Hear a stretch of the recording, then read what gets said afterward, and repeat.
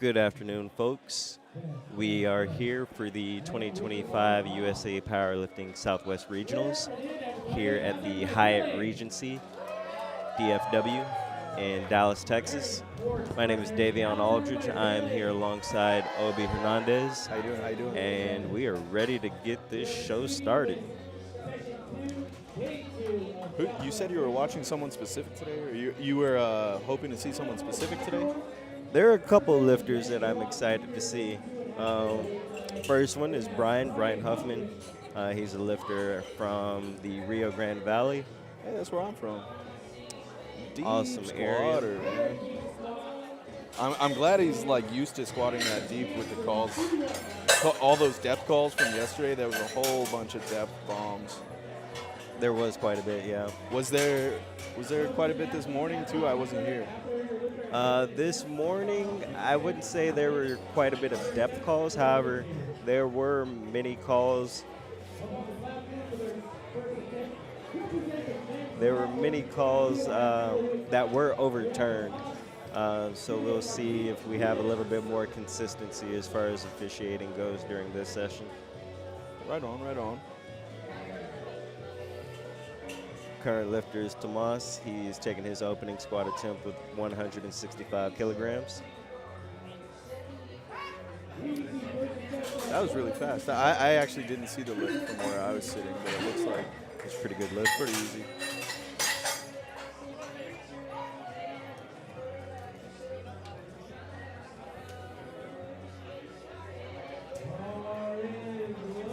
Our next lifter is Jonathan. Jonathan's taking 180 kilograms, 396 pounds for his opening squat attempt.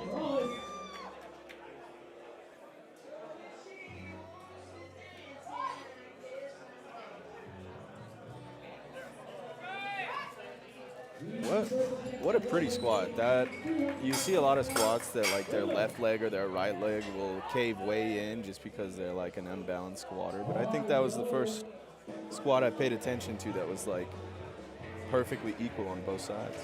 Yeah. A lot of times, just due to either more internal rotation or on the opposite end, more external rotation on one side compared to the other leg. Here we have our current lifter, Johan, taking 185 kilograms. Right on, right on. I was talking yesterday during the commentary that like I can't really tell when people are squatting high or slow or fast just because you don't know what these people squat like normally. So maybe for him that was like a really good opener, but to me, I thought it looked really slow. Could be a good opener. I would say, though, that I did notice that he was listed as a guest lifter, so him cutting weight could have played a part in that. Oh, maybe he didn't make weight. That's a good point. Yeah. Especially if he was trying to, like, cut weight up until that last, like, 5 minutes of the weigh-in. Yeah, exactly. I've been in that position before. It sucks. Jarrett with 413 pounds.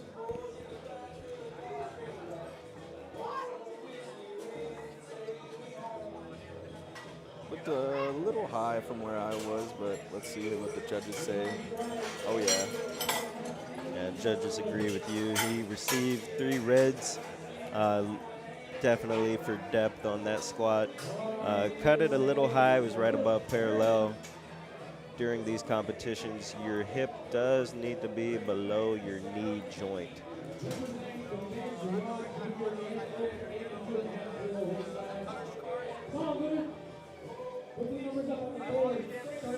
Our current lifter, Luke Merriman, taking 195 kilograms, 430 pounds. In the 82.5 key weight class, which is 182 pounds. So all of these lifters are opening up well above 2 times body weight. So it is cool to start seeing some of that.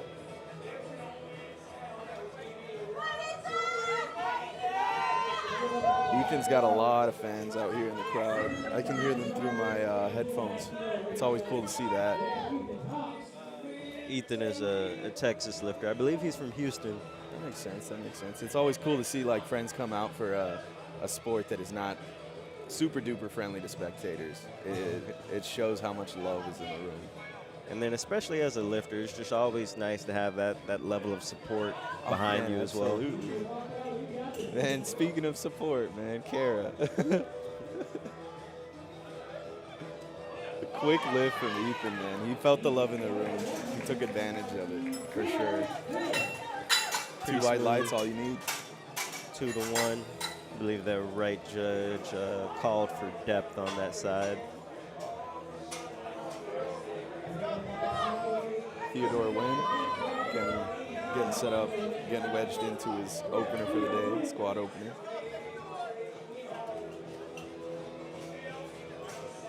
Looking the head judge straight in the eyes, letting him know I'm ready.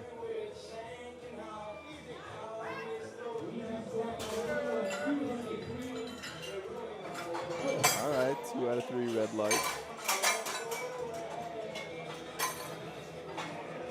I think missing your opener is definitely a true character shower, because a weaker mentality lifter is going to give up in whatever way they usually give up, whether they convince themselves they don't care about it or they convince themselves that it was someone else's fault. Instead of like moving on and like addressing the things in their control, they just go to complain about a weaker mentality lifter will just complain about stuff that is no longer in their control. Yeah.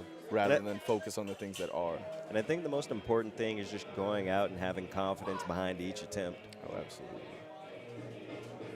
Jalen Norwood getting a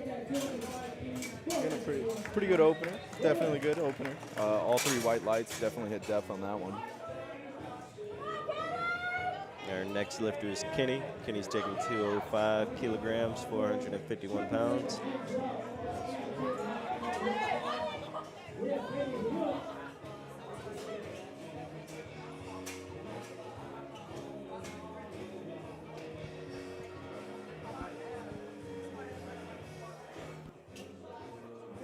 Kenny with a quick 3-step walkout. 3.5-step walkout. Let's see how his opener moves. He buried that one. I wouldn't be surprised if he gets all 3 here. Oh yeah.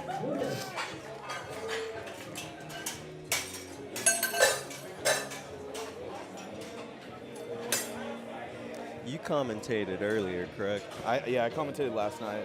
Last night. Gotcha. Solo, yeah. It was pretty fun. I was going off topic a lot, so which was cool. Got Jan, maybe it's Jan. That'd be a cool way to pronounce Jan. Jan Obregon getting set up for his opener today. He has a right in for the upright. If you can see, one of the uprights is tilted way in. That's really just a preference thing for the lifter. If they feel like they need more room, more lateral room to walk out the bar, say without clipping that rack and throwing themselves off, they'll do a left in or right in or both sides in. 2 out of 3 white lights for Jan. Maybe it's Jan, I don't know. Maybe it's John and they misspelled it, but I'm gonna say Jan. But 2 out of 3 white lights for Jan. Good lift. Very fast, very easy. And our next lifter is Juan Govia. Juan's taking 215 kilograms, 474 pounds. As you can see, Juan squats with a wider base, more of a knees out approach. Man, that guy's very wide, yeah. And that's a good squat for Juan, 2-1. Looks like the right judge called for depth. If you're watching and wondering the difference between like a narrow and a wide squat and like why someone would do one versus the other, a lot of it has to do with, well, one, how long you've been training one specific style of squat, but also your most efficient squat position is going to come from, hold on.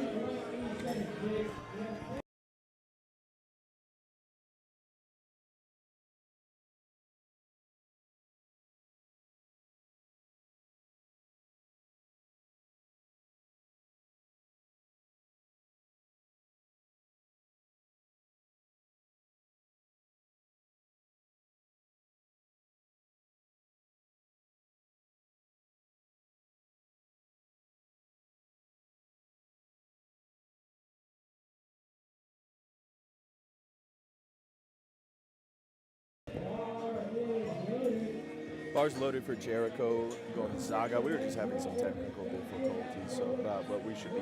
We're back now. Jericho's walking out 240 kilos as a 183-pound lifter, which is 530 pounds at 182 pounds. So let's see how he does.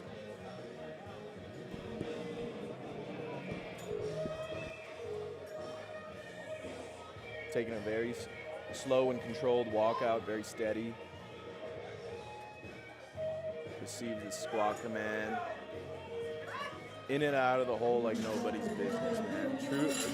That moved like a true opener, and just like a true opener should be, all three white lights. Definitely hit depth that one.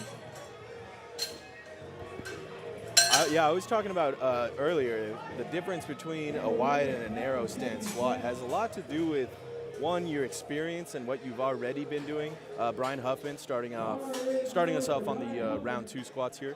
It's gonna have to do with how your pelvis is shaped. The bones inside you is gonna tell you how you kind of should be squatting, and in terms of where your hips should be going, how externally, internally rotated they are in the hole. Brian's a good example of that. He's a very narrow stance squatter, knees forward. So yeah, there are definitely some contrasting differences between the lifters based upon their specific anatomy and how they're built. Yeah, I always like thinking about the anatomy of the lifter and what that relates to when they put on, say, like 50 pounds of muscle mass, and what they are shaped like after that, like mass gain. It's always cool to see what someone looks like when they're a beanpole and what someone looks like when they're an athlete, you know? Yep. Tomas getting up for his second squat of the day. He moved that first one with some ease. I don't think anyone actually failed any openers today, just all depth calls. So we'll see who's strong-willed today and who's weak-willed.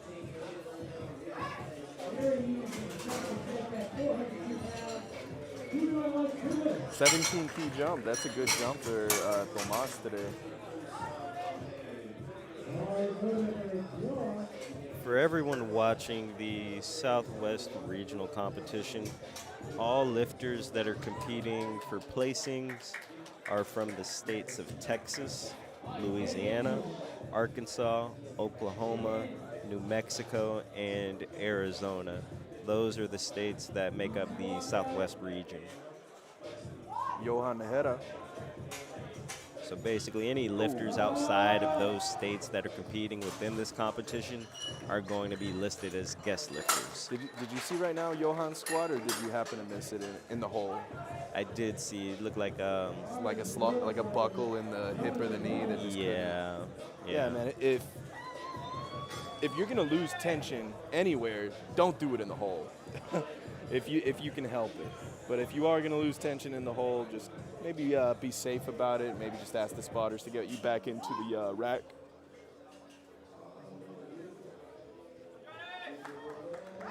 Jonathan with the pretty smooth 190 for his second attempt. 10 key jump, exactly what you would hope for. So this is one of the lifters that missed depth on his opener, and he made the confident call and actually jumping himself 5 kilos, 11 pounds. So bold move, Cotton. Let's see if it pays off.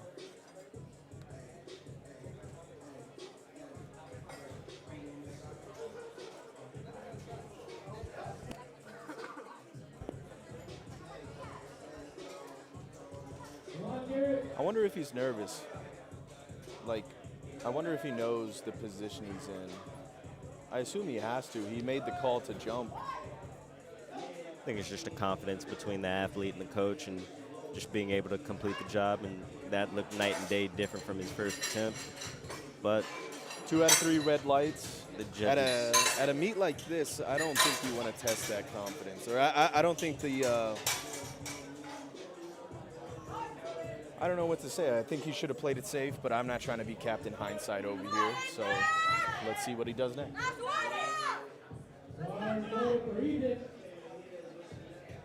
we got Ethan taking his second attempt, 15 key jump with 210, 462 pounds.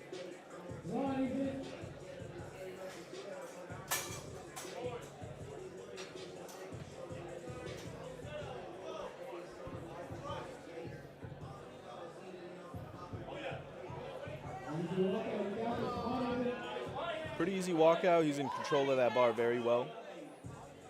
Receives the squat command. Pretty I'm smooth. gonna say that was in the ballpark of depth. Yep. 2 out of 3 white lights.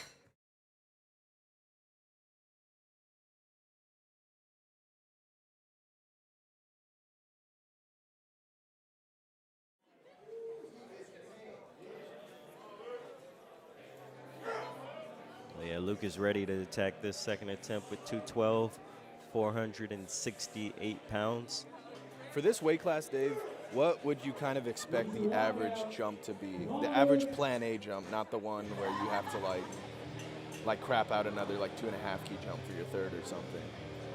I think anywhere from 15 keys is pretty standard across the board. I mean, we're seeing 10, 15 key jumps here within the most recent couple guys. This guy's jumped 10, the last guy jumped 15. So that seems to be the standard for this group that we have here in front of us today. What do you think the biggest factor for like jump selection is? Like, I know that's so subjective to the lifter and like what their training has looked like, but do you really think that's it? Like what they're comfortable with in the training block they just had?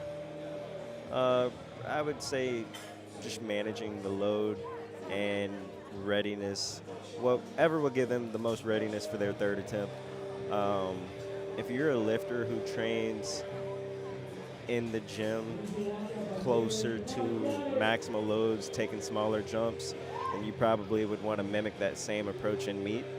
If you're someone that makes bigger jumps in training to your top sets and achieving those, RP 9 lifts and hitting your last warm-up like RP 8. Good lift for Jalen. Theodore coming up next. I believe Theodore missed his opener on depth as well, and he's in the same boat where he did make the confidence call of jumping himself 15 kilos, which is actually 10 more kilos than the fella that just went on that missed both his first and second. Let's see how he does. Yep, Good 3 white lights. Theodore. This case.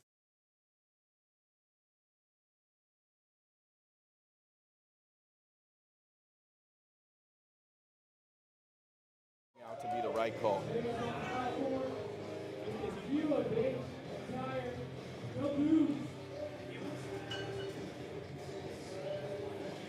We got Kenny. Kenny's taking 217.5 kilograms, 479 pounds.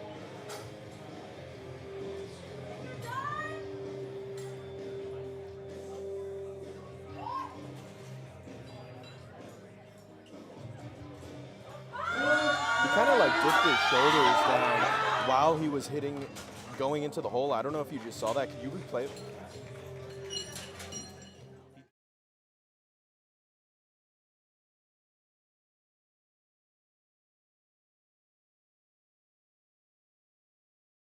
Weight shifted backwards at all, and that's what that kind of like hiccup was, because if his weight shifted in his feet, he's just not pressing through the muscles he thought he was, and that's probably why he may have just gotten surprised out of the hole. Our next lifter is Juan Agovia. Juan's taking 230 kilograms, 507 pounds. Deep squat. I would be very surprised if he got any red lights for that. Yep, all 3 whites for Juan. Moving on to John Obregon. Jan.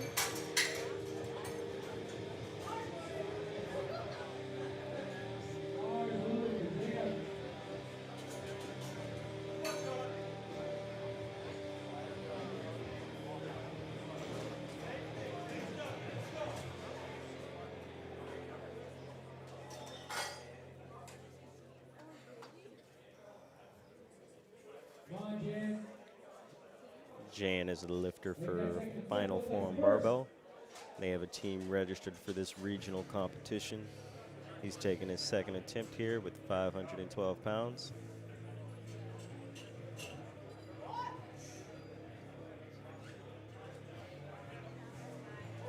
Good second attempt. Good second attempt based on speed. Nice 3 white lights.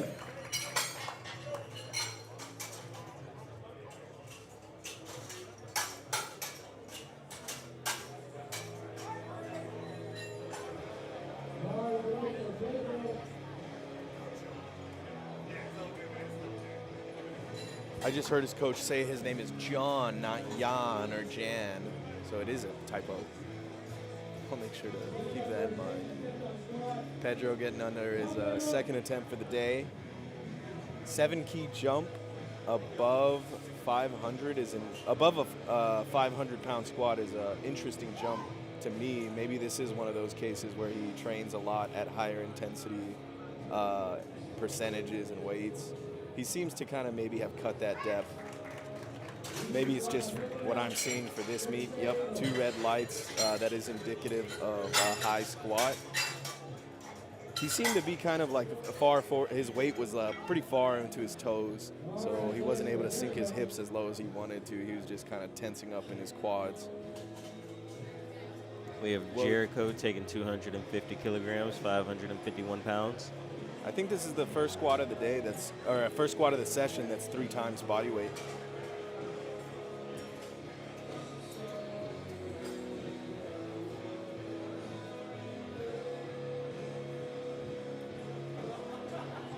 Solid steps, solid walkout, solid high bar stance, quad dominant.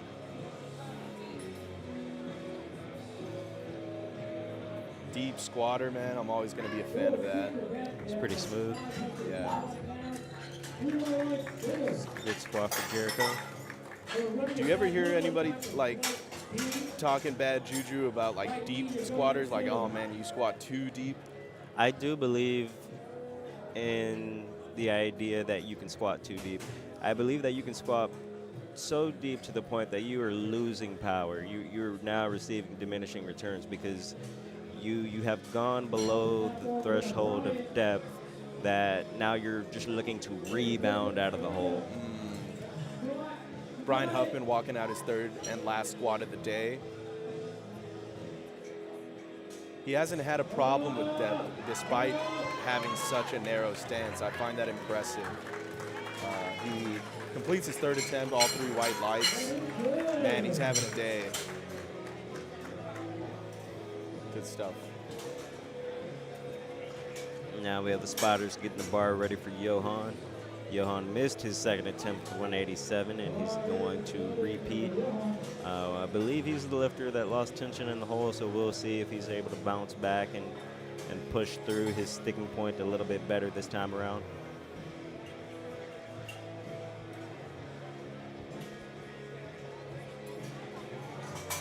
For anyone watching that is new, I had mentioned these points yesterday, but anytime you see a lifter miss a weight and then repeat it, that's about par for the course for what you could expect from proper meet temp selection and stuff. That's basically taking the smart and safe way out. Johan maybe cutting that depth just a little high, but he does complete the lift. Let's see if it's all right on, man, 3 white lights. Good job to that guy, man. Our next lifter is Jarrett. Jarrett really needs this attempt right here to stay in the meet. He missed his opener and his second attempt, and he is retaking the weight that he placed for his second attempt, 192.5 kilograms, 424 pounds. Let's see how much sand Jarrett's got.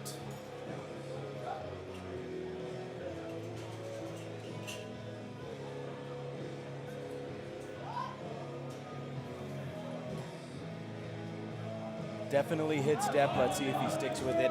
I think he got that. Let's see what the judges say. Yeah, man, 2 white lights. He's in this meet. He's got the sand.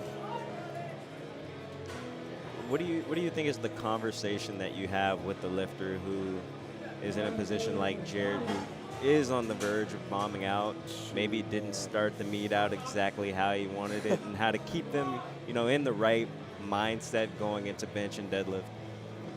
That's a really good question, because I have been in that position both as the lifter and the coach. And really, you just got to draw from your personal experience with that lifter or with yourself if you are that lifter in that case. If it's going to be, let's see Thomas's last squat here. Yeah, good drive out of the hole. Gets the rack command without taking that extra step. Believe guys, 3 white lights, absolutely.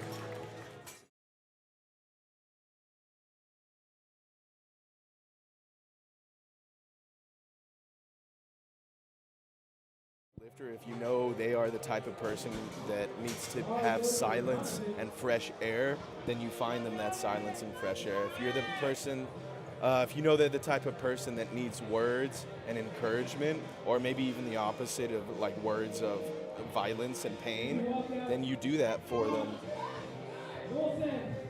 Let's see Jonathan Rollis complete his 3rd attempt here. Deep squatter, might have lost a little power, but he finishes it. Finishes day out, three successful lifts. Ladies and gentlemen, we are on the 3rd attempts of Flight A for session 2. We have our next lifter coming up, Ethan Ha. Ethan's taking 215 kilograms, 474 pounds for his 3rd and final squat attempt. I think bombing out is a kind of a critical experience for a lifter to have, and a coach for that matter. It's an experience that you don't want to have again. It's an experience that you vehemently so don't want to have again. I'd rather lose all my gold medals than bomb out again, is what I'm trying to say. I hate losing so much. But it's really the only way you can earn lessons, earn wisdom, earn the experience that comes with losing in such a hard way.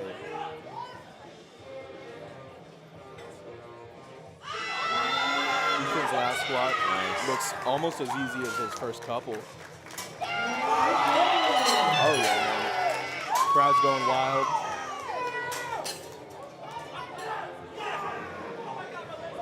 Ethan's a popular lifter in the room tonight.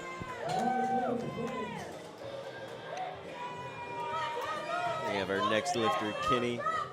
Kenny is retaking his 2nd attempt with 217 and a half kilograms. Showing love to all our spotters and loaders. We love to see that. Dave, how many times have you bombed out? I've actually never bombed out.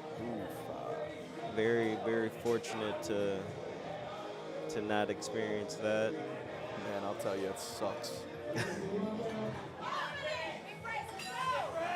Kenny taking out his 3rd attempt, slow and steady. He was repeating his 2nd attempt. Yeah, so Kenny is the one that seemed to have fell forward a little bit into his toes on the descent of his 2nd attempt. So just a small lapse of focus when you're setting into that brace or setting into that wedge or setting into that grip. Just a small lapse of focus can lead to something as small as that just takes away all of your hopes for a true 3rd attempt at squat. Just really shows how locked in you need to be to complete a 9-for-9 meet. We got Luke taking his 3rd and final squat attempt with 220 kilograms, 485 pounds. 7.5 key jump from his 2nd attempt. Very beautiful squat from Luke. Yeah, both of his legs both of his knees started stacking over his toes at the exact same time. Bilateral symmetry, man. It's like poetry in motion.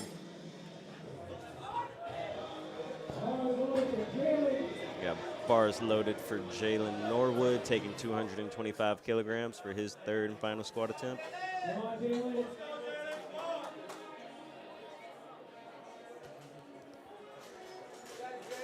You were asking about jumps earlier. As you can see here, Jalen made pretty standard 10-key jumps between attempts.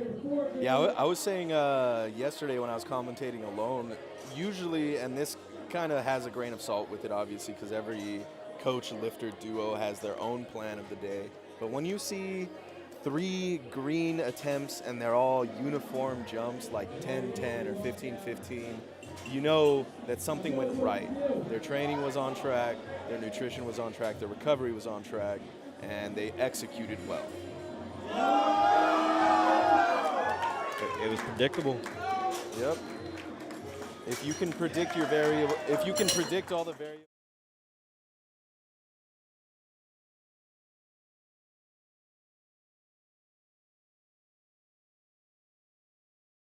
With good planning.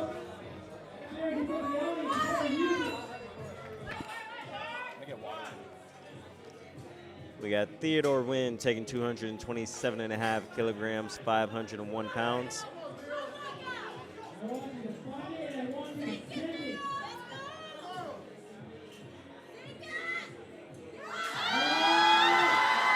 He's fighting. He definitely is a grinder. And that's 3 white lights for Theo. Good lift for him. It's a great way to finish up squat after missing his opener. He took standard jump, his planned jump it looked like for his second attempt, and then ended up with what I believe to be his planned third with 227.5 kilograms. Our next lifter that we have is Juan, and Juan is taking 240 kilograms for his third and final squat attempt. Do you like watching long, tall lifters, or do you like watching short, stocky lifters? I think I like watching them all. I just like the difference in that everybody has their own unique way because everyone is built different. Good squat for Juan. Let's see what the judges say. Yep, 3 white lights. That's a good lift. I'd say I'm partial to the short and stocky lifter, just because that's me. I like to see a short and stocky lifter smile after a good deadlift because they notoriously don't like deadlift. I think it's more of the short arm people that don't like deadlift. Yeah, that's probably what I'm thinking. that are forced to deadlift. All the bench specialists are nodding their heads right now. Would probably rather do, I don't know, strict curl than do deadlift. Yeah. Let's see, John. Last squat of the day. 535 pounds for the 182-pound lifter. Is able to press out of that sticking point without the bar moving downwards. He does get 2 white lights. Nice. Love to see it, man. What a way to fight. Yeah.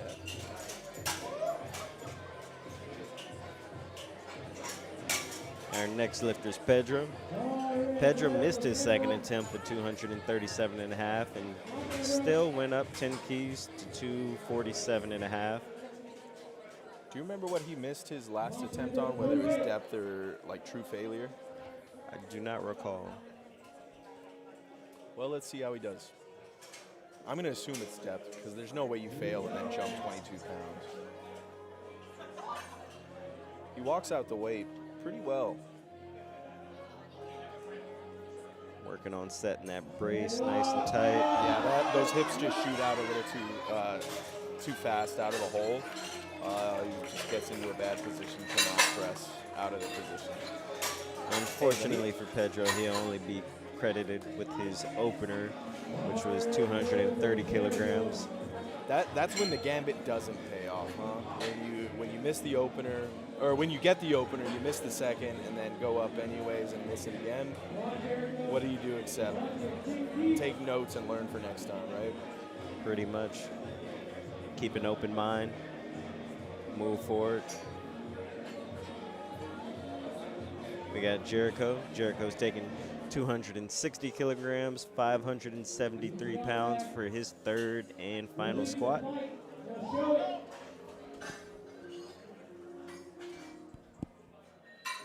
wow, very all deep. right.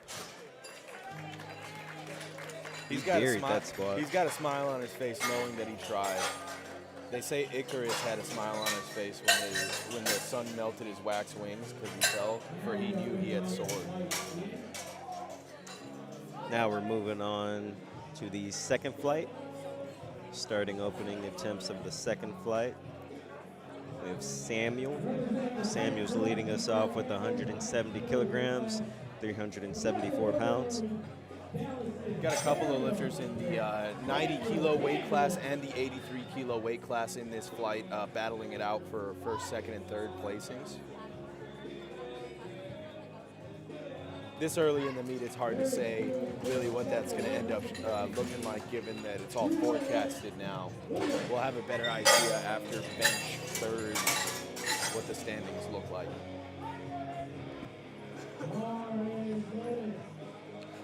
Bars loaded for Michael. Michael's in his Goku singlet. That's not even Goku, that's Vegeta. Fake anime fan over here. Super Saiyan Michael. In his final form.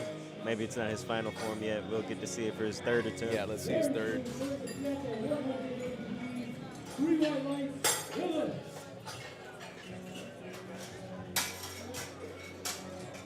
Our next lifter's Danny. Danny's taking his opener with 185 kilograms, 407 pounds.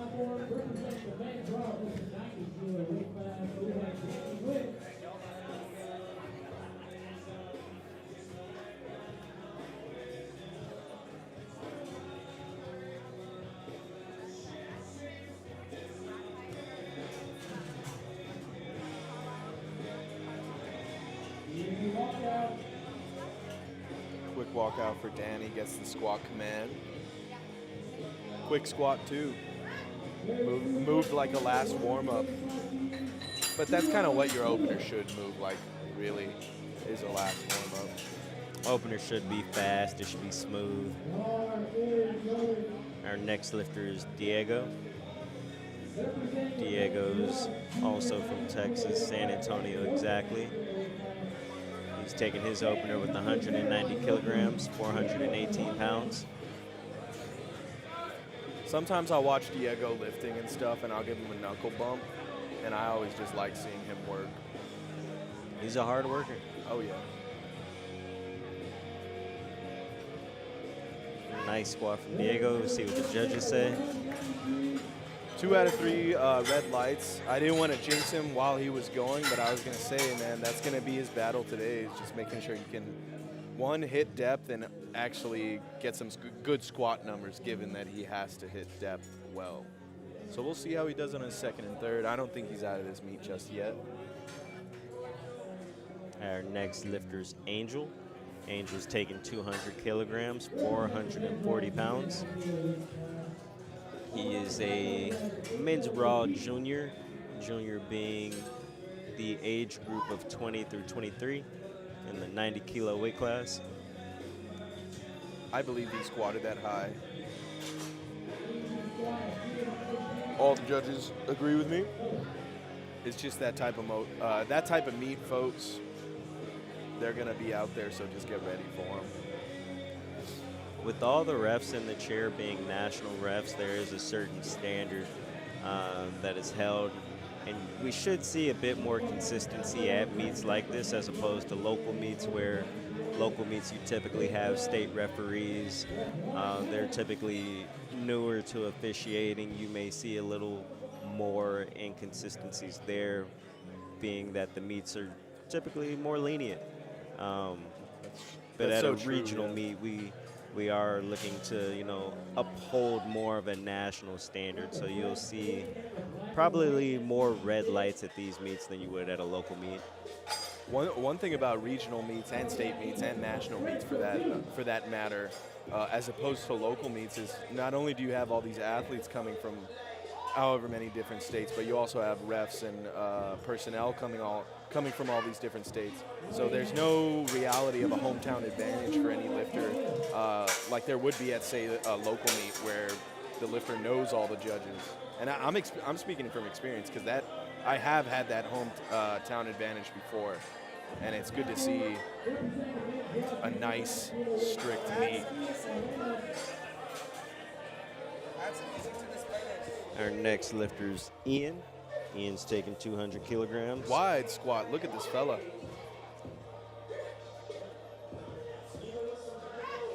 Man, that just it hurts my hips.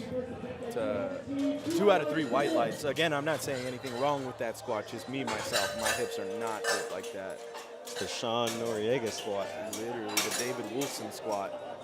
David Wilson, good example.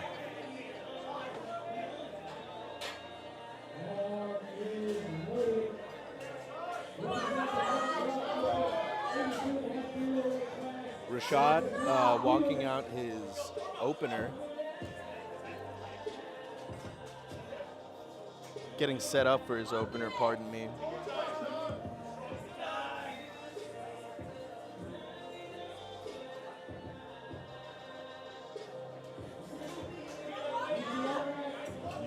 You can see him lift that weight, let it settle, and then walk it out. That just shows how in charge of the bar he really is. Hits a fast squat. I believe it was from depth, from where I was sitting. 2 out of 3 white lights. Again, that's all you need. He's in the meat, and he's earned his next jump. Our next lifter is Devin Major. Devin's taking 220 kilograms, 485 pounds. Given that Devin is in the heavier weight class, I actually think he's in the running for... No, I'm sorry. He's forecasted 6th place. So although he is in a heavier flight, he is not currently in the running for top 5. But, man, that can change in an instant. It just takes one of those top 5 people to miss one attempt and for Devin to just do his job, for him to kind of leapfrog over those top lifters. Looks like he's a little late to the platform. He's gonna have 15 seconds to finish wrapping his wrists, get under the bar, and receive the squat command. Now 10 seconds. I think he'll get there. He got under there fast.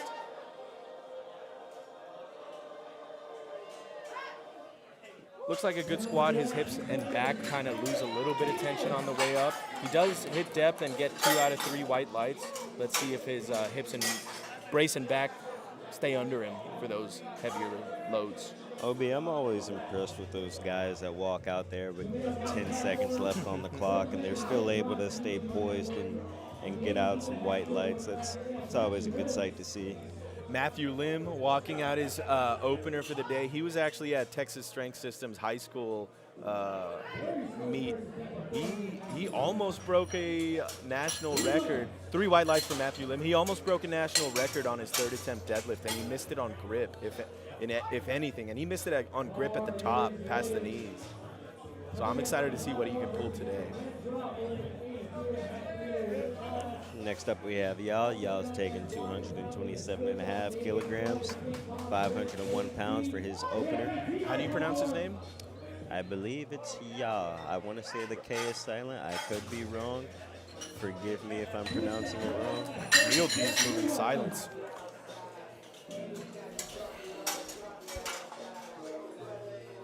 Good lift for Yal.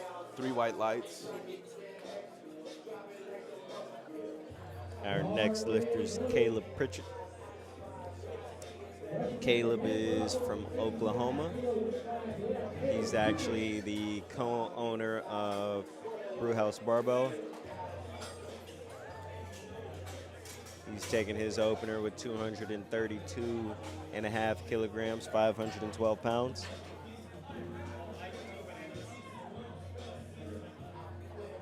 Caleb Pritchett is standing forecasted 5th place in the current forecasted standings.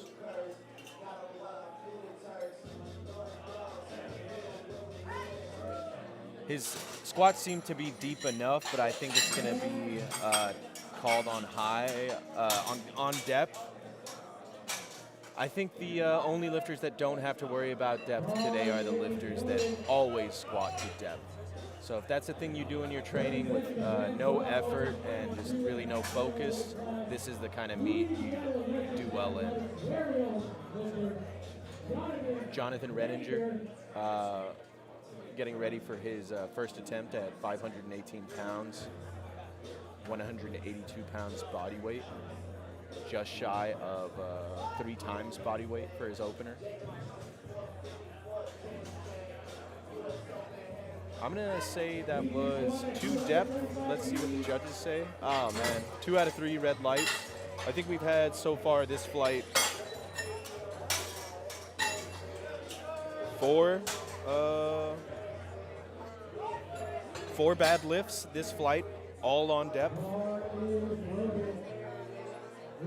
Usually at a meet, you'd see everyone hit their opener. It's jarring to see so many people miss on something as simple as depth. Jonathan Carlisle opening up with 617 pounds, well above 3 times body weight, and he is well above second place in forecasted standings. So this is really his meet to win or lose. He's the type that is here competing against himself, and that's the type that's cool to watch.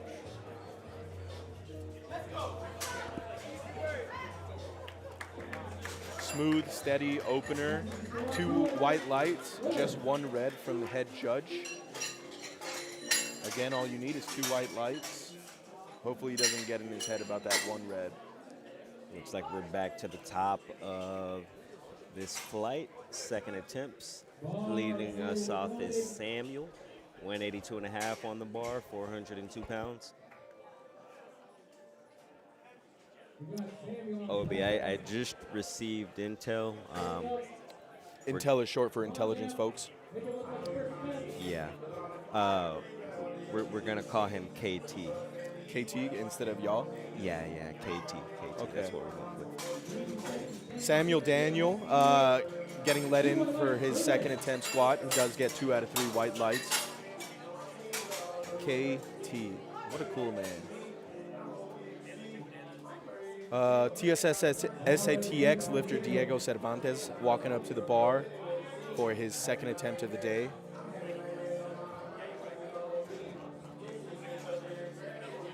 I had no idea Diego was competing at this meet. I knew there was a whole bunch of TSS people that was going to come up. I didn't know he was on that list. Let's see if he's able to get a little deeper on this squat. See what the judges say about this one. That was noticeably deeper. Oh yeah, 2 out of 3 white lights.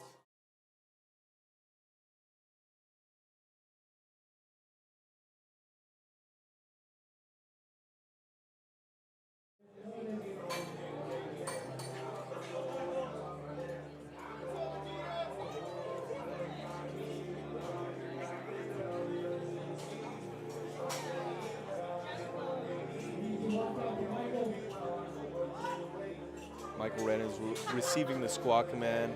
He squatted his opener pretty fast. He does have that wide knee, hip dominant squat pattern. Let's see if he's able to keep up with that nice, pretty pattern for his heaviest squat of the day, his third attempt. Our next lifter is Danny. Danny's taking 200 kilograms, 440 pounds.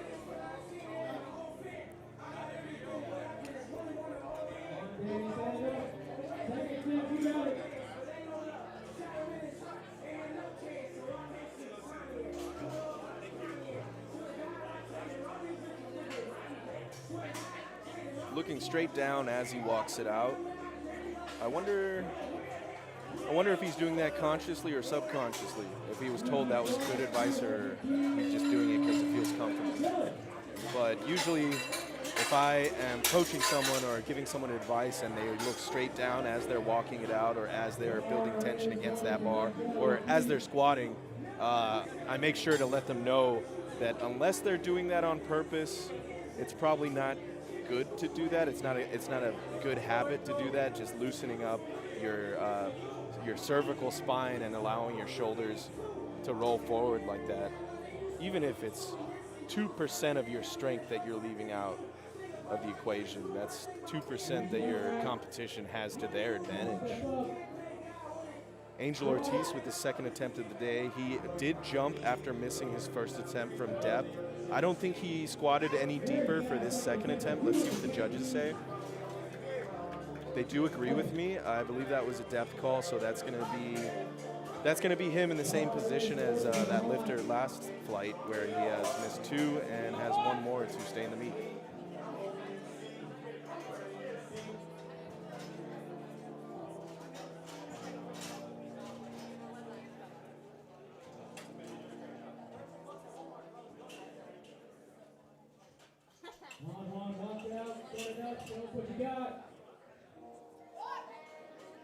Quan, receiving the second squat command of the day, does squat to depth, does complete the lift.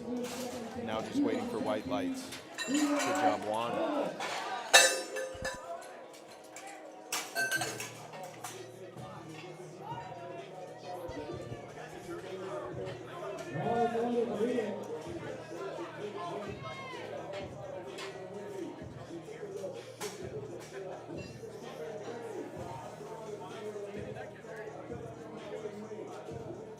Ian walking out of his second squat of the day, took a 15 key jump to 474 pounds. This is a wide squatter, I remember him.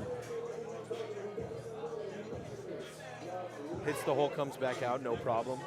Receives the rack command.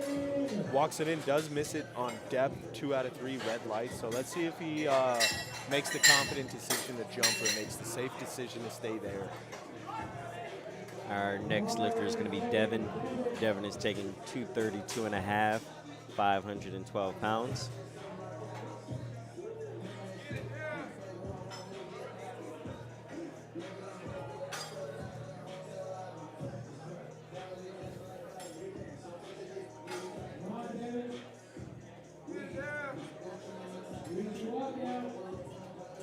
Devin Major with a 2-step walkout. It's always good to see those types of walkouts, the most efficient type. Less steps, less energy, less time under tension. 2 out of 3 red lights for Devin. Let's see how his third ends up faring. We got Jonathan back up, taking 235, 518 pounds. Obi, do you remember what Jonathan's first attempt looked like? What it looked like, no. The reason it got called, all of the openers this flight were depth. But I don't remember seeing any very slow squats.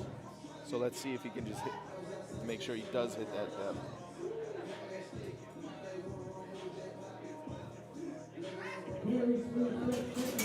Seems to be a little deeper this time around, does get all 3 white lights, so now he's back in the game. I'm sure his mind is definitely feeling a little bit better after that squat. Rashad Fields coming out for his second attempt.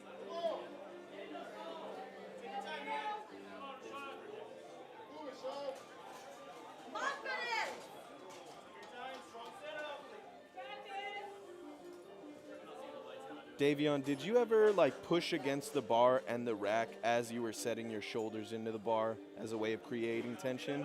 Or was that not a cue you ever really found yourself doing? I found doing that allowed me to set up a lot better, feel stronger, get more tension in my upper back. Get a replace the bar command. He gets advice from the head judge for what he needs to fix. He has about 10 seconds to get back under the bar, walk it out, and receive the squat command. I personally think he's got it in him.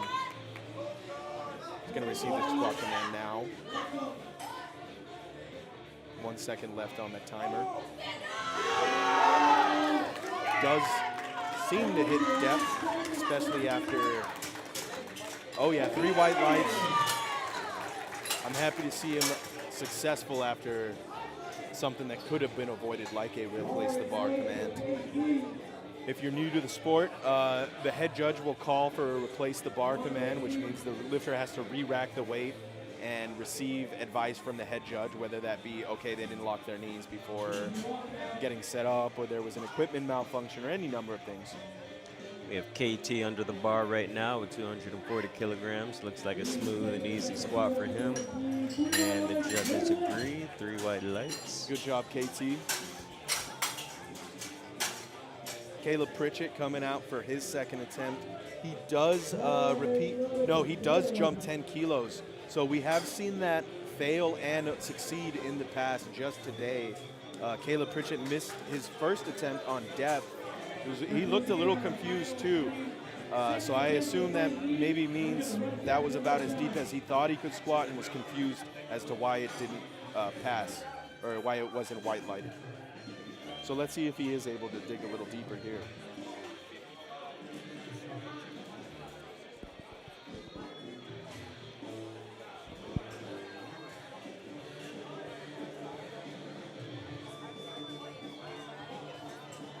Walkout looks pretty good.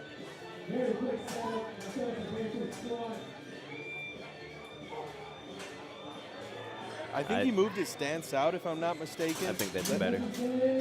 Yep, 3 white lights. Moving your stance out is a pretty popular way of squatting a little deeper, and I think that's got something to do with the weight distribution being a little bit further back towards your heel and being able to give your hips a little more room to really sit back and really hit that deep knee or deep hip flexion. Matthew Lim. Fast squat from the 16 to 17-year-old Matthew Lim. This guy's got 1 more year of high school to kind of show out before he makes his appearance at college or post high school. He is coached by Rob Escalante of Escalate Training. Rob's a cool dude. I've known him for a while. I remember when he bought his house, I was texting him like, hey man, good job. Yeah, Rob's a cool guy. I like that guy. Our next lifter is Jonathan Carlisle. Jonathan's making a 7.5 key jump from his opener, taking 633 pounds.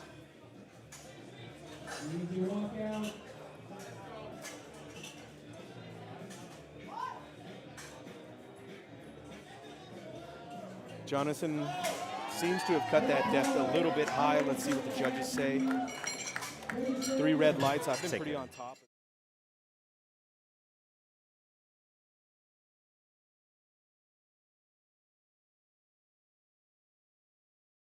See what an athlete's plan is when they get their opener, but they miss their second. Definitely more than capable of squatting that weight to depth. We'll see. Looks like him and his coach are over here scheming for their 3rd attempt of what they're going to put in. They're definitely going up, though. Samuel Daniel bringing us to the top of the round for our 3rd attempt squats for the evening. After this, we will go on to our 3rd flight of lifters, all 3 of their squats to be completed.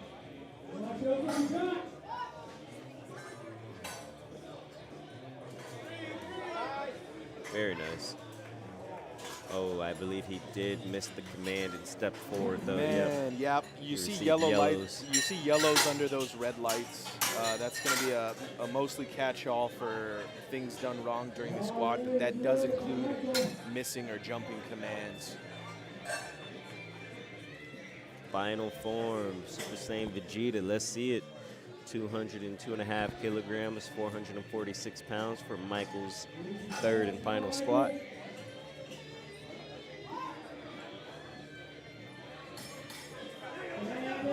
Come on, come on, come on. Nice. I believe that's a good lift for Michael. 2 out of 3 white lights for Michael. He squats very wide in the hole. His knees are very abducted or far apart. So it's always interesting to see a lifter like that loads their hips very well going into the whole transition from that big hip pop out of the hole to a very quad dominant press into the lockout. That transition, it kills a lot of lifters, whether it's on squat or bench. My friend from San Antonio, Diego Cervantes, getting up for his 3rd attempt squat. He's having half a good day so far. Yep, he did. I'm going to say he did squat that to depth, but just ran out of talent on the way up. But he's still in the meet, folks. Don't worry, you're going to see him again. Our next lifter is Danny Wynn. Danny's taking 205 kilograms, 451 pounds. Danny's having a good day so far. He's having a good day. I don't think he's having a perfect day. Like I said before, he squatted 185, then 200, then 205. So that tells me he took a 15 key jump, then a 5 key jump. Whether that was always, I doubt that was always the plan. I think that was a meet day call. Maybe today he was supposed to squat more like 210 or something. Ooh, what a grind. Oh man, it would have been a perfect call if he just was able to bring his hips a little more forward and press through into that lockout.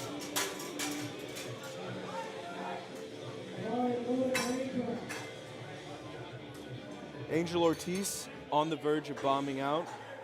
I hope he doesn't. Let's see what happens. Angel Ortiz did jump from his opener to his second, did stay the same from his second to his third. So that's a little bit of his thought process there. Walkout was pretty good. Coming out the hole pretty nice. I believe that's a good squat. Two white lights, all you need. Angel stays in the meet. I'm happy, man. I hope he's happy. I hope he knows how close he came to having a pretty bad day. Now, maybe he can just have fun with it.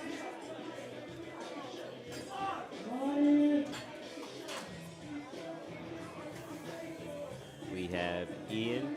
Ian's taken 217.5. He did miss his second attempt. Making the conscious decision to miss, or knowing that you missed and making the conscious decision to jump 2.5 keys, that's going to be an interesting thought process to me. I might ask him later what he was thinking. 3 white lights does make the correct call there.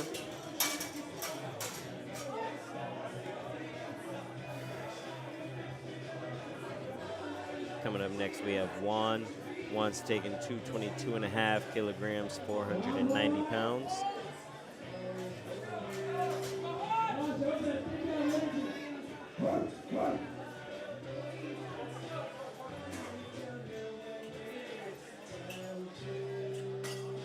Solid walkout from Juan, even with his heavy third on his back. Pushes through that third attempt like butter. He jumped 10 and then 12 kilos. Davion, let me ask you, what do you think is the deal when people jump more from their second to their third than their first to their second? Do you think really that could only be just like they're having a better day than they thought they were going to have? I think the second just moves that well to justify making that kind of jump in comparison to how their opener looked. Right on. So I'm going to assume his taper went very well. He recovered well or something. Up next, we have Rashad. Rashad's taking 240 kilograms, 529 pounds.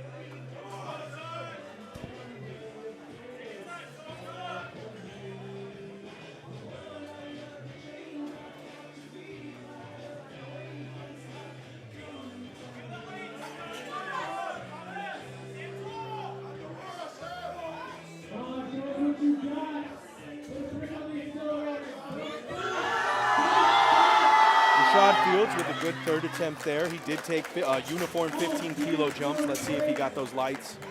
Nice. 3 white lights. He's having a good day so far. Perfect day.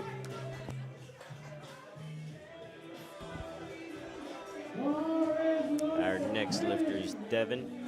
Devin's taken 240 kilograms for his third and final squat. He did miss his second with 232.5.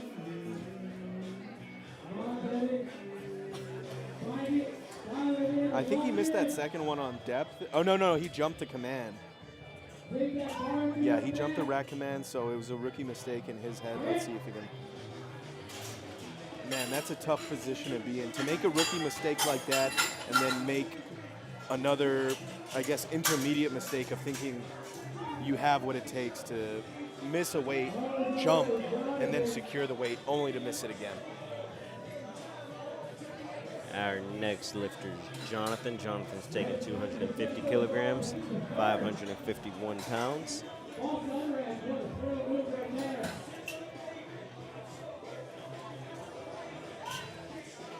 Receiving the third squat command of the day, building tension as he descends into the hole. It's going to be a question of depth here. He obviously got the squat. He got it very easily. 1 red light, 2 white lights does secure his third for the day. Pretty good lift for Jonathan, very smooth.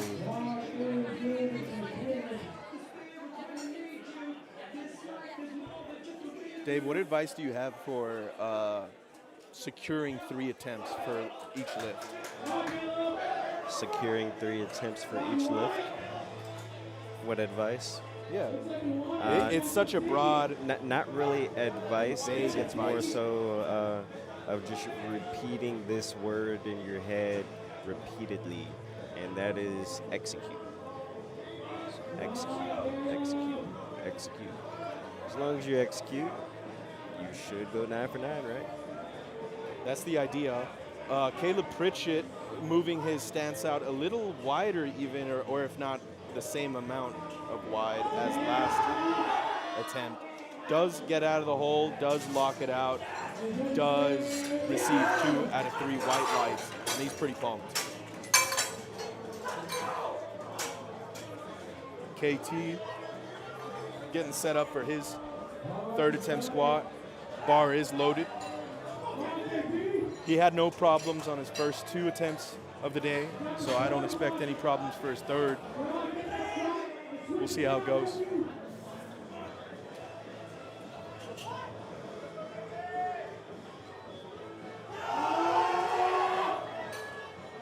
Hits depth, starts driving out of the hole. As he does that, his upper back loosens and his hips get out from behind him, and he just gets into a good morning position, is not able to lock it out. Matthew Lim, Team 2 Wonder, coming up to the platform for his 3rd squat of the day. 562 pounds on the bar at 182 pounds, above 3 times body weight. Blows it up, man. It's not even a question of depth, it's a question of why did he go heavier. Our next lifter we have coming up is Jonathan Carlisle. Jonathan's retaken what he took for his second, 287.5, 633 pounds. Dave, do you know Kanye's late registration outfit? Yes. His like collared, long sleeve, 3-colored like sweater shirt? Yes. I got one of those today at the Outlet Mall here in Dallas. Oh, really? That's nice. Yeah, it's pretty cool. I'd be wearing it, but it's hot in here. But It's pretty chilly to me. It's interesting you think it's hot. I'm literally yay. Jonathan Carlisle getting up for his 3rd attempt of the day, repeating his 2nd attempt. Jonathan is forecasted in 1st place, I believe, if he hasn't dropped any rankings after missing his 2nd attempt. Oh, he's hype. The hype is real for Jonathan, man.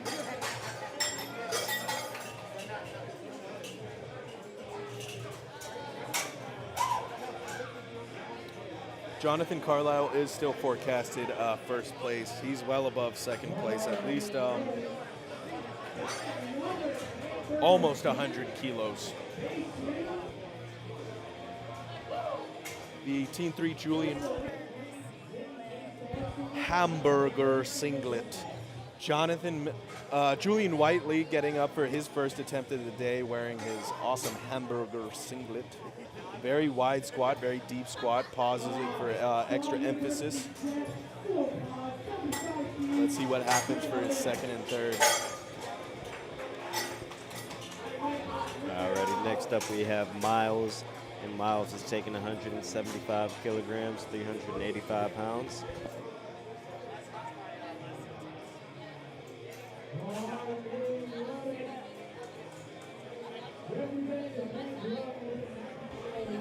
So the first squat I've seen of this entire meet where both uprights are kitted inwards.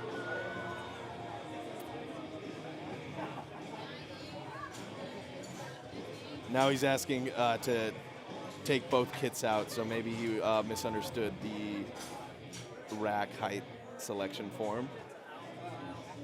With these new and improved TSS combo racks, it's never been easier to kit and unkit uprights. Talk to Davion Aldridge or Weston Zunker about purchasing one of these fine racks. Let's watch Miles squat. Yes, Miles gets the lift very easily. Walks off like a boss, ready for his 2nd and 3rds. Next up, we have Marshall Massad taking 190 kilograms, 418 pounds.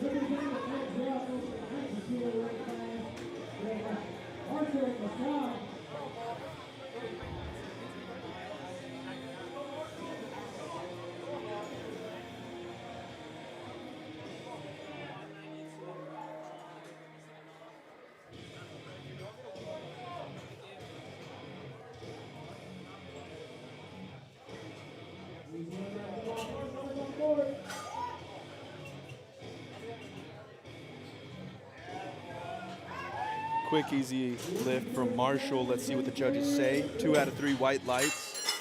Let's see if he can repeat that for his second and third.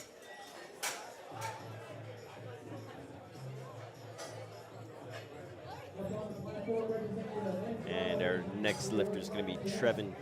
He's taking 197.5 kilograms, 435 pounds.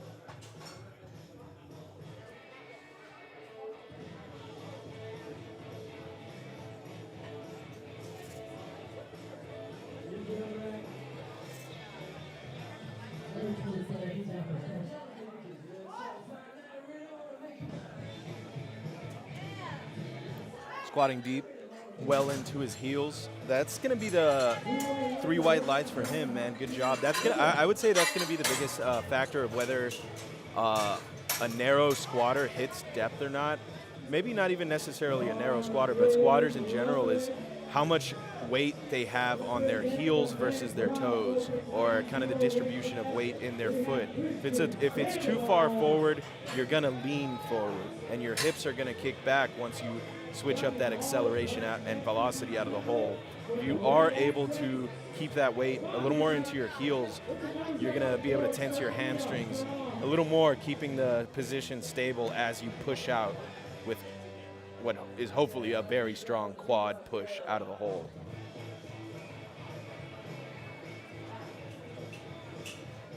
Our next lifter is Christian. He's taking 210 kilograms, 462 pounds. With the SpongeBob socks on. You got SpongeBob socks on? Dang. Let's see if he got the lift. 3 white lights, the SpongeBob socks. Secret key, man.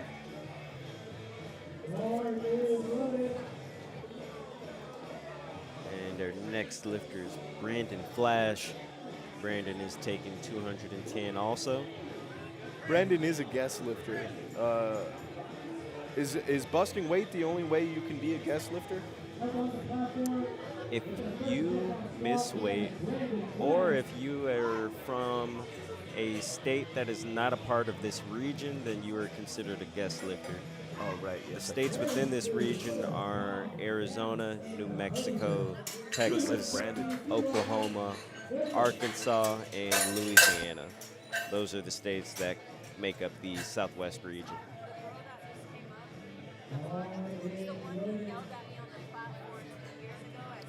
Our next lifter is Joey. Joey's taking 220 kilograms, 485 pounds. He's asking for the bar to be shifted over and centered.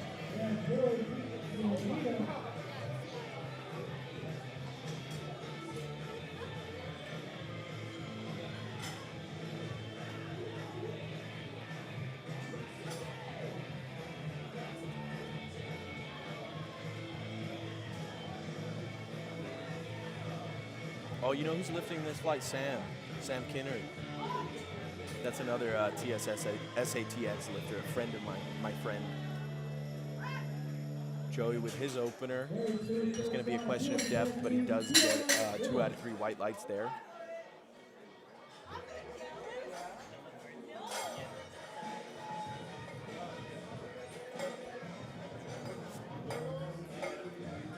Our next lifter is Carlos Sanchez, taking 222.5 kilograms, 490 pounds.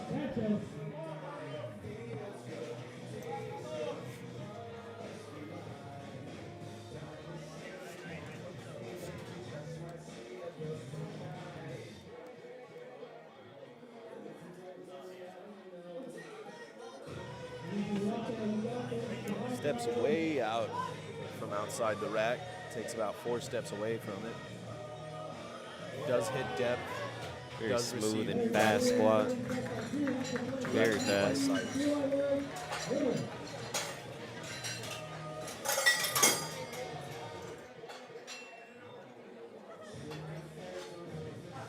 Have you ever had to spot someone who maxed out the rack height? No, very close. I believe 22 was the max that I spotted someone. And at that point, it's just not safe for me. I have my hands above my head. Like, yeah, there's no hope. you're there for moral support at that point, man. Yeah, man, these tall lifters nowadays, I get scared to spot them. We have David under the bar with 225, high bar squat. Looks pretty smooth and easy, and he gets 3 white lights.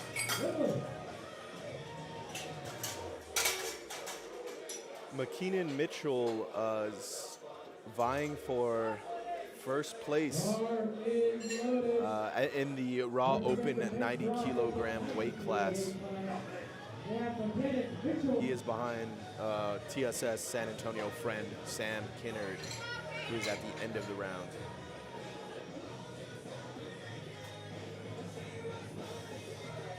If you happen to have Instagram, you can also follow him on Instagram. I believe his name is Movement Mitch. He's also a coach, and he posts a lot of helpful content as well. Movement.Mitch. Looks like a pretty smooth and easy squat for Mitch. Also, my Instagram is Obiesaurus, Obiesaurus. Dave, go ahead and shout yourself out while you got time. While I have time. What's my Instagram again? @Davion.Aldridge. Is it? I don't know, brother. I'll have to look and see what my Instagram handle is. I'm not too sure. Jonathan Lay getting set up for his first attempt of the day, walking it out smoothly, looking into the head judge's eye, waiting for that squat command, receives it. It's going to be a question of the depth here. He obviously got the squat. Let's see what the judges say. 3 white lights. Let's see how that.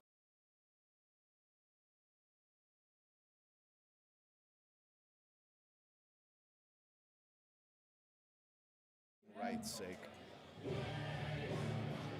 Our next lifter is Gordon, and Gordon's opening up with 245 kilograms, 540 pounds.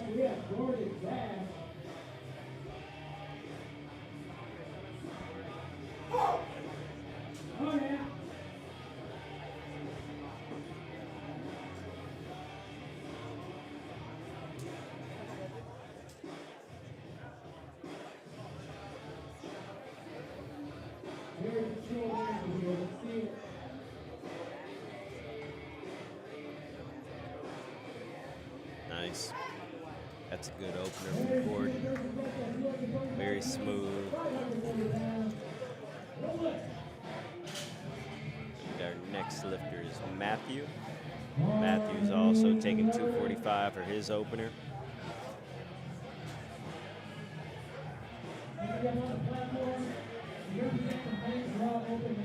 He's rocking the stoic singles. Oh, he's sizing the bar up, okay.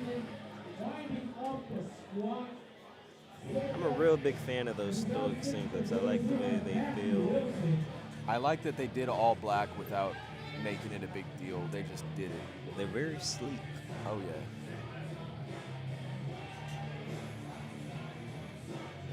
I've heard good things about stoic sleeves. I've never tried them on personally. I'm the type to wear my sleeves until I lose them or until I change weight classes, so I don't have a whole bunch of experience with different brands. Friend of TSS San Antonio, Sam Kinnard, getting ready to demolish this opener for the day. He gets this out of the way, and then he's just having fun the rest of the day, so let's do it.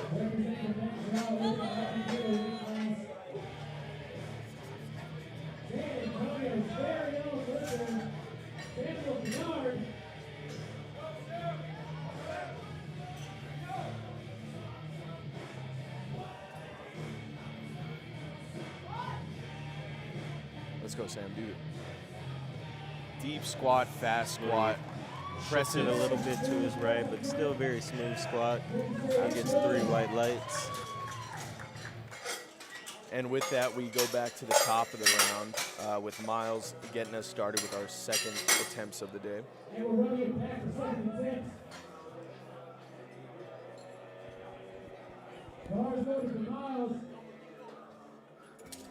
Okay.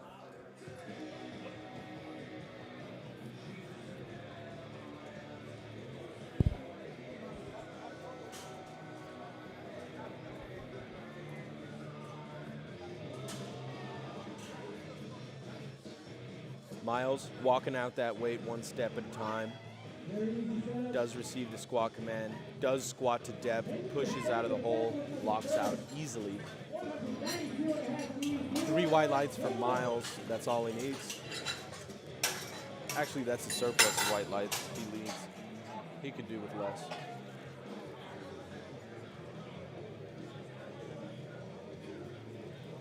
Marshall Masad with a 10-kilo drum for his second attempt.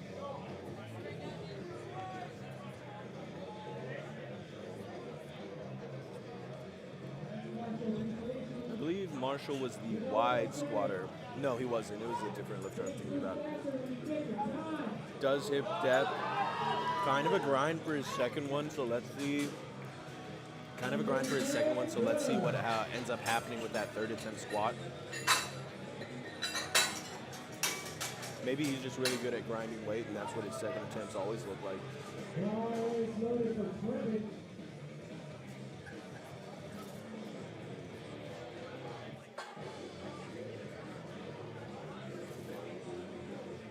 Trevin getting under 462 pounds at 198 pounds body weight. Taking his time to build that tension against the bar, really push the slack out before he pushes it out of the hooks.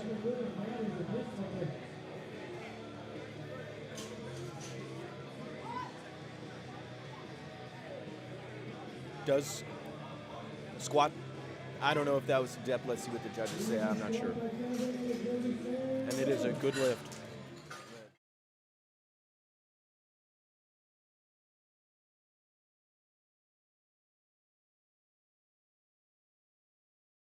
Advice I have for him is maybe try setting up and tensing against the bar with your focal point a little higher instead of bringing your eyes up at the last second, because you have a lot of tension. You could be building, like look at this lifter here. He's looking up, he's looking down, and then he looks up.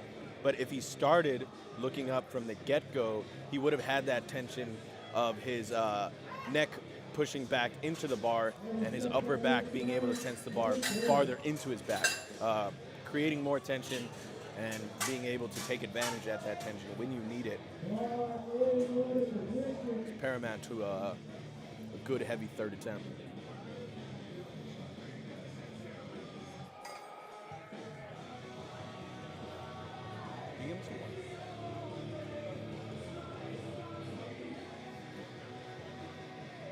Christian with the 10-key jump going into his second attempt for the day. The SpongeBob socks did him well last attempt, so let's see if they still have that same good luck.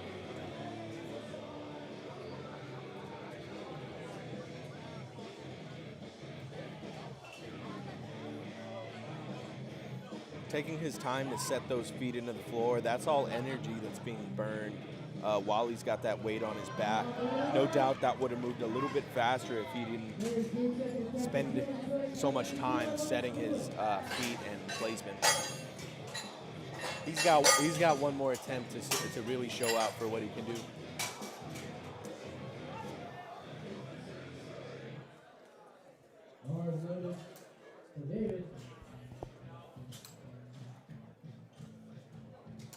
Playing some jams in this hotel ballroom, DFW airport today. Hall & Oates, Maneater.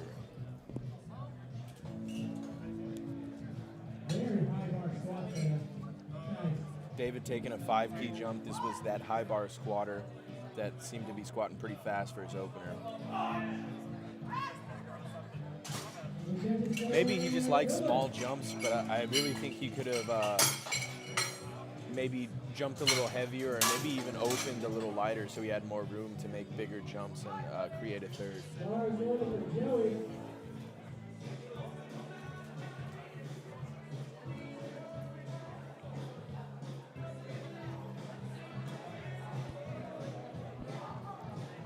Next up, we have Joey.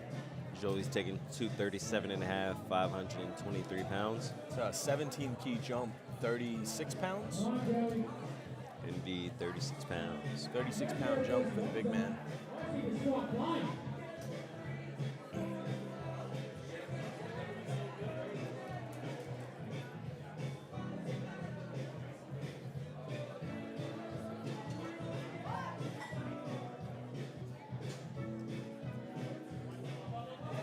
39-pound jump for Joey. Seems to be not a problem as he pushes straight through into the lockout.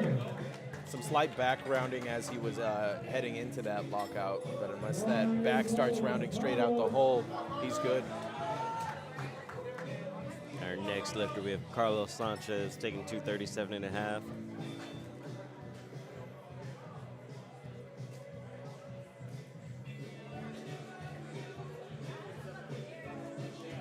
Carlos Sanchez, I believe, is sitting pretty in first place for the Raw Junior 90-kilo weight class. This is his meet to have fun with, so let's just see him have some fun.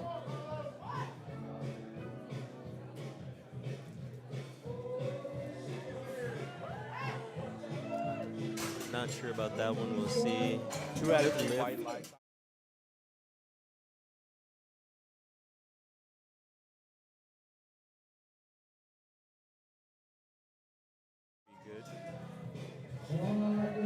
Next up, we have Jonathan Lee taking 255, 562 pounds.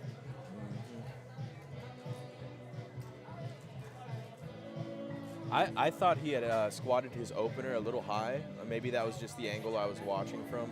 So I think that's what I'm going to be watching here. Yeah, no question. I don't know what I was talking about then. That looked like a...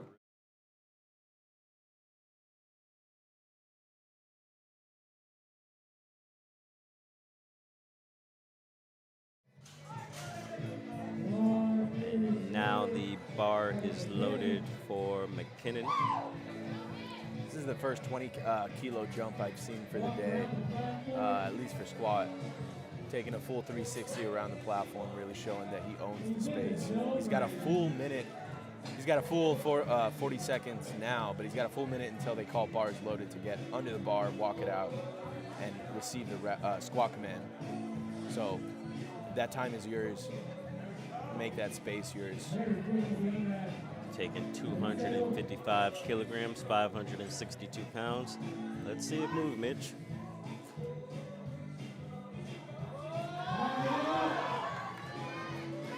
Extremely deep, folks. Let's see what the judges say. 3 white lights.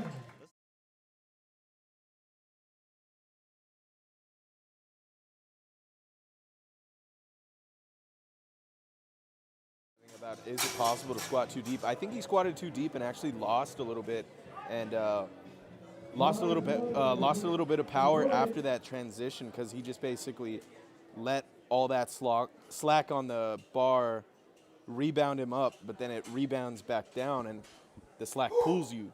He's definitely strong.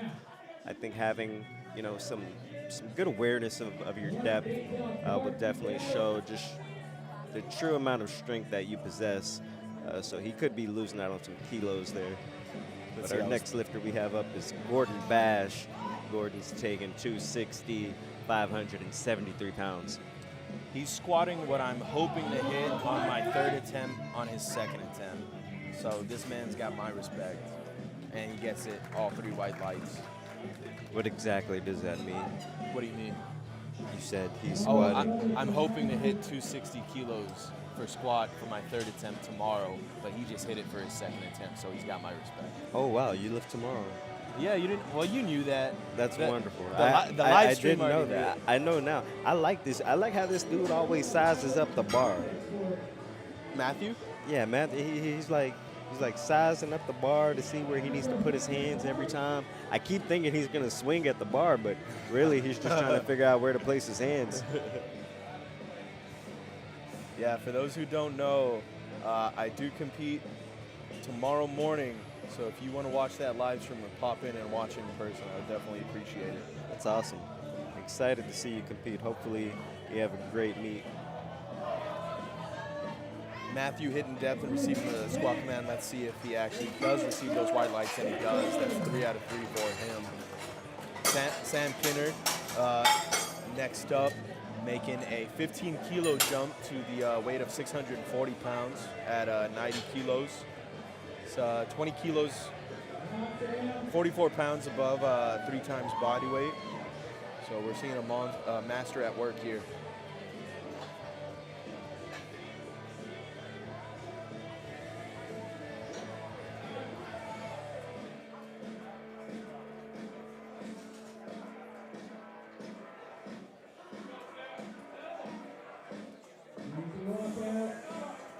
Nice and easy walkout.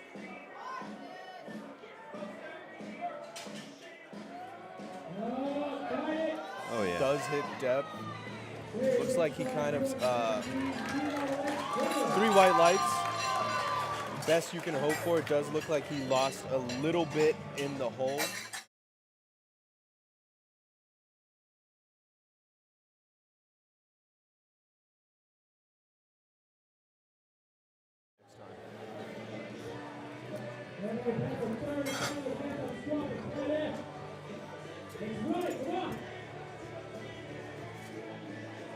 Miles Jezeroon getting us started on our 3rd attempts for the day, the last 3rd attempts for squat for the day.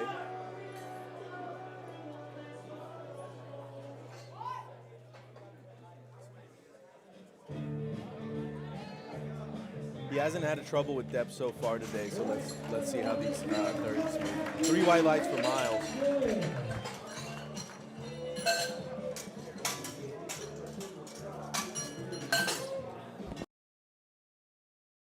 Bars loaded for Trevin. He's getting set up for his 3rd attempt of the day, 480 pounds at 198 pounds body weight.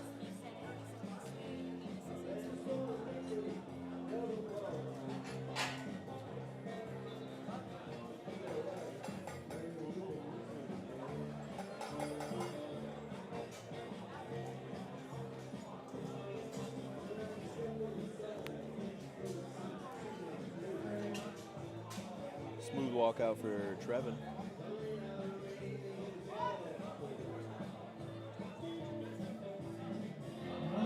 Does squat deep into the hole, does grind through that sticking point and finish the squat. I would say that was and that's 3 white lights. I'd say that's the biggest successful grind of today so far, for sure.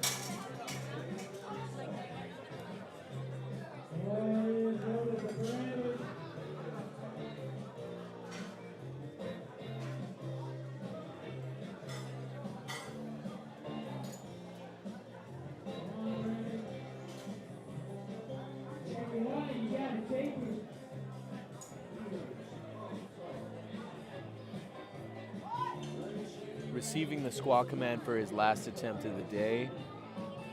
Squats well into depth and does lock out. Pretty easy.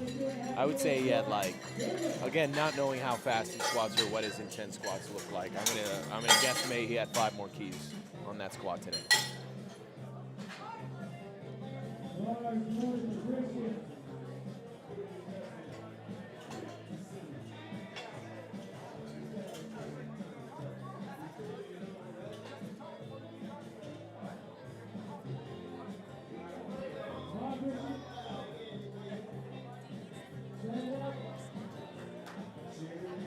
Christian building up to his 3rd attempt, getting under that bar, planting those feet, making sure he's bracing and transferring force all the way from his feet all the way into that bar.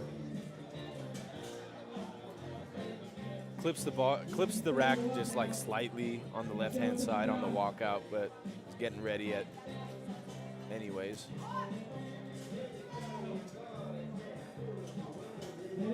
Does squat to depth, is not able to complete the squat. That's going to be 3 yellow lights.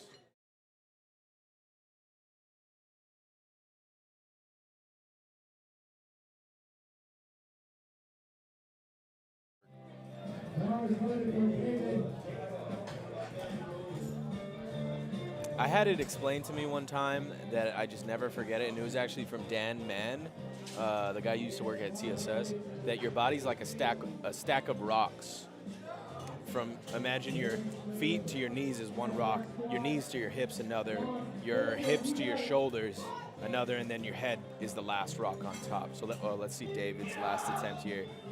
Quick squat. I don't even know. So he jumped a total of 7.5 kilos over 2 jumps. That's telling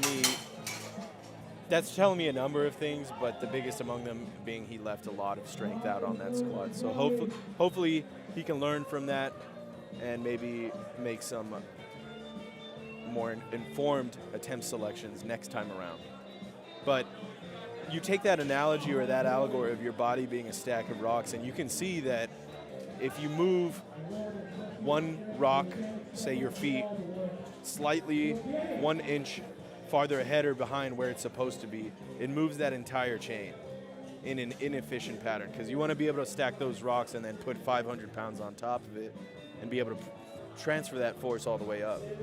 So it's a delicate system that you're looking at, even though most people think strength sports is a brute sport. It's really there's a lot of focus that goes into it. Here we have Joey. Joey's taking 247, and not quite enough strength for that third attempt there, but he will be credited with his second attempt, which was 237 and a half. Our next lifter we have Carlos. Carlos Sanchez taking 252 and a half kilograms, 556 pounds.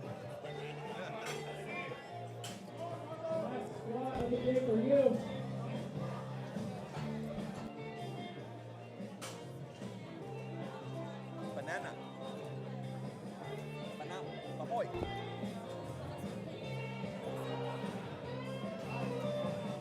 Carlos walking out his third attempt of the day, 556 pounds. Received the squat command. It's going to be a question of depth here. I think he squatted a little bit higher than usual. 3 white lights. I'm happy we got it.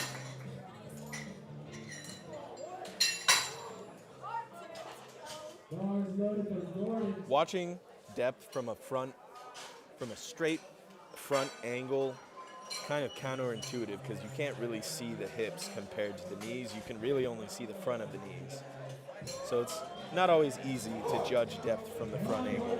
Side angles are preferable, to me at least, for watching hips in relation to knees in relation to shoulders. Our next lifter we have Gordon Bash taking 262 and a half, 578 pounds. A 2.5 kilo jump from his second. Let's see what this looks like. Do you think 2.5 kilo jumps are worth it? I think if we really, really need that third attempt number, then I mean it has to be worth it. If you really, really need that 2.5 If we are gunning for a specific total, a specific placing, then yes. However, if we're just having a meet, I'm not wasting a jump fatigue on a 2.5 key jump. Absolutely. You just hold on to that energy for bench and deadlift. Correct. Up next we have McKinnon taking 262 and a half as well, 578 pounds. I like watching him work because he makes the space his. He's been around long enough to know that he's the center of attention. Not that he's doing anything crazy or nothing. I just like him. I like watching him have fun. He's just aura farming. That's literally that's what he's doing. Yeah. Oh, nice. No trouble getting out of the hole. That second attempt he hit a little earlier in the day, I thought he buckled slightly in the hole, leaving him to lose some power. He either fixed it or didn't even worry about it this third attempt. Gets it easier than the second.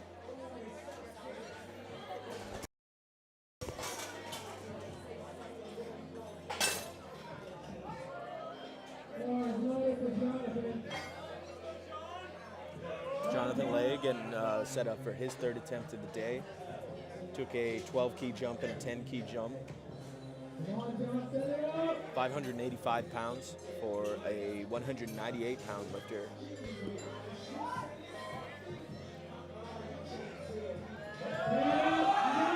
Nice. Yeah, hits the hole, drives through that sticking point. 3 white lights. Good job, John.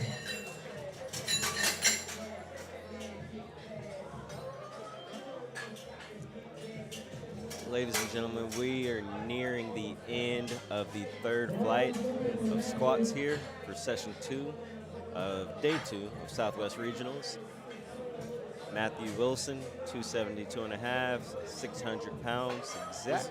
Was he the one that was sizing up the bar like you said? Yeah, look at him, look at him. Oh. Yeah, I like that guy.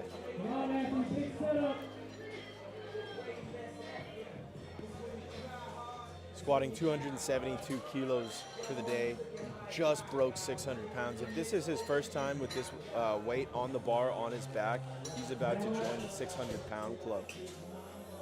So let's see if he has what it takes.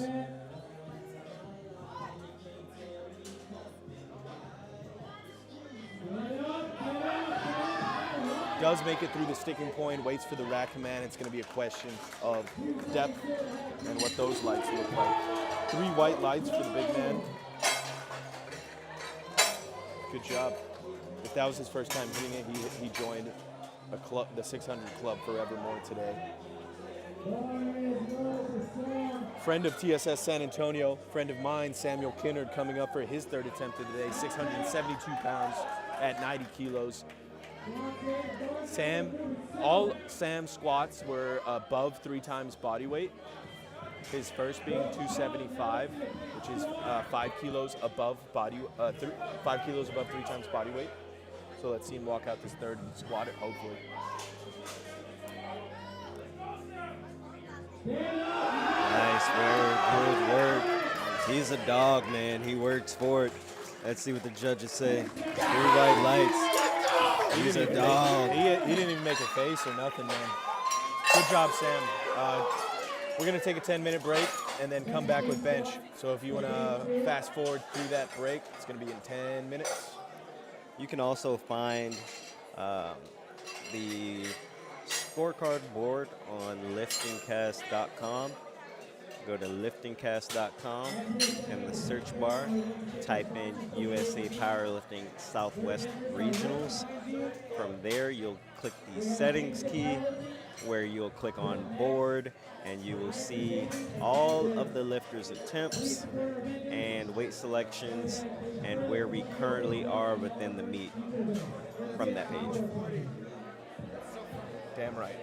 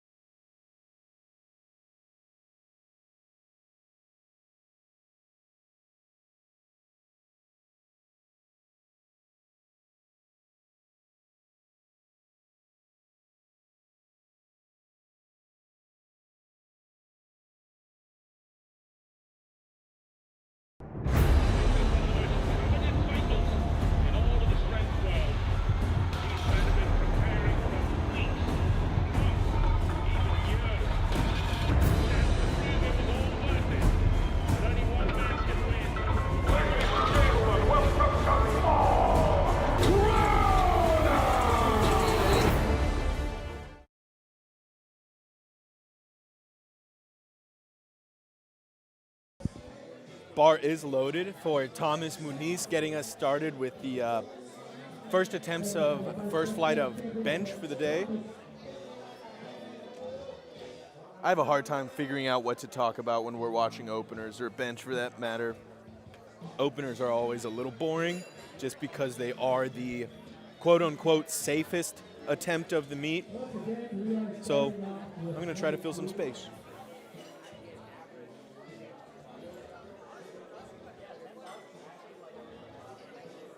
I really think Thomas should probably up his rack height at least like 1 or 2. He's doing about half a rep just to get it out of the hooks, given that he's opting for no liftoff, which is entirely his right.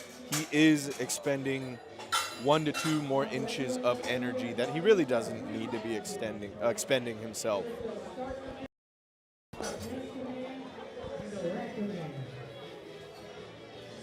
This is Brian Huffman, raw junior, 20 to 23-year-old, 82.5, 182-pound lifter.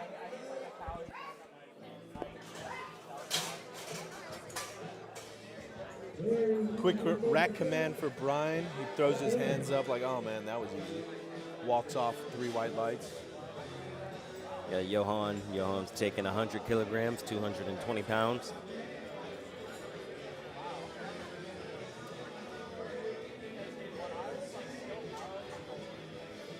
I was talking about it earlier, Davion. You didn't have the headset on yet, but I was saying that openers are usually the most boring attempt of the meet, just because it's quote unquote the safest attempt of the meet. There's not much on the line, other than like success or failure, right? And the possibility of going 3 for 3. Typically, yeah. It is important though, because it does set the tone for the rest of the attempts moving forward. But yeah, more times than not, they do tend to be quite redundant. There's like an inside joke in powerlifting where people always say like, oh well, you could just have 3 chances at your 3rd attempt, And that would make it a little more interesting. That would make it a little more interesting. Also, sports betting would make it interesting, but I don't think it's random enough to be fair. I don't know if. I don't even know if the NFL is random enough to be fair. And all those refs on the payroll, all those owners making rules and stuff. Here we have Ethan Ha taking 122.5, 270 pounds for his opener. Dave, what do you think about people who self-lift off? Do you think they have some secret that other people don't, or do you think they're just kind of working against themselves, but they're so good at it and used to it at this point, they just keep up with it? Yeah, I think it's. I think if you do self-lift-offs, you more than not are just a superior lifter. Are you for real right now, dude? I think that tends to be the case. Oh, you're gonna make me say some stuff. Well, I really don't think that's the case, man. I think if you were able to train with the lift-off, that's just weight you don't have to worry about. That's just energy you don't have to worry about when you have someone else lift you off. Obviously, there's the whole argument of like, oh, well, what if you get a bad lift-off? What if your lift-off guy screws you up and you miss a lift? Well, it's like the known evil versus the unknown evil, you know? Would you rather waste your own energy for sure, or would you rather maybe get a bad liftoff? I think it's more of a matter of controlling the variables, and if someone lifts me off, I can't necessarily control exactly where they put it, if they throw it at me, if they drop it on me, if they're like holding it too long. However, if I do that myself, I do have the ability to control that. Some people say lifting off themselves is wasting energy. Personally, through my experience, I don't feel that way. But I mean, I understand everyone is different. Good lift for Theodore. I guess it makes sense. When you said controlling variables, that did strike a chord with me. That does make sense. If you make that self liftoff a consistent, constant part of every single setup you ever do, if you bench 4 times a week, then 4 times a week for the past X amount of years, I think a self liftoff wouldn't be as egregious as I'm thinking. Maybe I'm thinking so hard because I don't do self liftoffs. That's fair. Juan Govia getting ready for his first attempt of the day. 20 to 23-year-old junior 82.5 kilo lifter getting under the bar.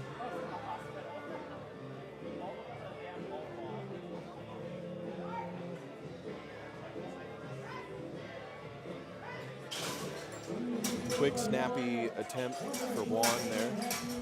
3 white lights. I'm happy to see a lot more white lights for this bench, this discipline of bench. Squat's just a tough one, especially with the level of personnel we have here. We have 1, 2, 3, 4, 5, 6, 7, 8, 9. We have 9 national judges just in my eye line here. If that goes to show you, local meets are supposed to have like 1 national judge, I believe, or maybe that's not a rule that I think I'm making that up. Jalen Norwood here with 135 kilograms, 297 pounds. Smooth opener for him. Our next lifter we have coming up is Jericho Gonzaga, taking 137.5 kilograms, 303 pounds.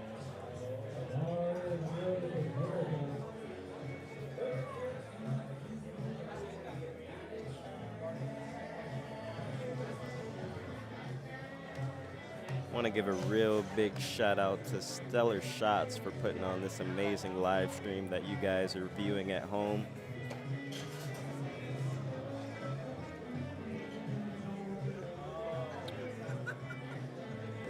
Stellar Shots, what a crew.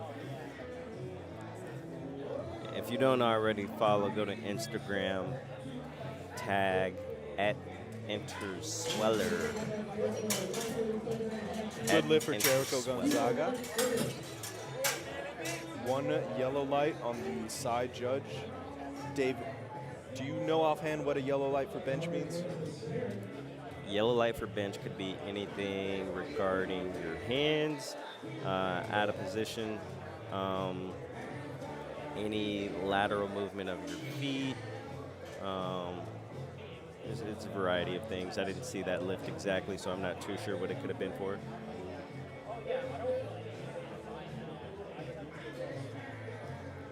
We have Jarrett. Jarrett's taking 140 kilograms, 308 pounds.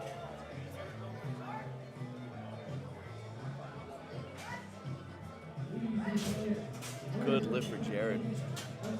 Dave, are you a bad lift for Jarrett? I believe he missed one of the commands, if I'm not mistaken. It was a good gym lift. Have Coach Glenn coming up and asking what the deal is with the red lights. Dave, do you think benchers who don't wear wrist wraps are superior? I'm not going to say that they are. That in my mind, it just means they have strong wrists. That's true. They work to earn strong wrists, though.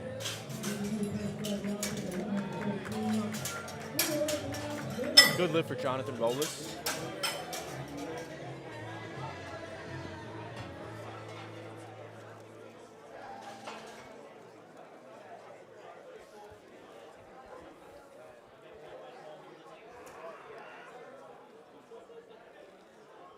Pedro Aguilar getting set up for his first bench of the day, 319 pounds at 182 pounds.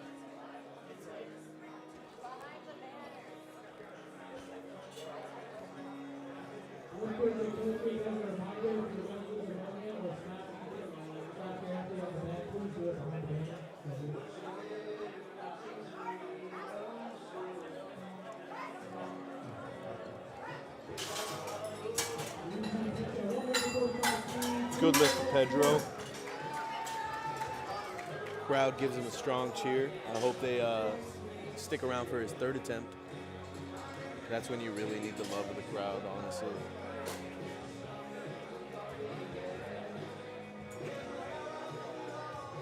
Davion, can you hear the crowd when you're on the platform? No, it's very hard for me to hear anything on the platform. I kind of just tune out everything. Yeah, I'd say if I was, I'd say I'm in the same boat. I tend to tune everything out as I'm up there inside my own head. I don't think I'd really be able to complete an intense lift if I was actually looking out in the crowd and thinking about what they thought of me. Good lift for John. Easy lift for John, only one red light on there, 2 white lights, all you need.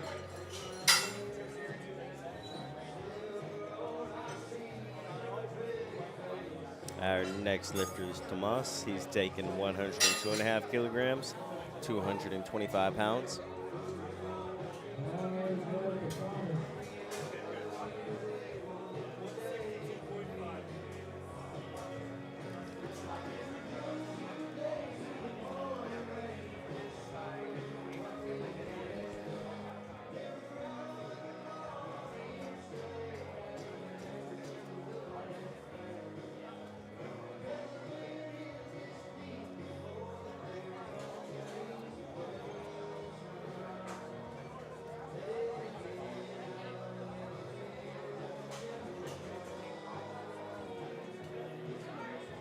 Thomas Muniz getting us started with the second round of the first flight of bench attempts. Starts us off good with the 3 white light attempt, all good. Johan coming up next.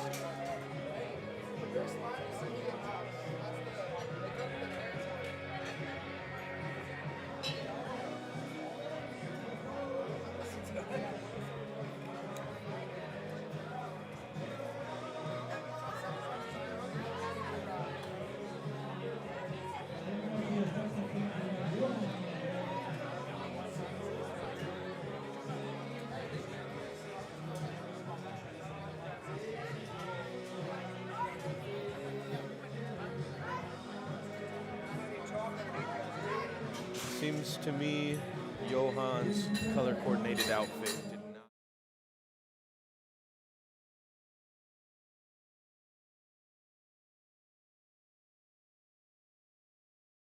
A little too far back. His right elbow got a little too far back as he pressed off the chest. Just didn't really have anything to press with on that right side. That's why you see it kind of stay close to his chest as his left starts to press towards his face.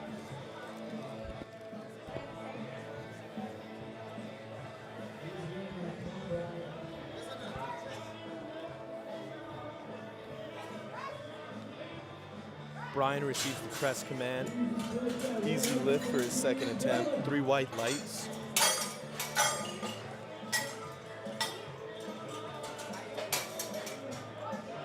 Are y'all leaving Monday? Are y'all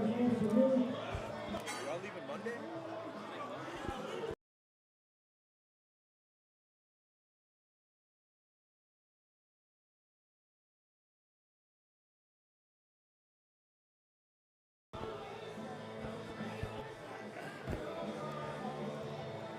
Luke Merriman lifting himself off at 276 pounds for his second attempt. Nice uniform pause, crisp, clean ascent on that bench. 3 white lights.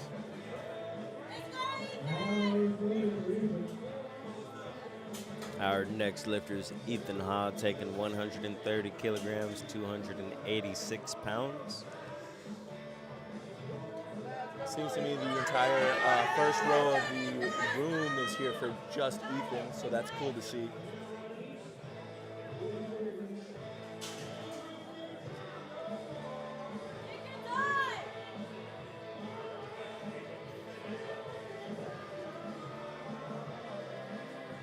Ethan's got plenty of reasons to complete this lift successfully. He's got a lot of fans here.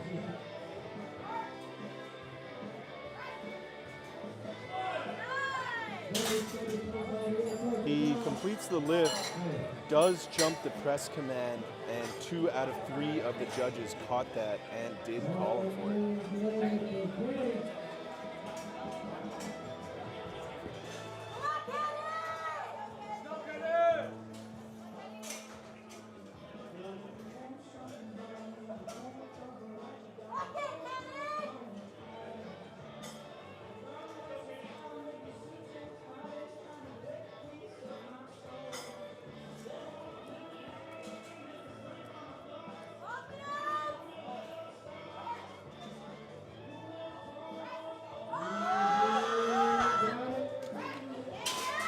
Yeah, it looks like a good lift for Kenny.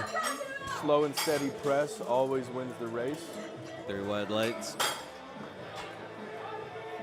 Our next lifter's Juan, taking 135 kilograms.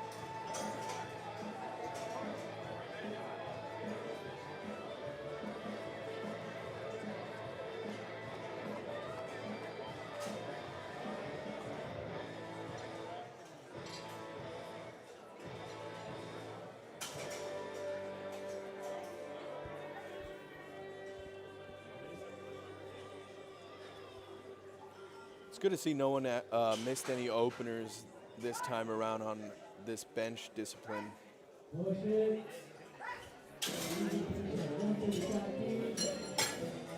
3 white lights for Juan. Good stuff, Juan.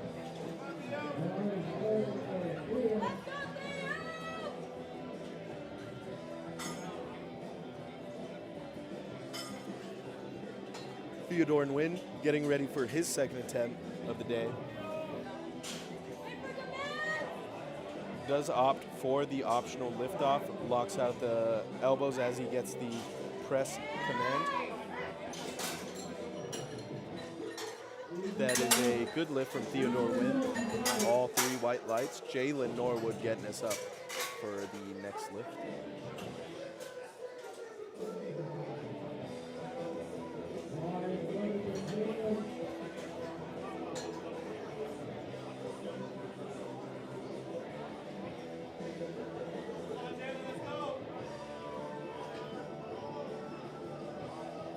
Up next, we got Jalen Norwood taking 140 kilograms.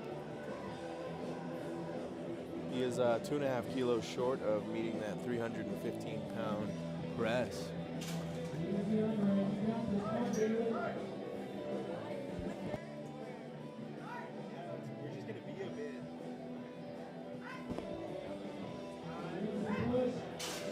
Easy press from Jalen Norwood. As I saw him press that out, I just barely noticed how long his arms are.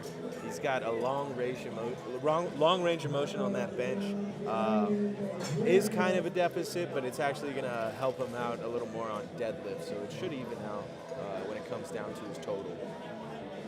Jericho Gonzaga getting us ready for his second attempt of the day, and we are at 142.5 kilos, which would round up to 315 pounds. Technically 314, but every lifter is going to give you the benefit of that number.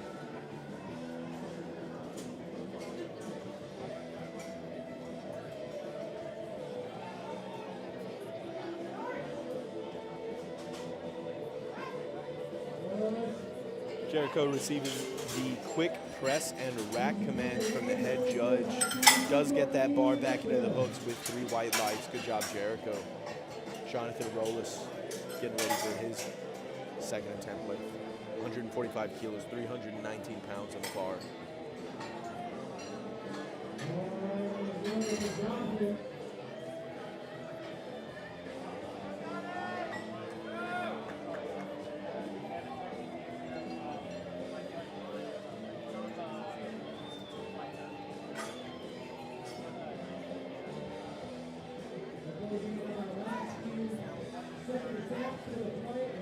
Good press for Jonathan. Davion, what do you think is the, I won't say correct, but I'll say the average amount of meets a powerlifter does a year? Average amount, I would probably say anywhere from 1 to 2. And ideally, you want to keep it in that range. Any more, you'd probably run the risk of burning out quite quickly. 1 to 2 meets a year? No way. I feel like that's way on the low end. I was talking about this earlier. 1 to 2 meets, and you think that's gonna like the sweet spot to avoid burnout, even for beginner lifters, or is that more of like once you're like middling and like 10 years into the sport? Type of thing? I think for beginners as well. I think competing too often, it's just, are we yielding the amount of progress that we want to Does get see that in lift between stays in the meet. competitions? Yeah, I get you. I think For just the experience of practicing and being in a meet atmosphere, yeah, they could do more. Does each meet have to be pushed? No. It just depends on the scenario, I feel. But Yeah, I think that's if totally we're fair. really looking to maximize potential and yield a good amount of progress, I would say 1 to 2. yeah, so that 1 to 2 meets, that would be 6 to 11 months of preparation and of work for 9 attempts worth of effort on meet day.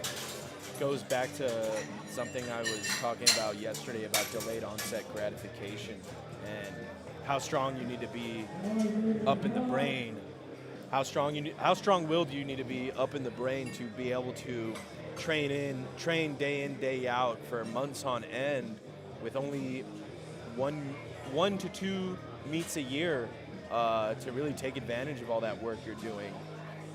The sport of powerlifting is unique in that you only do a couple of meets a year, so the entirety of the sport is mostly training and practicing and getting better at the skills that you need to learn for meet day. It's an interesting sport. I mean, if we think about it, like even looking at weightlifting, I mean, in weightlifting, there's only 6 attempts, even far less attempts than we have in powerlifting. So definitely a lot of it is just focusing on practice and skill. Our next lifter we have up is Johan. Johan's taking his second attempt again with 105, and we are back to the top of third attempts. This is where we can kind of start seeing these lifters somewhat We solidify could expect their. some misses here Oh, during yeah, the third attempts at bench for sure. That's for sure. Spotters and loaders are going to be paying extra attention this round of attempts. This is by far statistically going to be the most amount of failures. But I was saying this is the round of attempts that you can start to see lifters kind of solidify their place within forecasted places. We seem to have had the wrong lifter on the platform, but we got it fixed. This is where we start to see lifters start solidifying their forecasted places, and they actually start doing the mental battles of placing a little higher than they could. Johan receives the start command after almost missing an entire minute, having the wrong lifter. He walks off a little frustrated with that. I don't blame him. I would hate to miss 2 out of 3 lifts for any lift.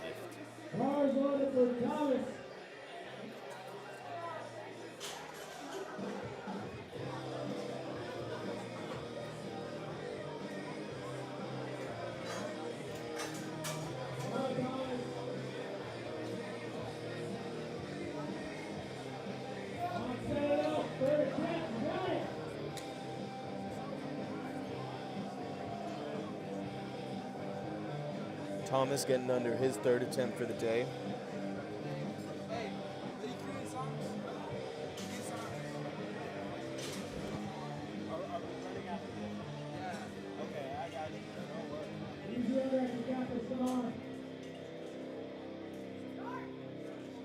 Thomas receives the start command from the head judge. If you're wondering why some lifters get a faster start command than others, the head judge is looking for a visual cue from both side judges in order to give this start command. The side judges are looking to make sure the lifter has both feet and heels on the ground, butt on the bench, shoulders on the bench, and the bar straight out and controlled before giving that visual cue to the head judge for that start command. If your elbows are soft, you do not get that start command. If you are kind of still have your butt in the air and are still setting up, you are not going to get that star command. Brian Huffman taking 2 10-key jumps up to his 3rd attempt. Crazy thing about 10-key jumps like that is if your max is 120 kilos for bench and your max for squat is, say, 200 kilos, that 10-key jump is going to be a different percentage total of that max. So for the bench, it's going to be something like an 8% jump. For the squat, it's going to be a lot lower. It's going to be, I think, technically a 2% jump, if I'm not mistaken. I'm sorry, a 2.5% jump. Hey, I put one for you, twin. You're going to get high. You're going to get high before you hear the song. Ethan Hopp plowing straight through his last bench attempt. I believe he missed his second on a yellow light, if I'm not mistaken, which would have been a missed command, but he does have the entire crowd behind him today. So that is a good thing to see. Luke Merriman waves off the optional liftoff, opting for his self-liftoff going into his 3rd attempt. Bench for the day, hoping to finish off with a perfect bench day. Sets his butt down, receives the star command from the side judges and then head judge. Receives the press command after something of a lengthy pause there. Is not able to get past the sticking point. The sticking point for bench is usually, for most people, going to be about 2 to 3 inches right off the chest. Initially, once you initiate that press, it's mostly power, potential energy that was stored in your positioning as you went down.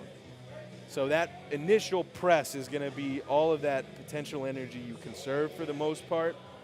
Once that runs out, you end up in a position where you have to transfer over force into your triceps and actually start finishing off the lift with a kind of a different plane of motion in mind. So you see Kenny here get stuck at that same sticking point I was talking about, where that first 5% of the ascent is moving very well, then he just hits that sticking point and it slows down, and he just cannot finish out the rep. A lot of coaches or experienced lifters will say, "Oh, you weren't able to lock it out. You got to work on your triceps." When in reality, that's only half of the solution. Yeah, that was the muscle that was not able to perform when you needed it to, but there's so many things that go into a proper bench, squat, or deadlift that you really need to look at the whole organism. Let's see Theodore finish out his 3rd attempt bench of the day. He is grinding that out. He does get it out. He does get it up with the help of the crowd, and it is 3 white lights. Good job, Theo, man. Good job. Every one of these squat, bench, and deadlift lifts is an entire body lift if you do it correctly. If you see only one part of the lift go wrong, you can kind of track why it went wrong if you go back to how they set up, or how they walked it out, or how they set their grip, or even internally if they lost focus, or if they didn't brace as hard, or if they couldn't find their rooting. All of that stuff all of those factors and variables go into what makes a big and strong, heavy, successful 3rd attempt, squat, bench, or deadlift. Let's see if Juan gets stuck at this sticking point that I was talking about. He's been having a good day so far. Knock on wood. I don't mean to put any bad vibes on him. Ah, man, I gave him the evil eye. Yeah, so you see a lot of lifters getting stuck at that sticking point here. That's going to be a real popular place to get stuck. You most likely see people getting stuck right at the chest.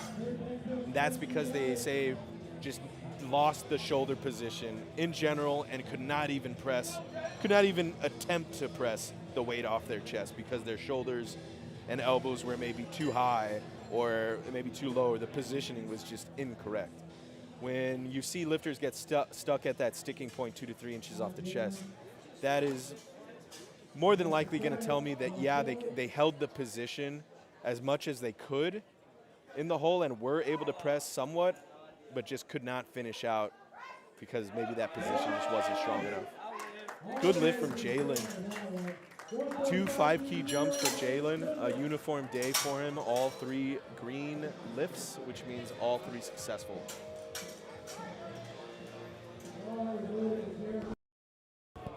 We've got Jericho Gonzaga coming up next. Another uniform jump lifter. When I say uniform lifter, I just mean he took a 5-key jump and then another 5-key jump.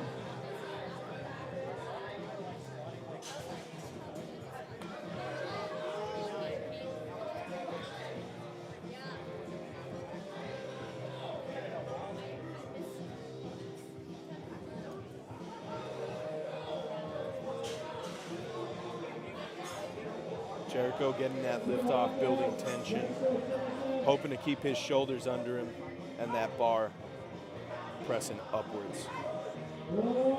He gets a really fast press command, and that's actually on his part. Something he does well is keeping that bar controlled on the way down.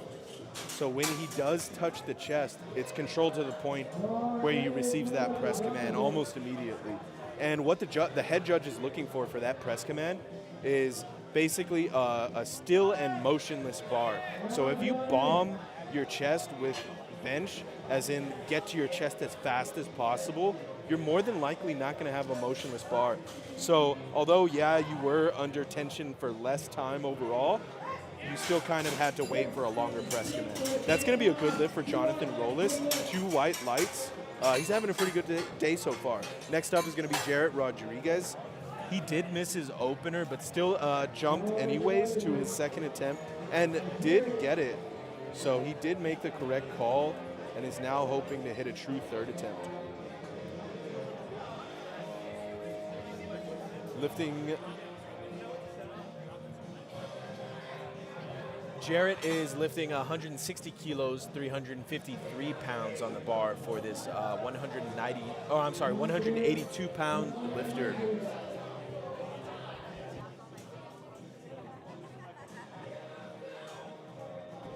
He's very close to benching double body weight here. 5 keys short of benching double body weight. He does get the quick press command. He's just not able to press out of that position before his shoulders shrug and give out.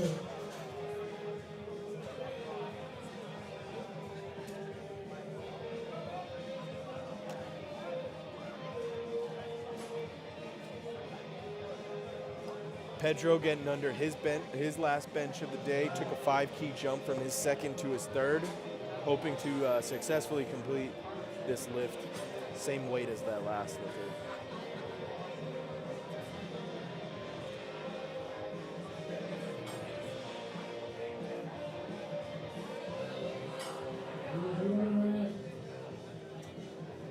Receives the lift off, receives the start command, receives the press command. He actually probably wouldn't have gotten that lift even if he did get it all the way up successfully. If you go back to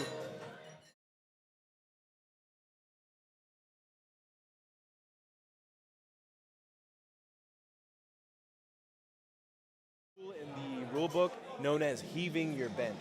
Heaving, H-E-A-V-I-N-G.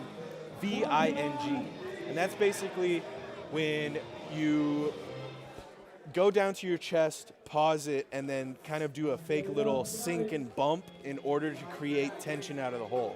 And what that basically is downward movement of the bar after the press command.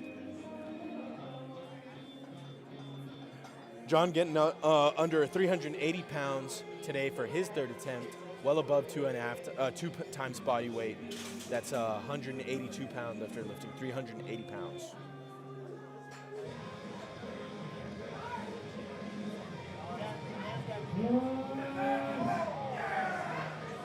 Receives a spiffy press command and a spiffy 2 white lights. That's all he needs. We're moving on to the second flight of the day with Samuel Daniel getting his opener started. Just shy of the halfway point of this session.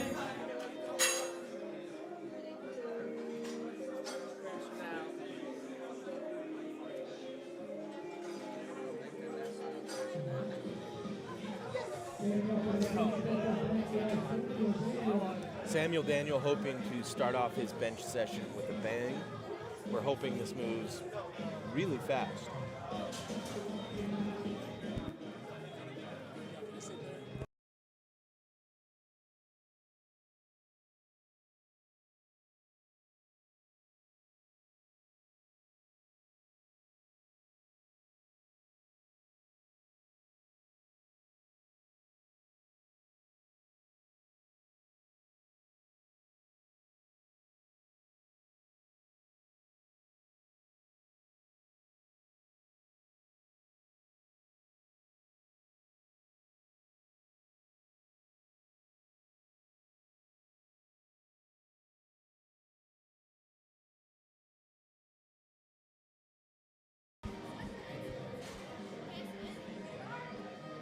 Angel getting his first attempt started for the day.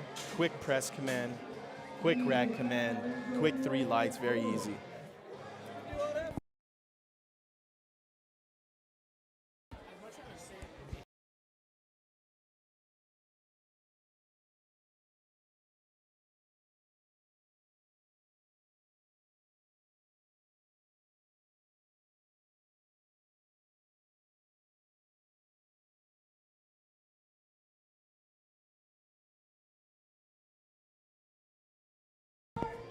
Danny Wynn getting his opener started for the day. 220 pounds on the bar for the 198-pound lifter, well above body weight.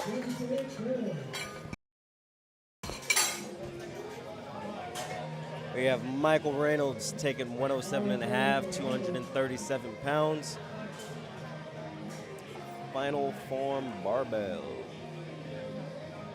This was the guy that was wearing the Vegeta singlet, yeah. the vegetable singlet. Really cool name. I like it. Final form barbell. Easy lift for Michael.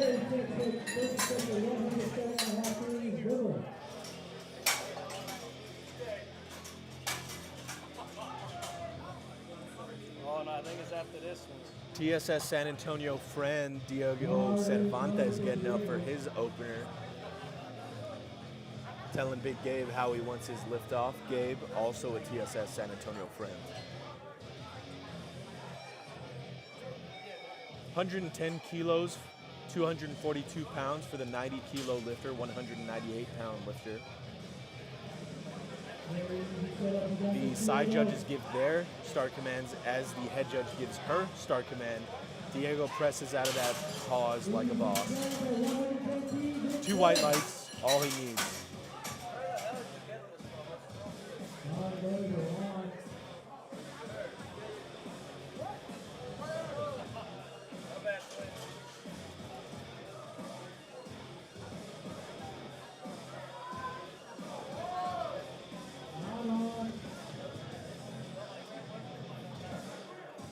Juan Yanez getting ready for his opener for the day, 248 pounds. Easy lift for Juan.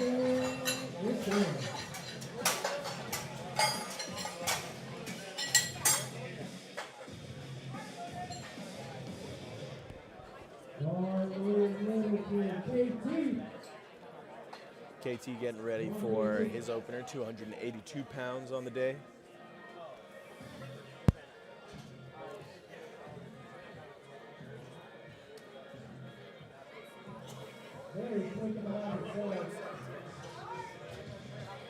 KT receiving the start command. Another easy opener.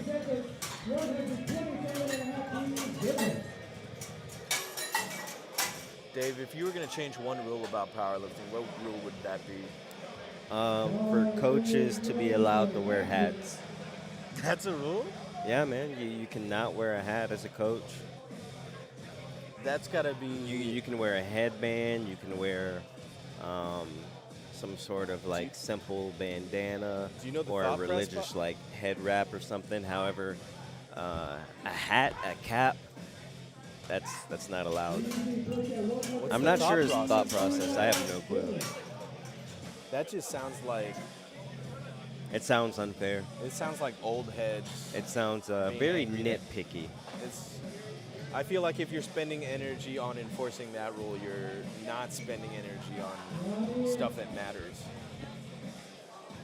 Yeah, I would change that rule for sure. I'd change that rule in a heartbeat. I bet you were expecting something like rules of performance. I guess. I don't know what I was expecting, man. The sport is perfect in my eyes, but you've illuminated something today. Ian Arenas getting his first attempt for the day very easily, moving on to Rashad Fields.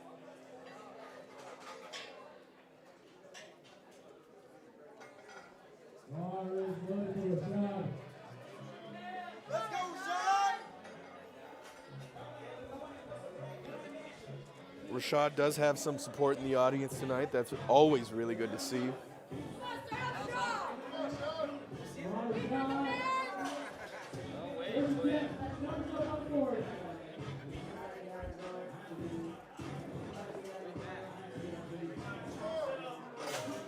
You see a lot of different setups for bench. You see a lot of interesting and unique ways to build tension against that bar and in your body.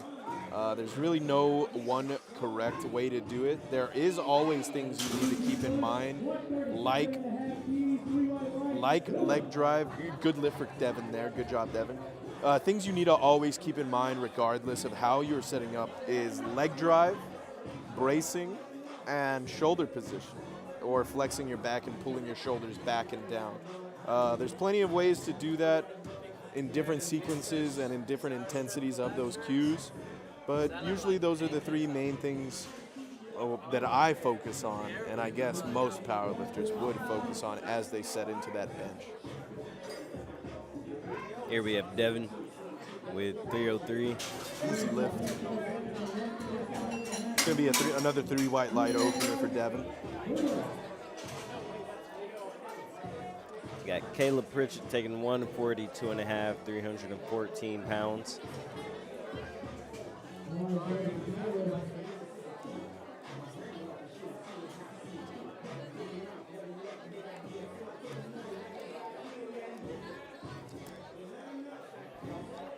Caleb getting under 315 pounds or 314 pounds for the day at 182 pounds body weight. Let's see how he does.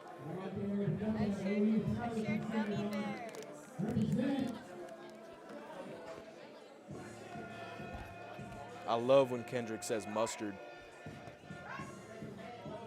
Good opener for Caleb. Yeah, I guess he really likes mustard. And ketchup!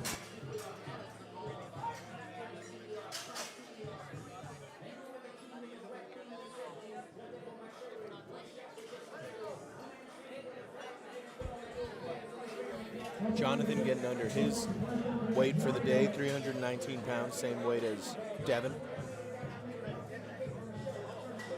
I'm sorry, Caleb. Same weight as Caleb, I should say.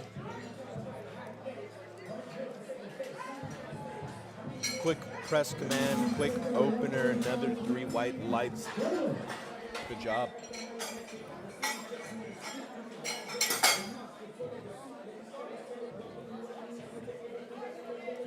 Y'all can't tell since you're only watching the live stream, but Davion just handed me some s'mores trail mix. It just blew my socks off, folks.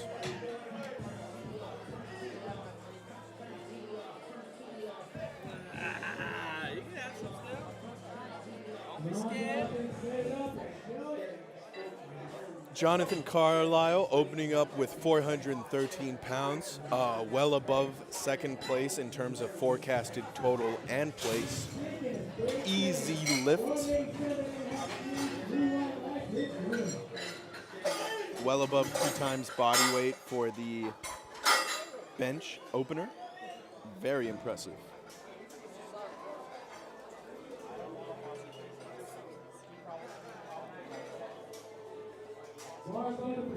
Back to the top of the round with Samuel Daniel, 100 kilos, 220 pounds at 198 pounds body weight in the junior division of 20 to 23 years old.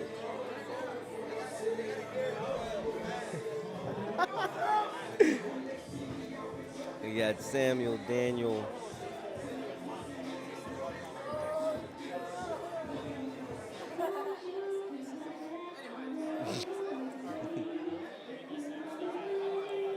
200 kilograms.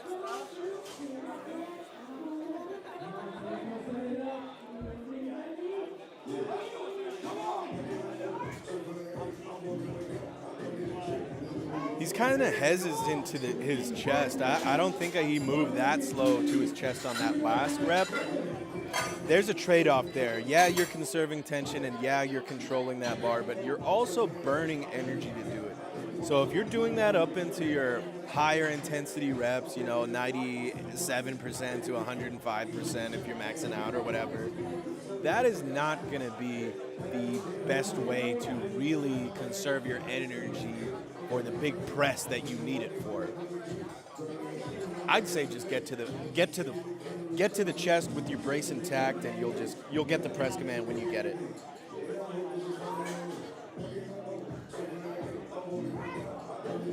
Five-key jump for Danny Wynn here, 231 pounds. It is going to be a successful lift, so let's see what he can do for his third, if it's going to be another 5-key jump or what.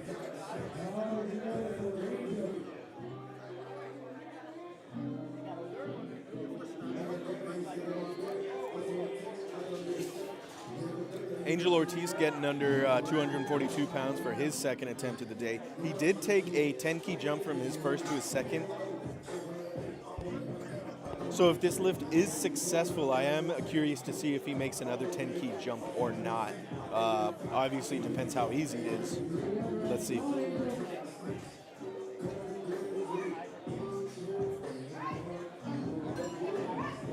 Great press from Angel Ortiz. I definitely would not be surprised if he stepped on the pedal. He put the pedal to the metal and added another 10 keys for his third attempt. Michael Reynolds from Final Form Barbell, getting under 259 pounds.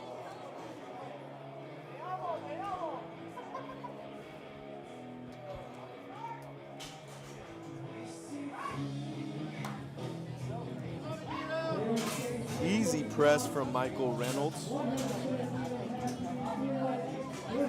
Let's see what he does for his third.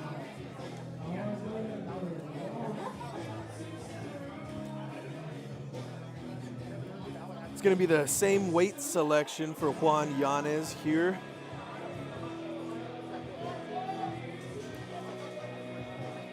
Dave, do you bite your necklace when you bench?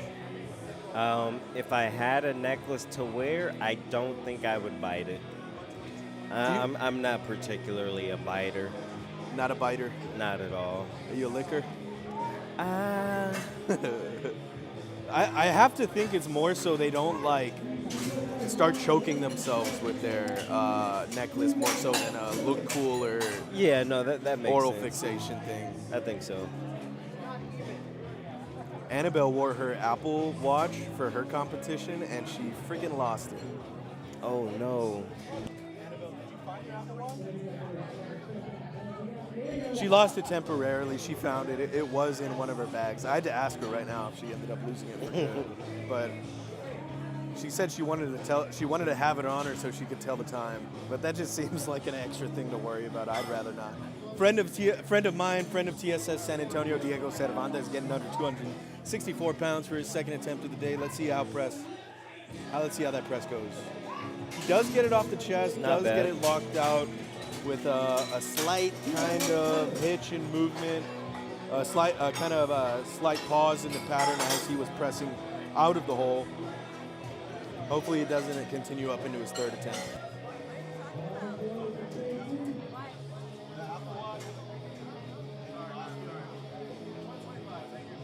He's letting KT getting under 297 pounds for his second attempt of the day. Had no trouble with his openers. Had no trouble with his second attempt either. 3 white lights for KT. Our next lifter is Matthew Lim, taking 135, 297 pounds. A 5-key jump from his opener.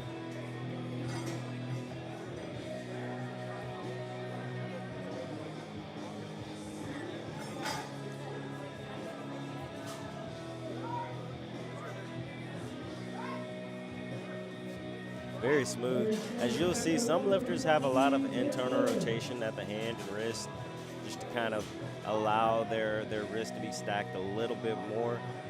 He's one of those lifters. You'll see some with the straight hand, some extremely internally rotated with their index fingers stretched out. It's really popular amongst those that try to maximize their leverages. Yeah, that internal rotation, just like you see Ian has here, it basically puts the base of your wrist, depending on how well you can actually internally rotate that wrist, it puts the base of your wrist about half an inch to even, like in most extreme cases, like 2 inches outside of where it would be with a completely straight and stacked wrist. So when you do see that internal rotation, you're basically forcing your hand to grip the bar inside of where it would be usually if you had a straight hand. And that's basically a way of creating, or I guess cheating, an extra range of motion advantage to yourself. It's not cheating if it's legal, so I'll use a different word, I guess. We have Devin Major taking 145 kilograms for his second bench attempt with 319 pounds. Slow but steady lift. I'm going to assume he does get 3 white lights here. I am curious to see what he's able to push out for his third attempt.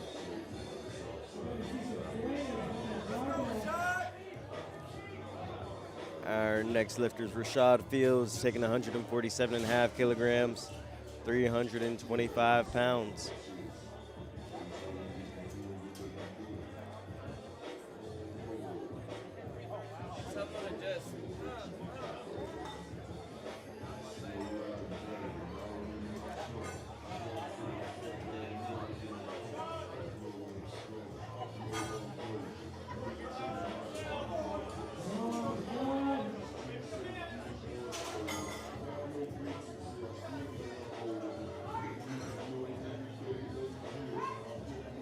Rashad receiving a very quick press command.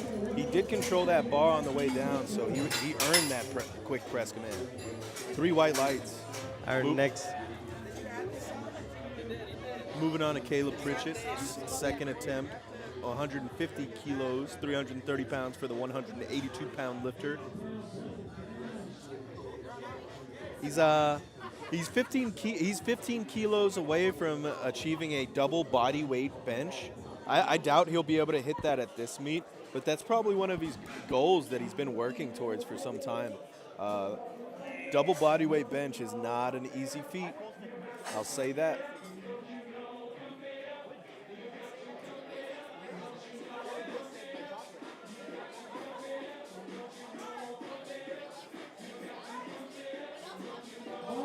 Does press out to that sticking point, but is not able to transfer over and actually press out into the lockout.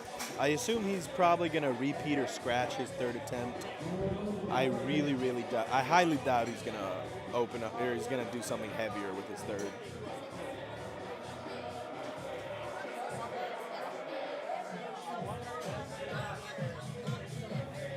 Jonathan Renninger getting set up for self-lifting off his third attempt of the day, 330 pounds, from Louisiana Legends Athletics. It's going to be a good lift for John.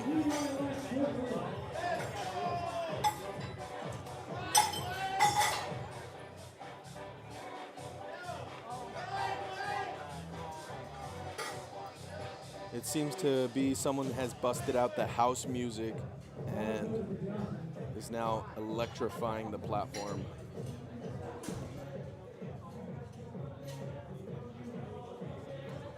Jonathan Carlisle getting set up for his second attempt of the day. Jonathan is by far ahead in first place. Let's see how he does with his second attempt here. He did take a 12-key jump, which is a respectable jump. That was so quick, man. That was good.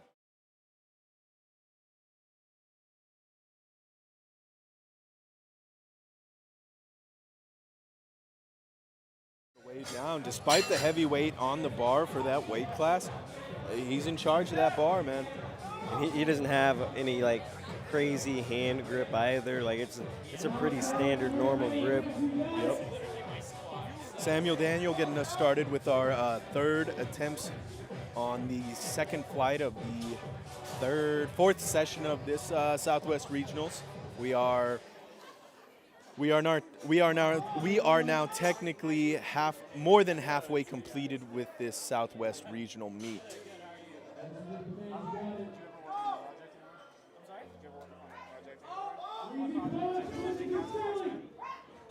Samuel pushing out that third attempt. It was a good attempt selection. He got it with a decent amount of struggle.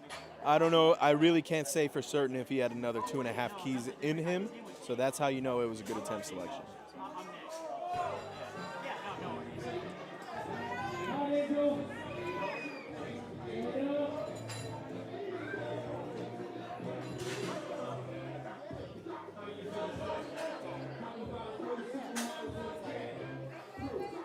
Angel getting wedged under his third attempt of the day, 225 pounds. If he has not, I'm sorry, not 260 pounds. Nice, good attempt. 2 red lights for him. They are yellow lights, so that's either commands or something similar. I don't know.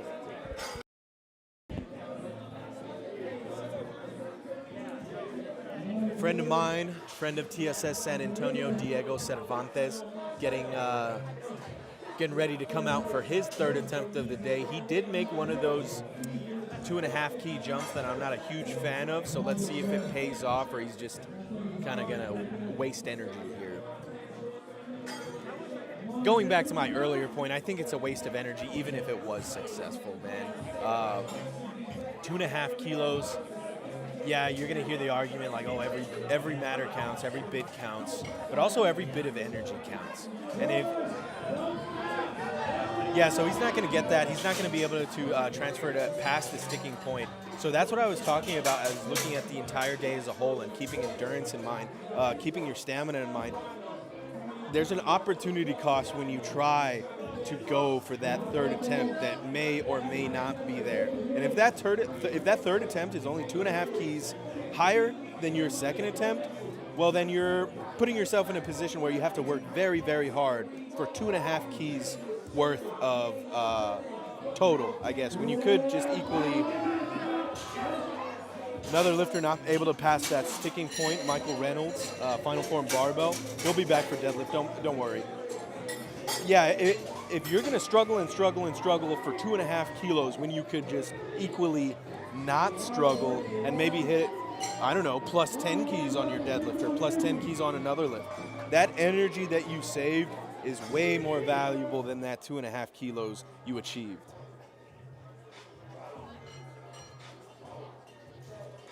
It's going to be 276 pounds for Juan Yanez for his third attempt. Is able to press out of that. Press out of the chest with no trouble. Complete the lift, all 3 white lights. Matthew Lim far ahead in first place. I believe he's the only one in his age division and weight class, so he's here competing against himself, if that's true. It's a good position to be in. I'd rather be competing against myself than anyone else, for sure. Nice. Very good third attempt for Matthew.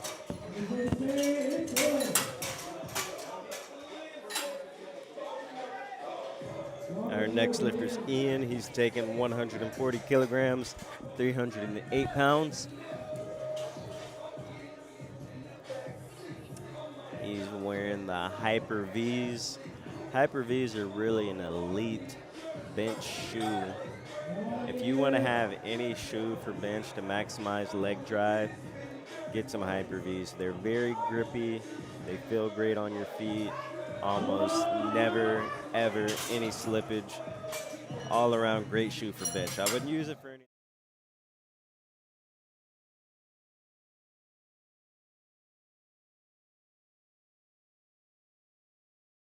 So these two things by themselves are not that big of a deal, but when coupled together leads to a very unstable upper back position because you're forcing a large arch without having a wide base to kind of have that arch bounce off of. So you just have a very unstable shoulder position and upper back position. KT giving it an honest fight for 315 pounds. Is not able to complete it. I hope his back didn't cramp up or anything. He's got deadlift next. Devin Major coming out with another 2.5 key jump. I have my own opinions, but I'm gonna see what he can make of this here.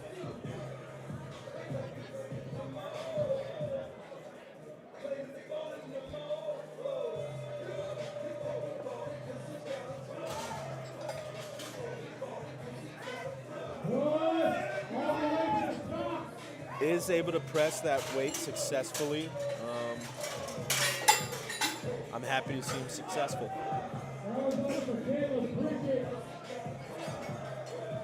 Caleb Pritchett did not get his second attempt this last round. I believe it was a true failure. He got stuck at that sticking point. So we will see if he is able to preserve the momentum getting off the chest.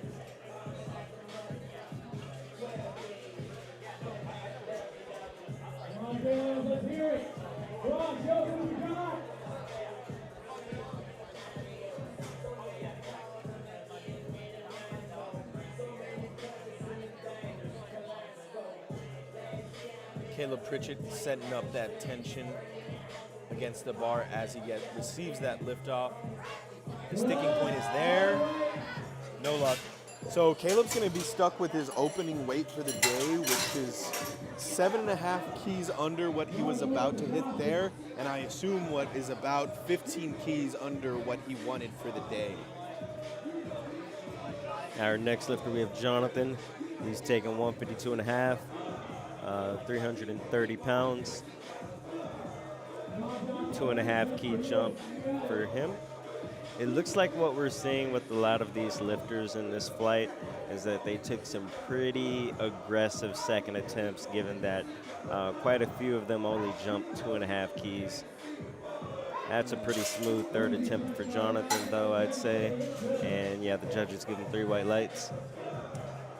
I assume it's got to be the standards of the judges holding the start commands for these lifters. Like we said, it's all national judges on the platform right now. There is a jury watching these judges. So they're on their best behavior this meet. They're paying attention, they're focused, they're watching to make sure the lifter is ready to receive that start command or that press command.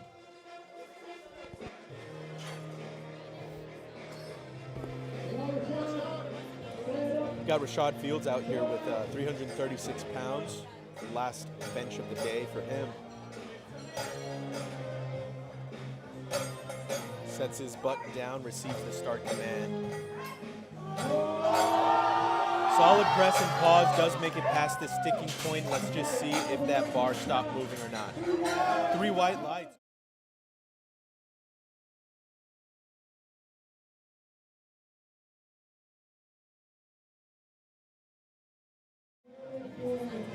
Our next lifter is Jonathan Carlisle, taking 205 kilograms, 451 pounds. Impressive lift from Jonathan. He's gonna finish off the third attempts for the second flight here, and then we'll move on into our third flight of the day.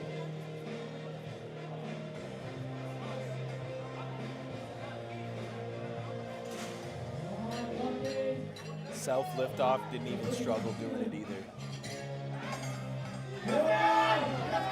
Didn't get it. I actually don't think he would have gotten that even if he was.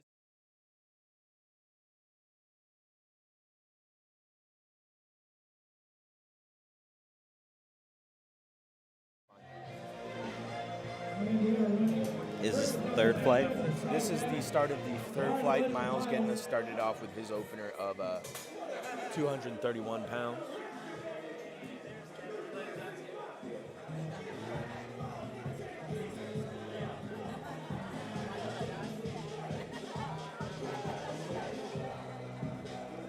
Miles opting for no liftoff.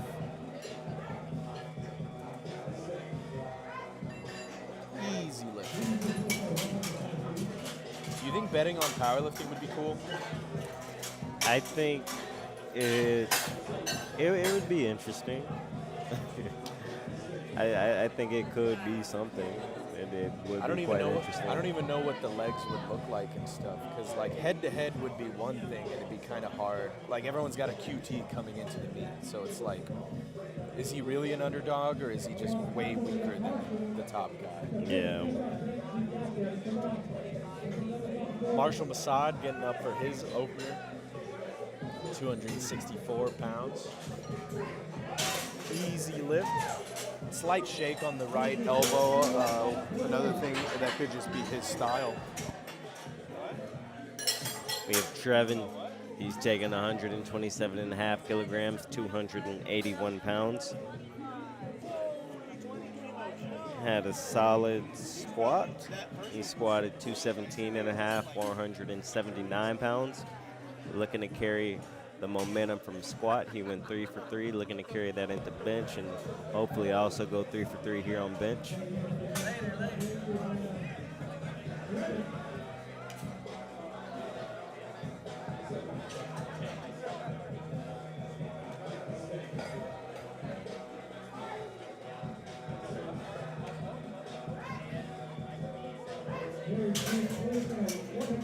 Openers moving like openers should.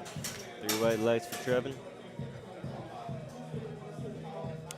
Our next lifter is Christian Sandoval. I'm taking a lot of notes, having watched the first 4 sessions for my own session that I'm competing in. I'm really going to have to make sure I'm squatting the depth and pausing well. These are never ending, man. 20 motherfuckers per flight. Yeah, man, I'm getting exhausted.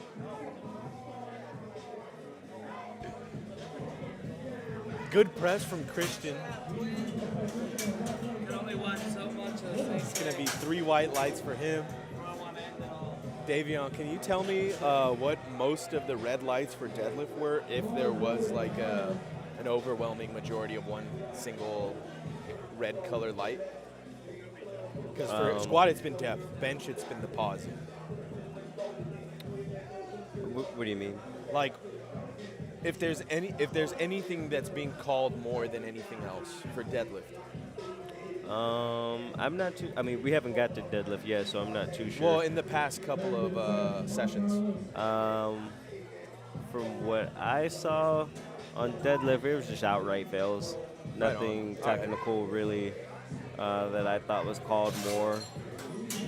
There's not much room for the judges' influence on deadlift. It's really whether you can get it well, or whether you can get it without hitching or not, or Correct. whether you can get it with and locking out correctly or not.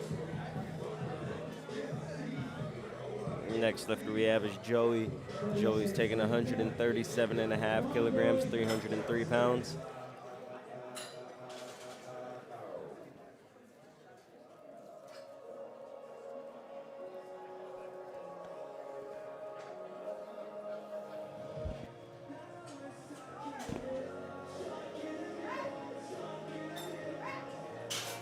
Quick press from Joey, easy opener.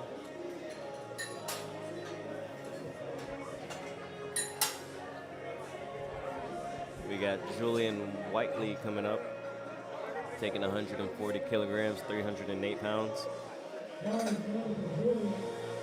Is this the burger guy? I think this is the burger guy. I don't think he took any second or third attempts for his squat. He did not. What's the reasoning behind that, you think? Is securing a QT at this meet a stepping stone to a bigger meet? I'm not too sure. Looks like he only took a token opener on squat with 75 kilograms, and now he's about to bench more than he squatted. For an opener, too. Easy press. Yeah, maybe he like tweaked something in his squat pattern. Could be. Could very well be so. That's what I'd assume. Our next lifter is Brandon Flash, taking 142.5, 314 pounds. Ooh,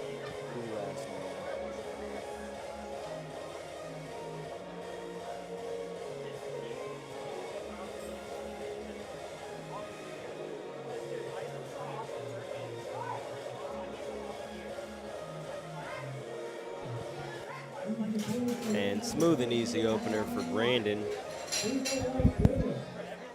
Our next lifter is Jonathan Lee, taking 152.5, 336 pounds.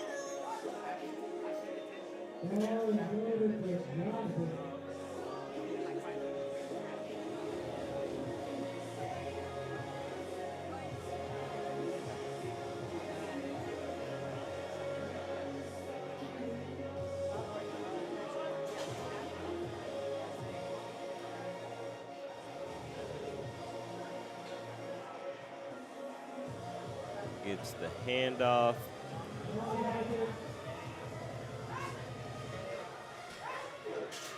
Really good bench from Jonathan. Easy White opener. lights. Nice. And our next lifter is McKinnon, taking 152.5, 336 pounds. He is in the men's raw open 90 kilo weight class. That's a solid opener for that weight class, man. I hope he moves it well and fast enough and pauses it well and fast enough to really hit a nice third attempt today.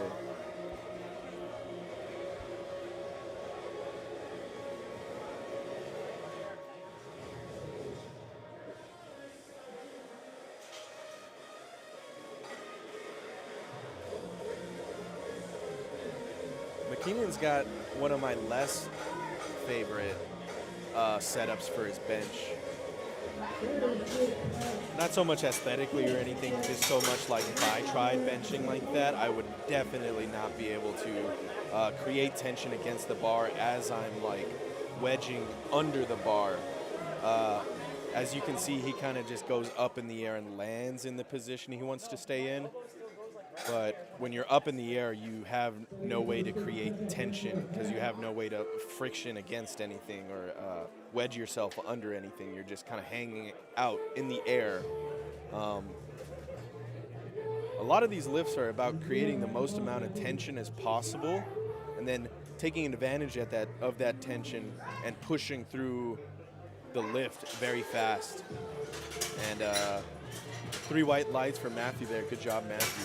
If you can't really take advantage of that tension that you're building and creating, whether or not because like you're losing the position of your shoulders or your brace or your hips or any number of things, if you're not taking advantage of that tension, it doesn't matter how strong you were to create it in the first place if you cannot keep up with what you're trying to do throughout the lift.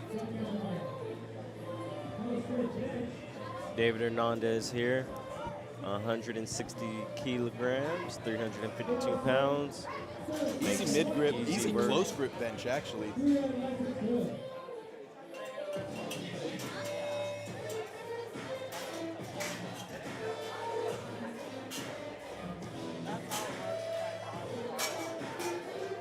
Dave, what do you have to say to lifters who believe close grip is the master grip?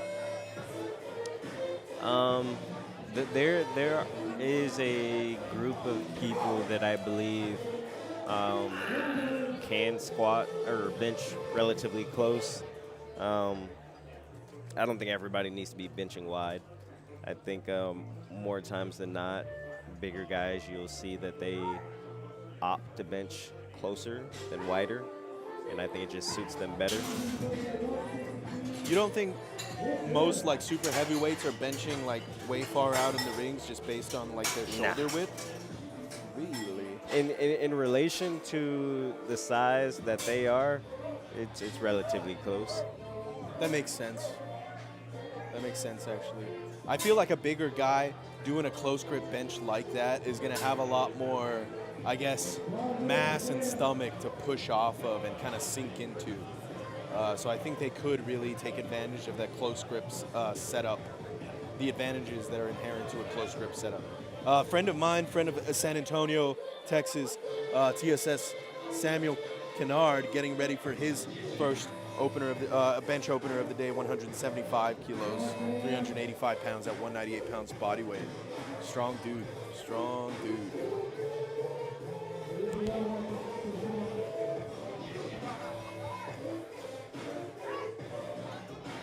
quick press command. He presses as soon as she said it, almost like he knew when he was going to get it. He does get one red light, I assume, on what the judge thinks is a jumped press command, but he timed it very well.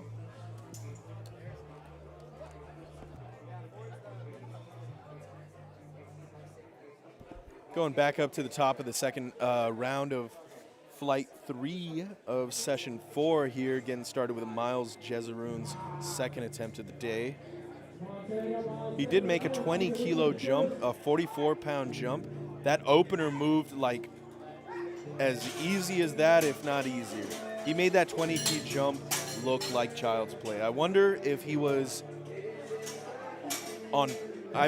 purposely undershooting his opener to maybe just secure it for safety's sake. Otherwise, maybe he's doing another 20-key jump, and that's just like his style.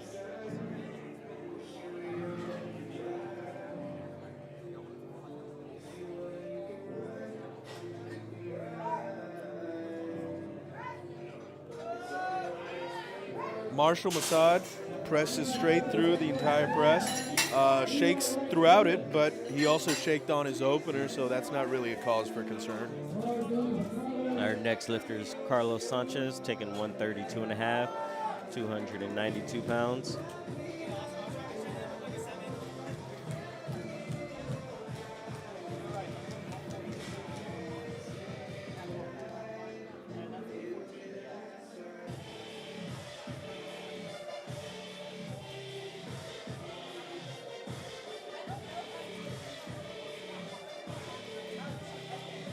Carlos getting ready to self-lift off for his second attempt of the day.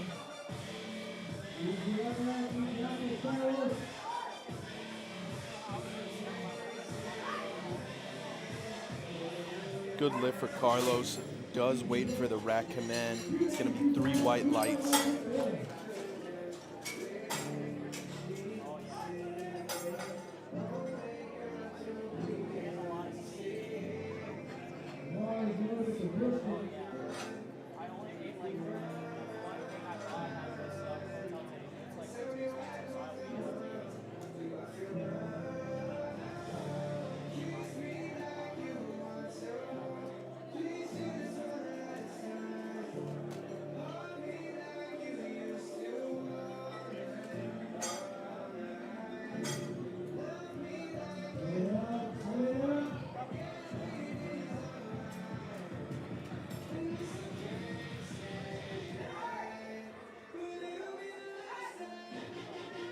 Does achieve the press command, slows down after that transition point, but is able to press through fully and lock out with those triceps.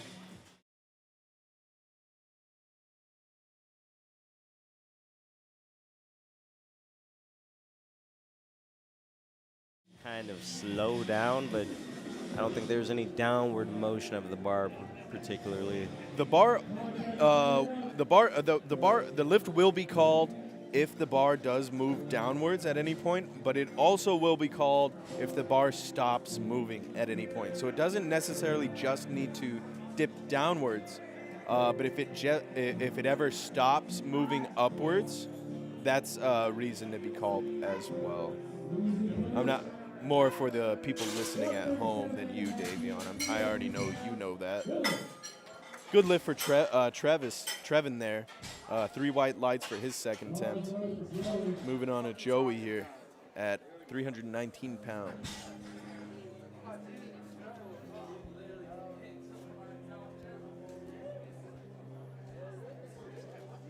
We got Joey. Joey's taking 145 kilograms, 319 pounds. If you're wondering what denomination attempts are in, they are in kilograms, which is 2.204 times heavier than a pound is. So if you need that conversion, multiply the number you see by 2.2 roughly, and you will get that number in pounds. Good lift. Good lift here.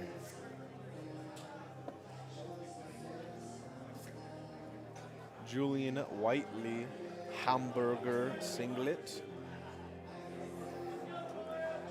benching 330 pounds as a 198-pound lifter, 18 to 19 years old.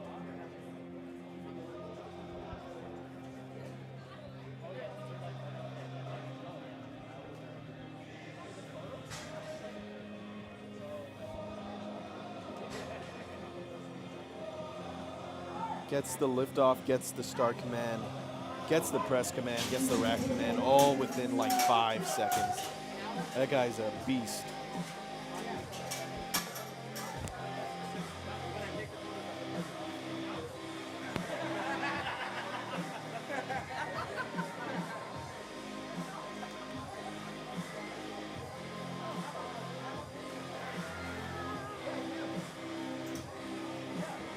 Our current lifter's Brandon Flash. Brandon's taking 150 kilograms, 330 pounds. Man,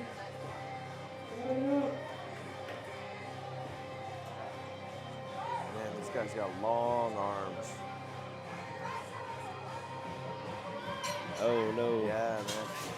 So that range of motion actually like worked against him there. Those long arms worked against him because if he did have shorter arms, he would have locked out 3 inches, 3 seconds sooner, or however you want to look at it. He just sooner.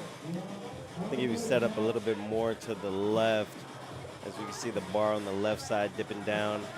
I'm assuming his left shoulder is a little off the bench, but we'll see what it looks like when he comes back for his third bench. Yeah, it's definitely hard to lock out when your entire shoulder's off the bench. That's a tough ask. Our next lifter is Matthew Wilson. Matthew's taking 157 and a half, 347 pounds.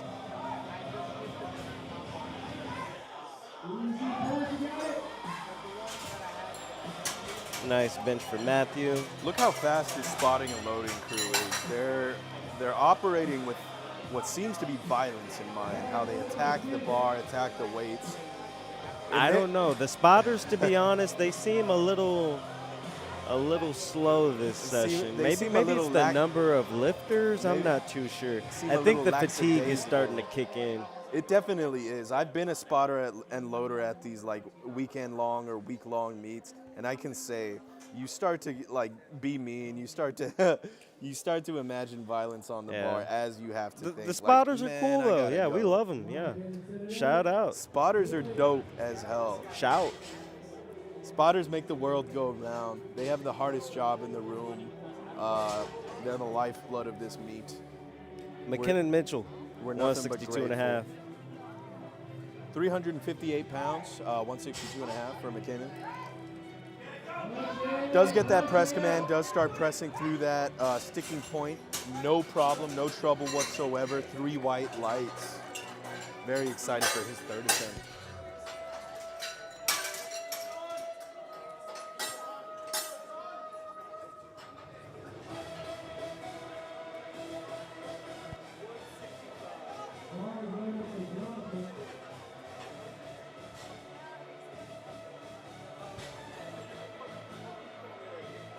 Jonathan Lay getting under 364 pounds as a 198-pound lifter for his second attempt of the day.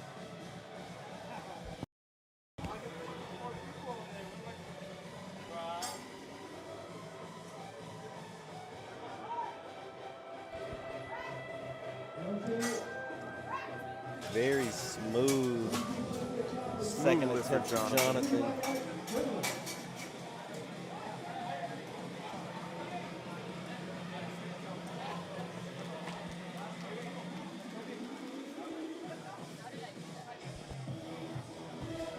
David Hernandez getting ready for his second attempt of the day.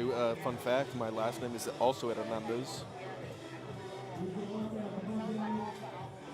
Another fun fact about that name is if you hear anyone pronounce it with a hard H, they are mispronouncing it. It is pronounced Hernandez, not Hernandez. Yeah, it's Say that again? Wrong. Yeah, there you go. You actually said it right there. Hernandez, not Hernandez. Hernandez. Our next lifter is Gordon Bash. Gordon's taking 170 kilograms, 374 pounds.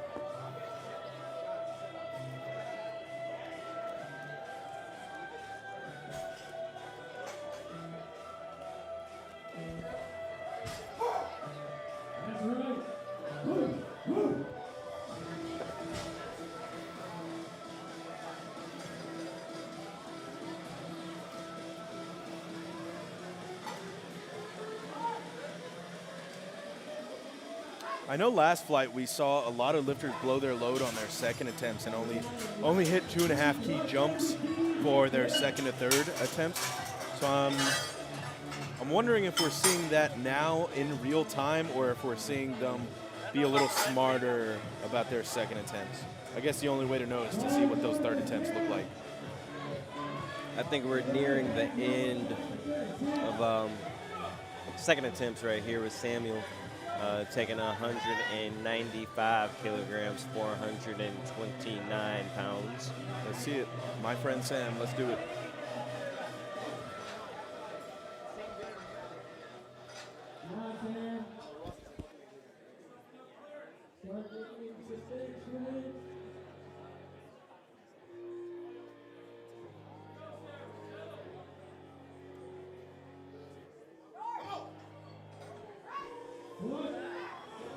Is not able to press out of that bottom position. I'm curious to rewatch that and see what it looks like.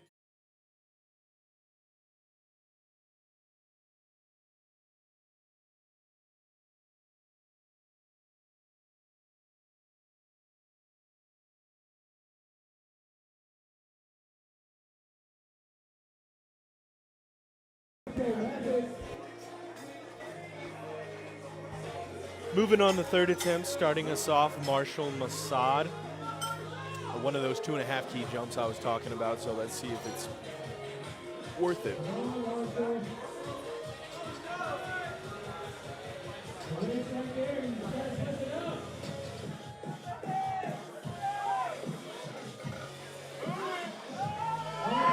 He does press through that sticking point. It's hard to say whether or not he had another 2.5 keys in him or not, given that he shakes like that. Again, that's probably just his style. But purely based on the speed and the speed breakdown of the first and second to third attempts, it looked all kind of uniform. I think he could have maybe grinded out a little more, maybe.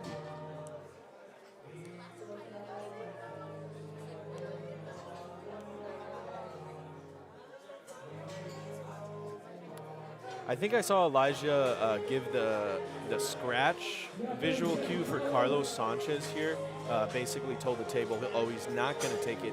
He is still going to use the entire minute to time out. You do have that option of telling the table whether or not you're going to time out.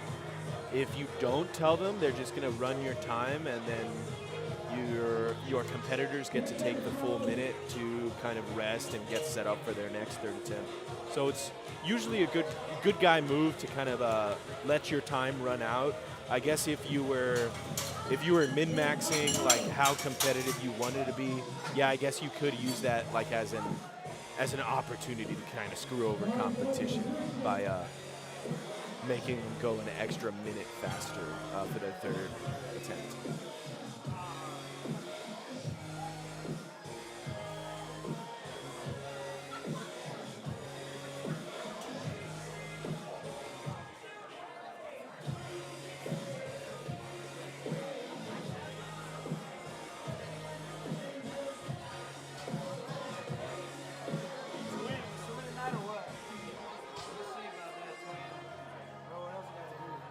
Cry.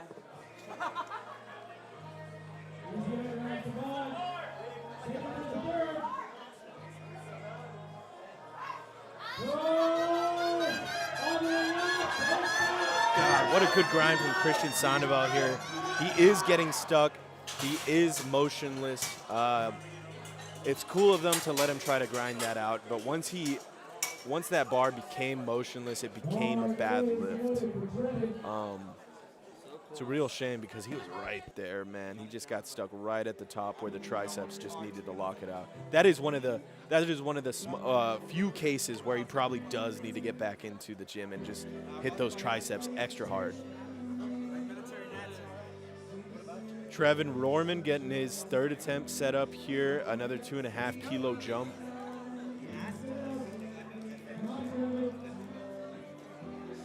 To me, when I see a 2.5 kilo jump, I think to myself, poor planning or meet day variables that weren't accounted for. He does get that third attempt. It is worth taking it. But is it worth it?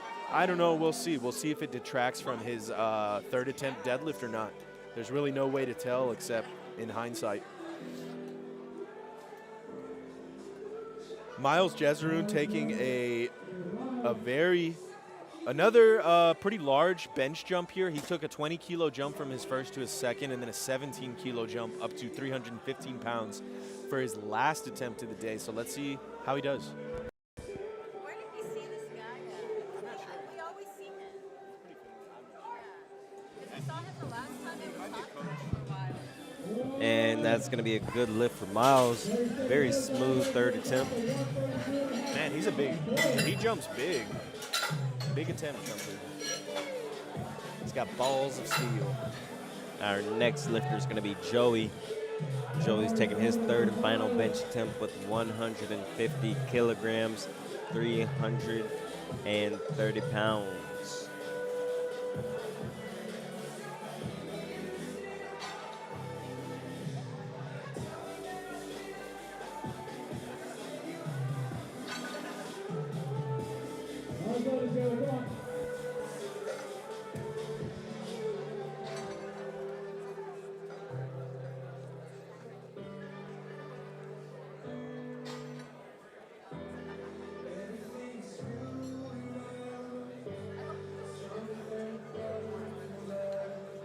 Joey's setting up to self-lift off his last attempt, his last benched attempt of the day.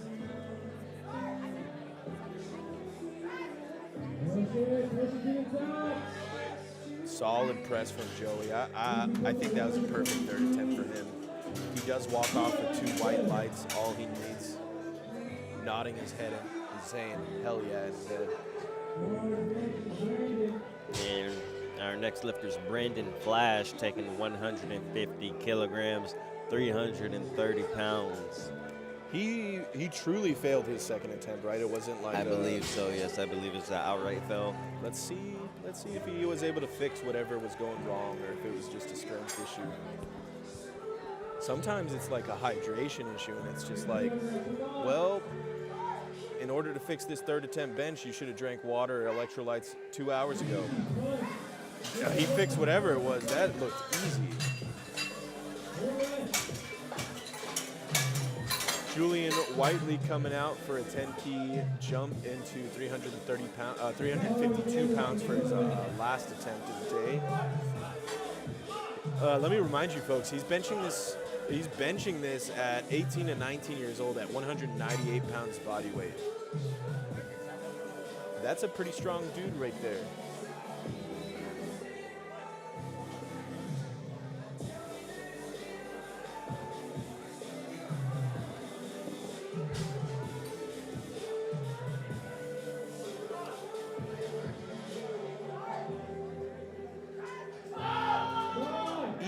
Third attempt from Julian Whiteley. Shoot, man, maybe like another 5 keys. I think he had like another 5 keys or something.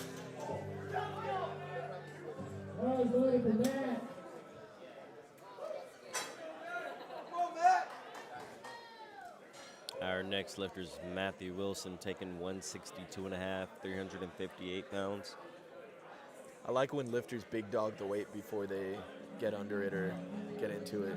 That's that level of confidence that I was talking about earlier. Just being able to know that this is a weight that you are attacking. The weight isn't attacking you, you're attacking the weight. That's what's up. I like that. Visualizing success is a very powerful tool. And if anyone says otherwise, they're a loser. Get stuck at that sticking point, the bar becomes motionless, they're going to call for help. Good, really good try from Matthew there. Moving on to McKeenan here, movement.Mitch. This is a lifter I like to see his mentality as he gets under the bar. This is a lifter who has no problem summoning intensity.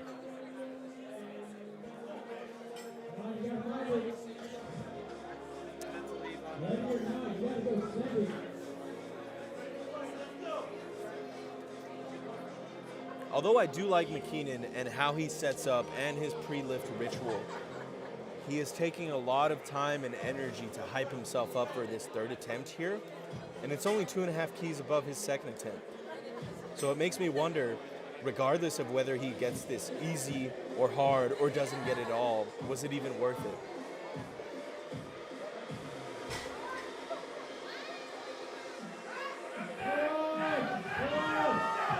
Good lift, McKeenan. I should also say I'm nobody to judge. It was a really nice fight from him. Oh yeah, Getting that third I'm attempt. nobody to judge someone's third attempt selection.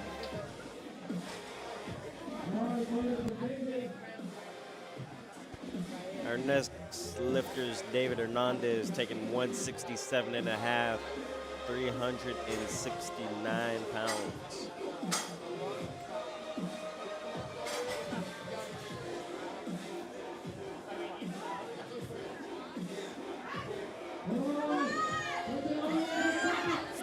It's that top sticking point that he has to fight through. Oh, he no. racks it early. Oh man, that sucks.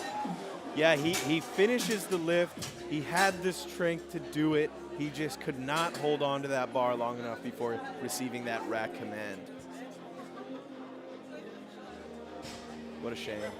Jonathan Lee getting ready with 375 pounds on the bar.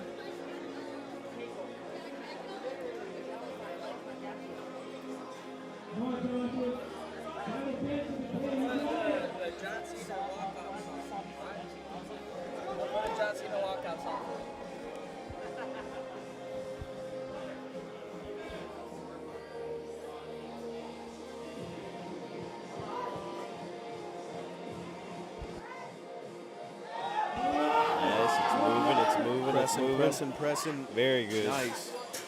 And the judges He was patient through that.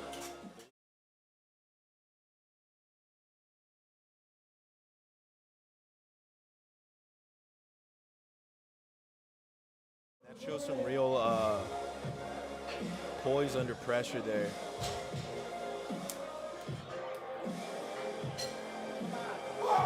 Gordon Bash hoping to finish off his perfect bench day with 391 pounds on the bar.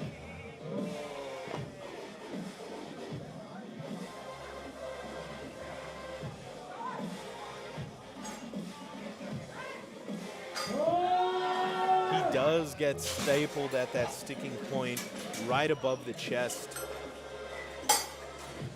Maybe you just got to bench more. Who knows? Next ain't gonna be good, twin.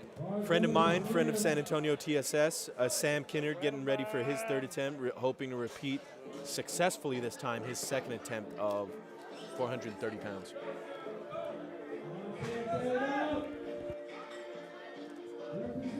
Let's see it, Sam. If he does not get this lift, he is foregoing about 20 plus keys from his bench number, which is a good amount given that he's not worried about placings now. He's probably just worried about PRs. That is a tough. Yeah, just do not have it. I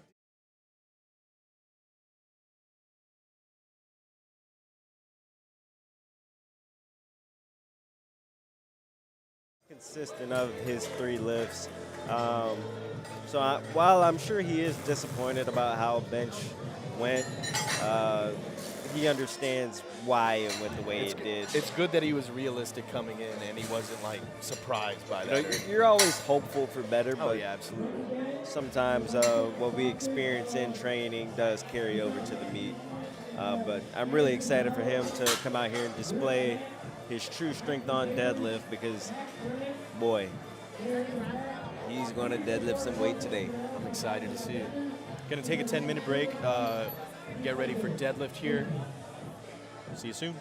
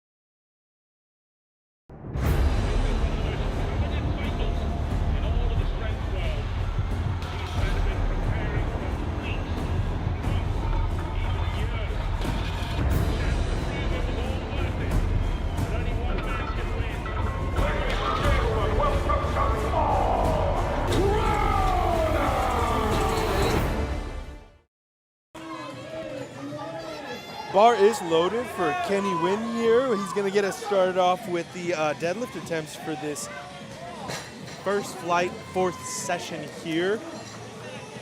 Deadlift is going to fly, y'all. So if you're getting kind of sleepy or bored during squat and bench, that is not going to be the case for deadlift. The crowd is getting pretty hyped for these deadlifts here. They're getting pretty interactive here. It's nice to see deadlifts are moving. After bench is done, people are ready to be active. Bench is a slow lift, and I'm happy to see the crowd getting into it.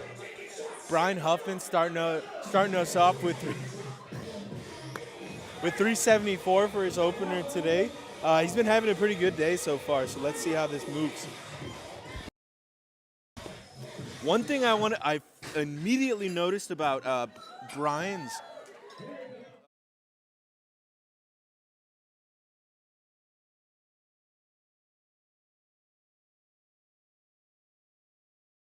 red flags do not automatically mean something bad.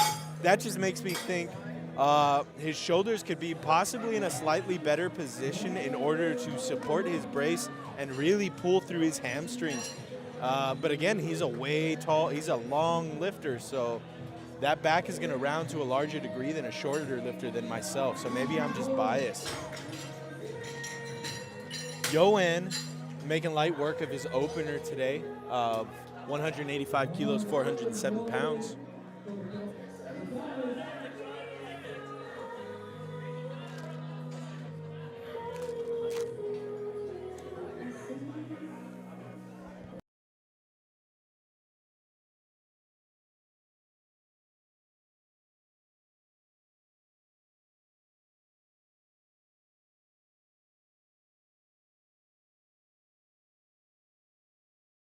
Bar is loaded for Thomas Muniz Jr. He is going to come to the bar a little bit late, but given that it's deadlift, he doesn't have to worry about missing time or anything like that. There is no start command for deadlift. All you have to do is pick up the weight and wait for the head judge to tell you to put it back down. That's why the lift moves so fast at the end of the day. That's going to be another good lift for Thomas there. Good opener. Excited to see what his third ends up looking like.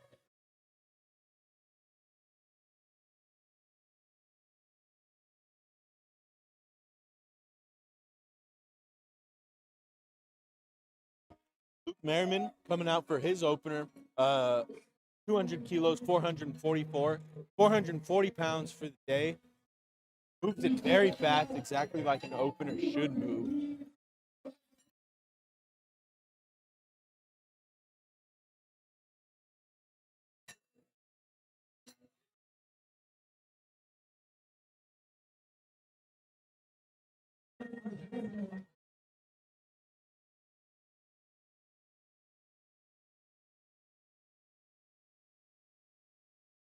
Jericho walking up to his opener of 468 pounds.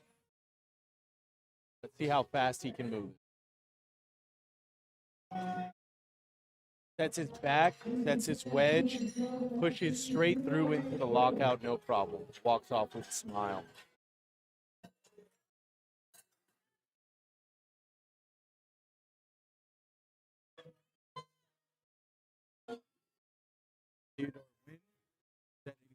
Against 440 pounds, 485 pounds, I'm sorry, 220 kilos. Man, watching all these lifters, it's making me think like, oh man, I compete in like about 14 hours or something, or about 12 hours or something. Easy lift for Theo, good opener for him. Yeah, I'm starting to psych myself out. I'm starting to psych myself out for competition. Starting to feel it in my stomach and stuff. Makes me think of a quote from John Jones. Once you feel those butterflies in your stomach, they're bound to happen. You just got to get them started. You got to get them flying in formation.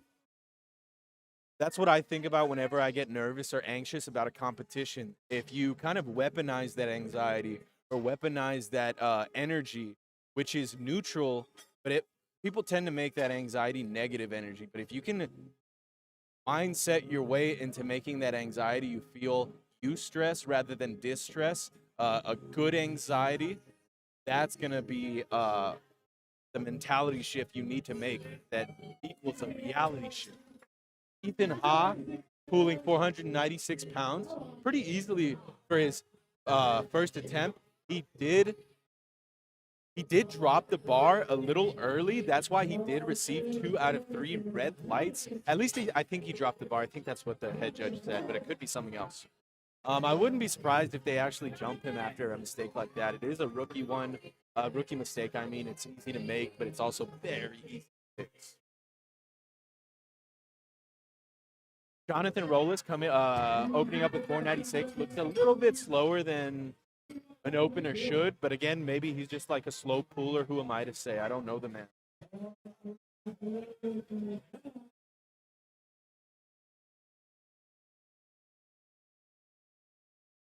John Obregon getting set up for 518 pounds today.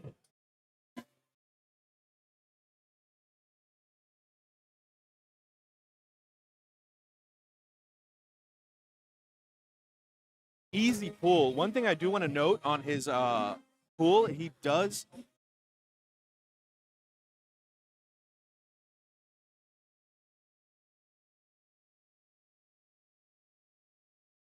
into the bar before he breaks the bar off the floor. So what that tells me is he does not have 100% tension out of the bar. He does not have 100% of the slack pulled out of the bar before starting that lift. That's like a nitpicking type situation, but you have to nitpick once you get into those heavier weights.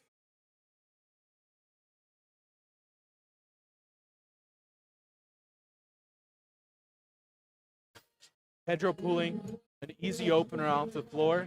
I'm not even worried about whether or not he can really add some weight to that bar after that first attempt. He moved it quite quick.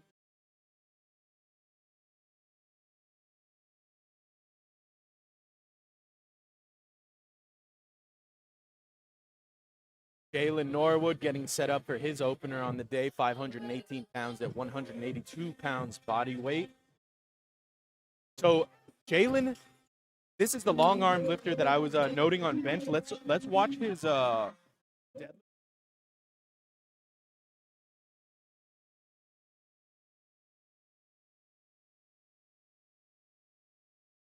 Long arms of his definitely lend themselves to that advantage.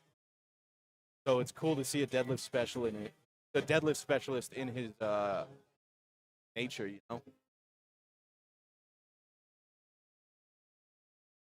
Easy opener from Juan, 530 pounds.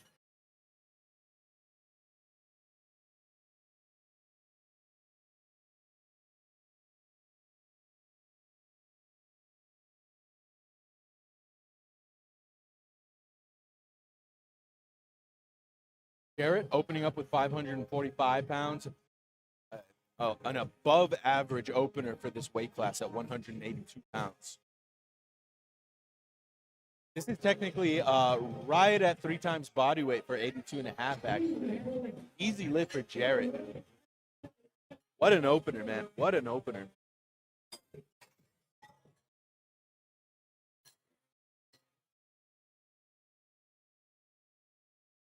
Moving back up to the top of the round with Kenny Wynn, starting up with his second attempt of the day, 391 pounds. It looks like he wasn't really able to sit back as much as he wanted to before he broke the floor, so he kind of looked like he was leaning forward somewhat. But what does it matter when you get all 3 white lights, you know?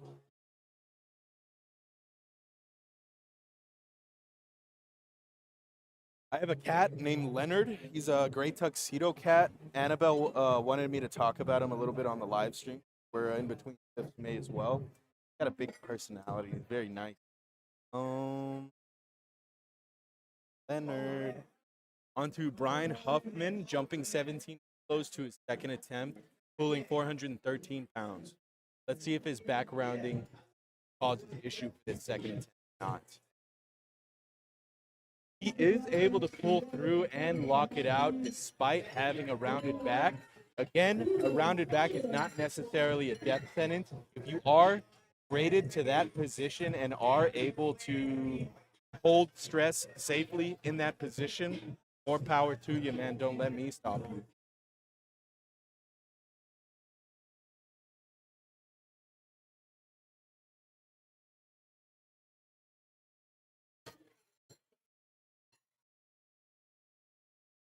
Johan completing that second attempt, moving it exactly as I think a second attempt should look like, that RP 8 to 9 range.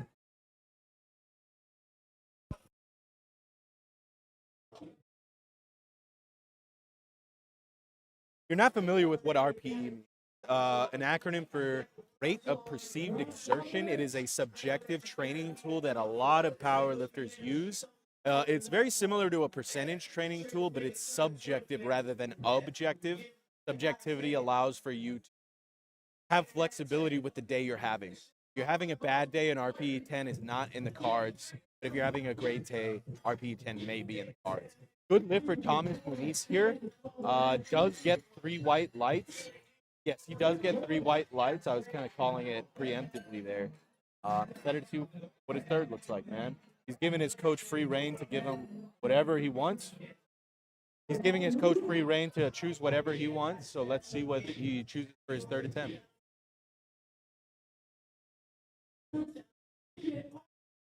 Good smooth second from Luke, man. I'm actually going to watch that again.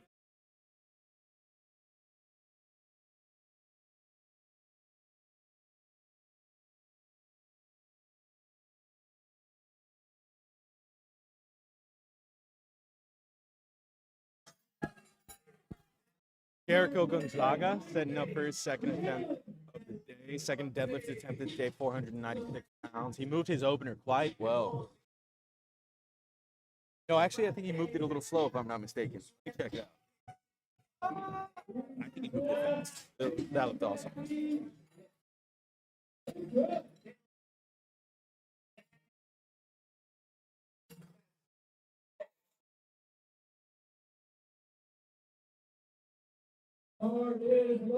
Bars loaded for Ethan Ha. I believe he jumped the down command, if I'm not mistaken, or he didn't control the bar all the way down to the floor, if I'm not mistaken. But Ethan has pretty much the entire 2 front rows of the crowd today cheering him on and recording him. So I think that's going to be an easy mistake, or easy fix to make for him.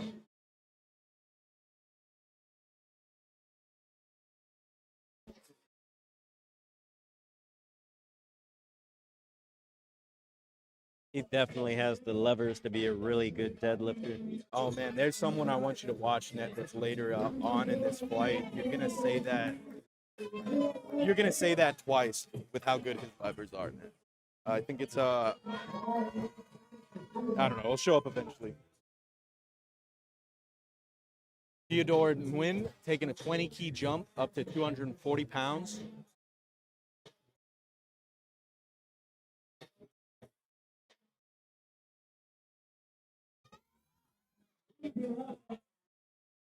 Let's watch that again from the side, and you'll see kind of like what happened.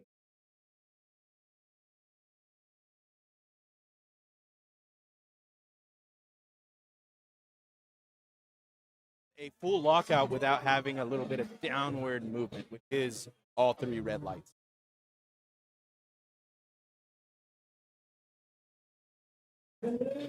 Jonathan Roll is lifting his second attempt and locking it out, sadly, with soft knees. Let's see if the judges caught that. The judges did catch the soft knees, and that's okay. I don't know how okay it's going to be moving into his third. I doubt he has the energy to jump.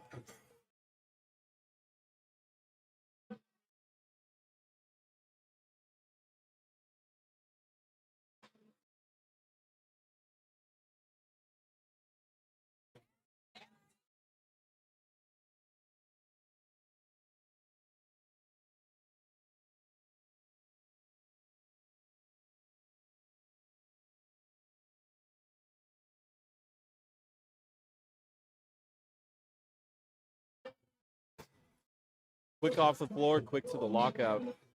It's going to be a good lift for Pedro. 2 out of 3 white lights, all you need.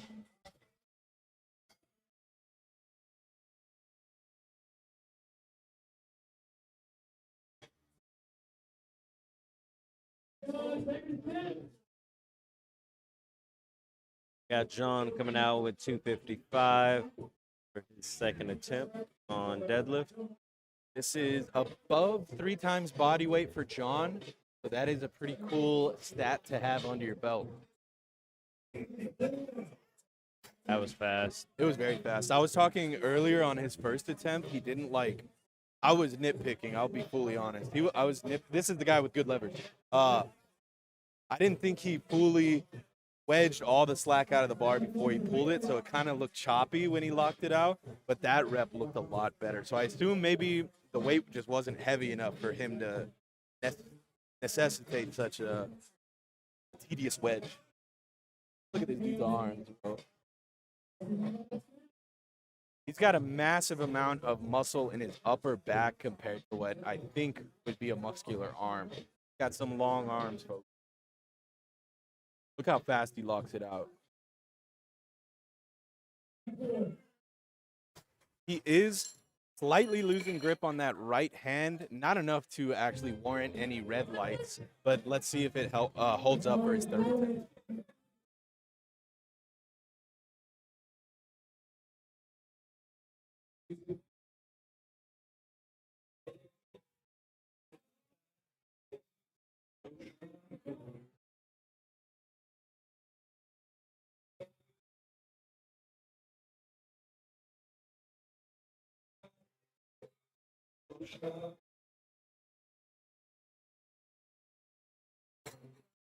Good second attempt for Juan at 568 pounds on the day. He's got one more lift to make it all count. We got Jarrett coming out, taking 260 kilograms, 573 pounds.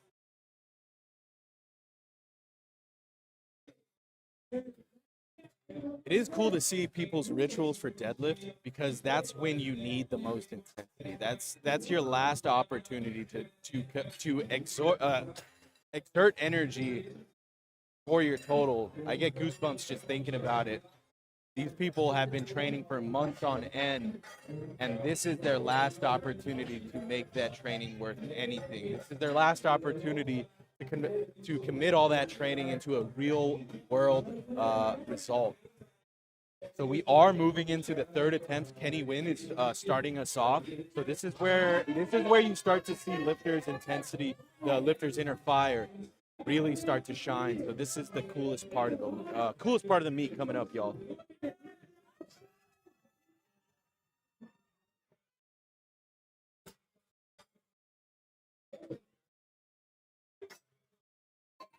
Kenny, 3 white lights.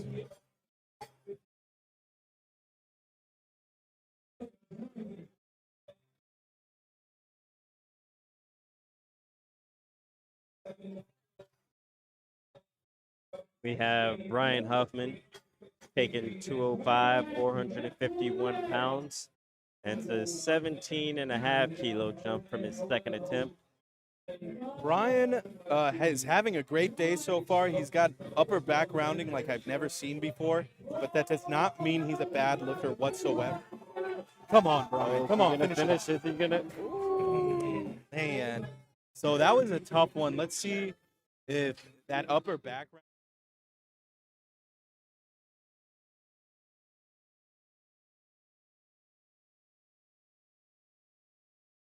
It was just very difficult for him to do that, and that's got to do a lot with that upper back rounding and his hip position.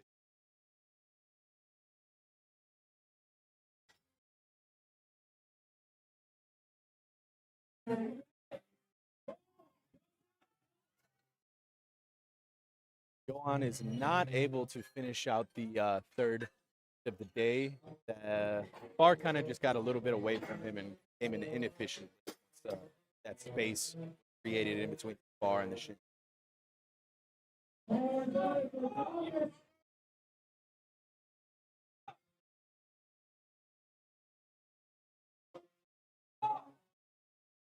Thomas Muniz coming out for his last lift of the day. This is his last opportunity to really show out and show all of the work he did the past training month.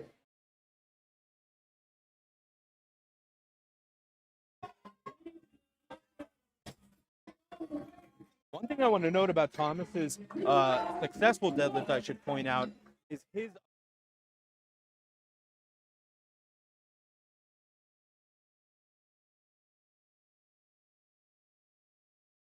bar. Different from Brian's, whose upper back rounded his hips into a position that was untenable. Watch Luke's last lift of the day. 22-kilo jump for Luke Merriman. He is what able a to nice finish lift. it. Wow, man. Let's take another look Yeah, at that. I Luke missed it. Merriman, 3.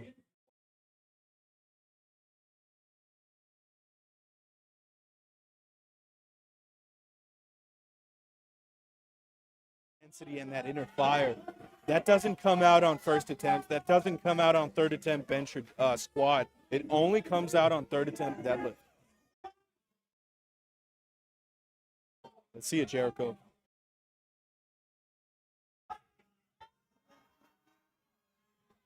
What a lift. What a nice smile at Again, the top. Same thing there.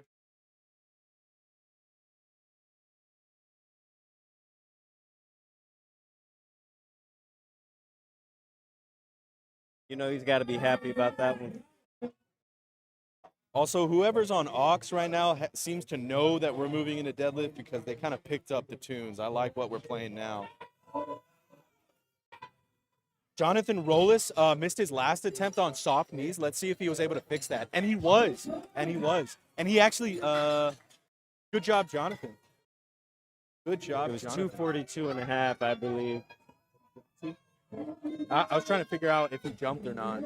No, he did not jump. Okay. He repeated. Well, he repeated and fixed it. That's the best you can hope for. Ethan Haas, last deadlift of the day, last lift of the day. He's by far the crowd's favorite today. He's had the most energy. Let's see what happens. Maybe he blows the roof off this place. I don't know.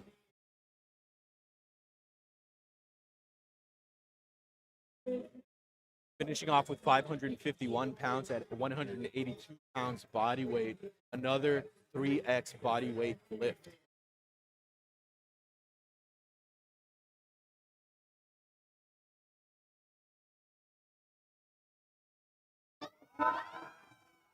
Oh man, that's the positioning of the hips that I was talking about. So let's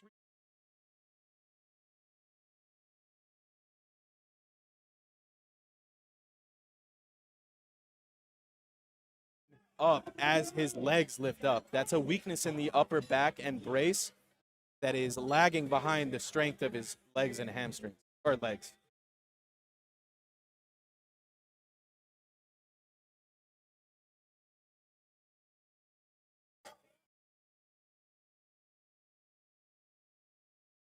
Pedro finishing off his meet today.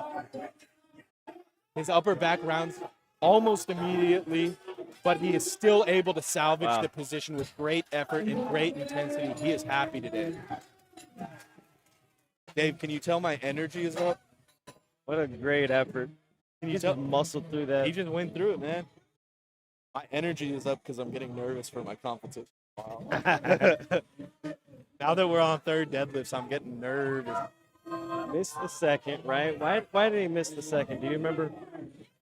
It's first flight. What? He missed the second. Oh, why he missed the second, I'm not too sure. I know it wasn't a true failure. Elsewise, he wouldn't have jumped 20 kilos.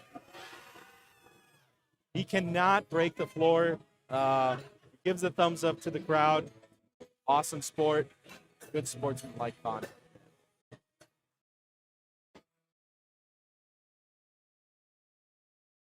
They should have a green flag in football where they throw it when someone does something nice.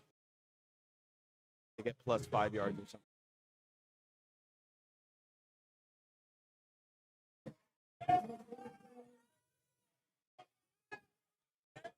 Jalen Norwood is the long arm lifter me and Dave were admiring last round.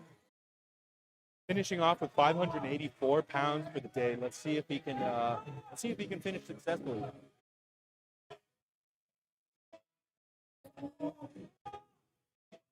tension, pulling through, lock it out. Cannot hold on to the grip. I told you that was going to be the limiting factor going into his third attempt was his right hand's grip, and that was what failed at the top there.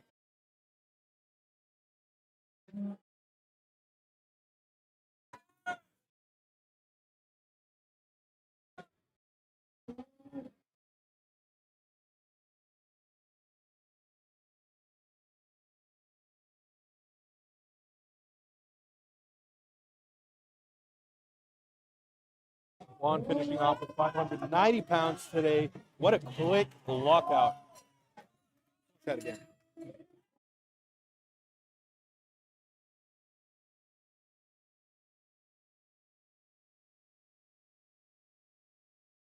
Struggle.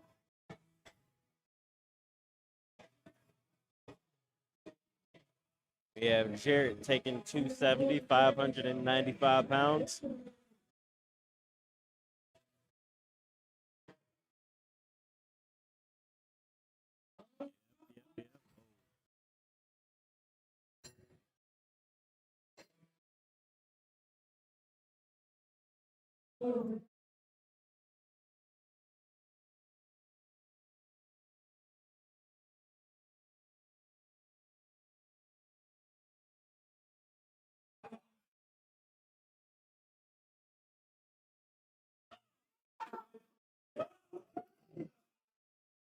John setting up with some intensity against that bar, lifting 600 pounds flat. If he has never lifted this weight before, he's about to enter the 600-pound club. He is still going. He is still going. That's it.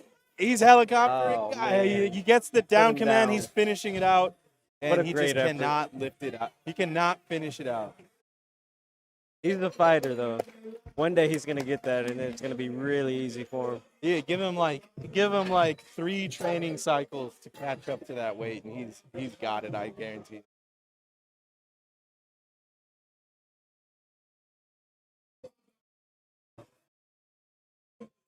Samuel Daniel getting us started off with the second flight's openers today.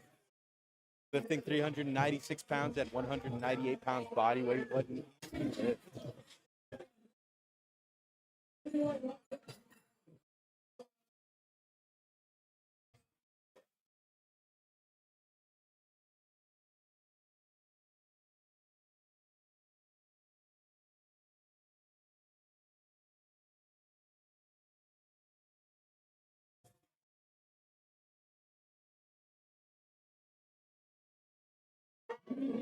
It's definitely party out here with all these light openers, all these easy openers, I should say. I'm happy to see people securing those numbers.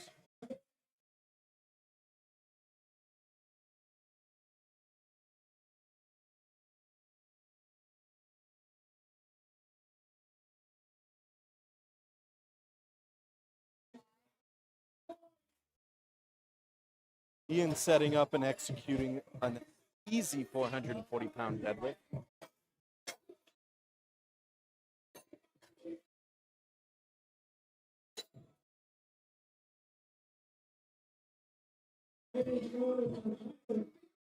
Michael Reynolds of Final Form Barbell coming out. I remember him specifically because of his singlet. Pretty cool dude.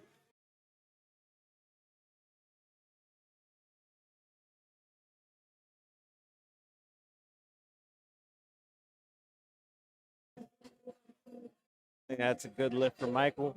For an opener, not bad. I think ideally we'd want it to look a little bit faster. We'll see how he plans his next jumps, though. Hopefully he goes 3 for 3 on deadlift. And our next lifter we have up is Danny Wynn. Danny's taking 215 kilograms, 474 pounds.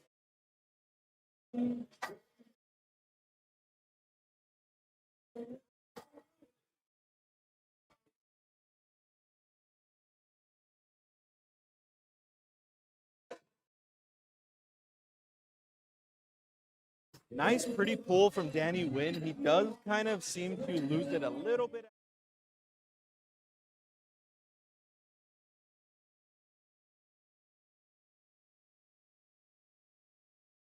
He didn't seem to have any problems holding on to it.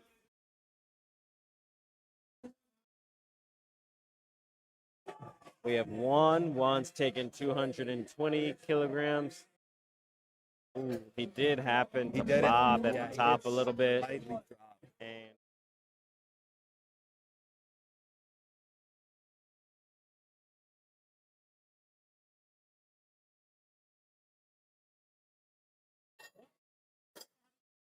sometimes whenever that happens, the bar flies off the floor a lot faster than you expect it to. It's just hard to control that momentum at the top. Yeah, it's a sequence event. The deadlift is a sequence of events that happens in order every time, and if one part takes less energy than another than you're used to, yeah, it's gonna come out to a sequence of events that is a little off from what you're used to, and lead to something small like that happening. A friend of mine, Diego Cervantes, lifting his opener very easily, 230 kilos, 507 pounds at 90 kilos body weight. I'm happy he got out here. He seems to be having fun, man. You know if he's competed before, Diego? Oh, yes? All right, right on. We have He's had to, given Jonathan. that he's at regionals. He has to have a cute. Jonathan, a member of Louisiana Legends Athletics. Easy opener of 540 pounds.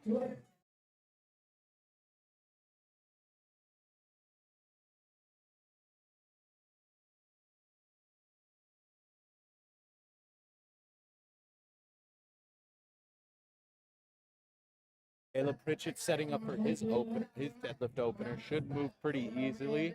I know Caleb is a pretty experienced dude.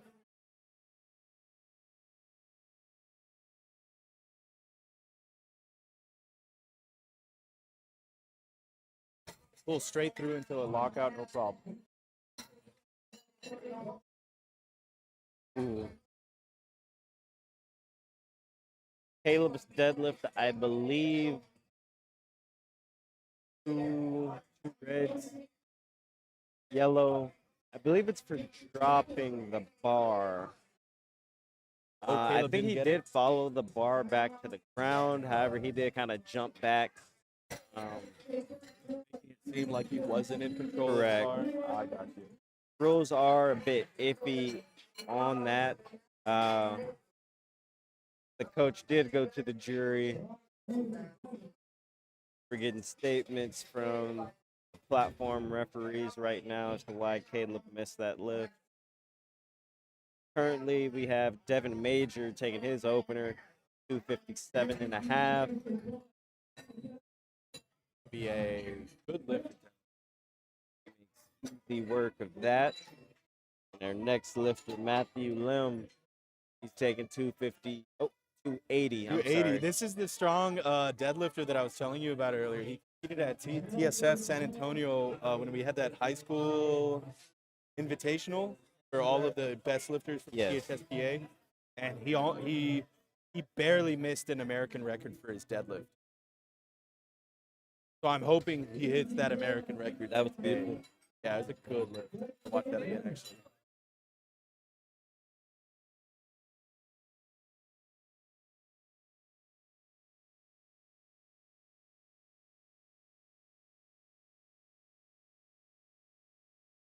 Jonathan Carlisle coming out to open up with 290, 640 pounds.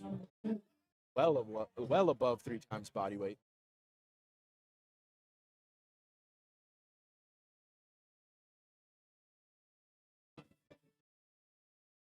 I wonder how long he sat for all those tattoos. Got a lot.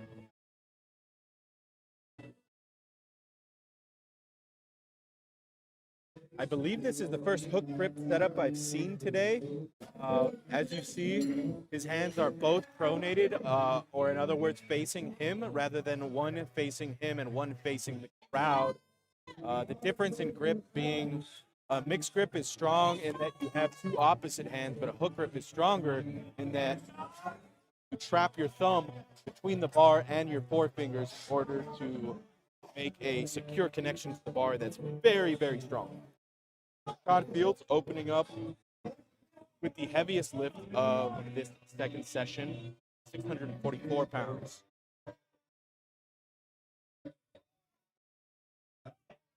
What a crazy lift. Explosive. Oh.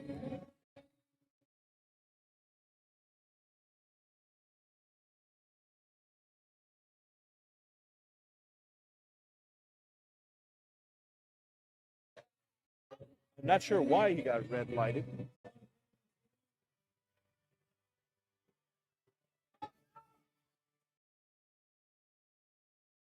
Starting off second attempts of this second flight here with Samuel Daniel. He's powerful, man. He's got 2 first names. He's powerful. Nice lift from Samuel. You can see the coach asking for a brush on the bar, completely within his right to advocate for his lifter. Have a clean bar.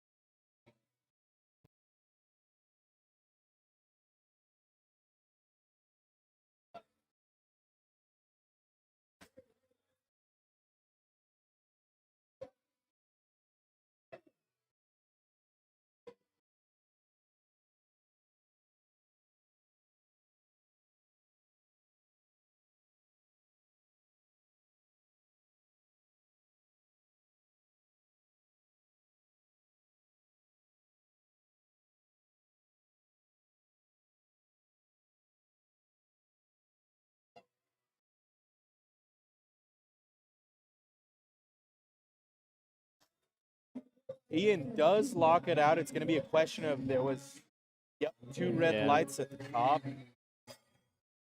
They are going to be red. I believe think that was for hitching, ramping. that's what I thought I saw at the top, like some sort of extra unnecessary movement that just wasn't him locking out.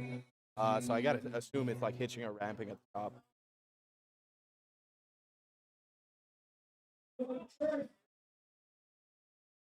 Michael Reynolds. Complete silence. Never mind, the music starts up as soon as he starts. Slow but steady. Good lift for Michael. That was 225 kilos. So if he has not completed that before in a meet, he just joined the 4-plate.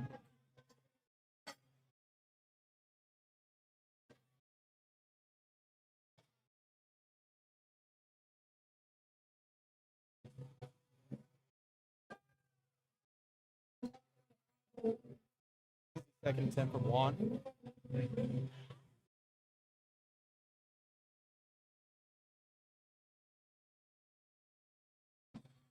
We're waiting for Danny to come out. Danny's taking 227.5.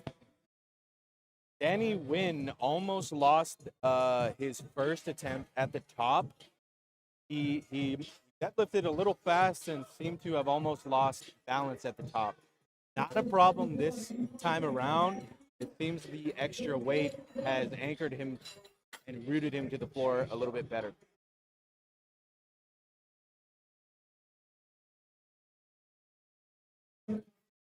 Friend of mine, friend of San Antonio, Texas, TSS, Diego Cervantes coming out, lifting 530 pounds for his second attempt.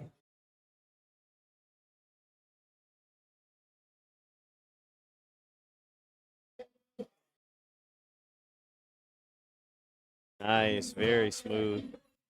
Because he's my friend, I'm going to replay it.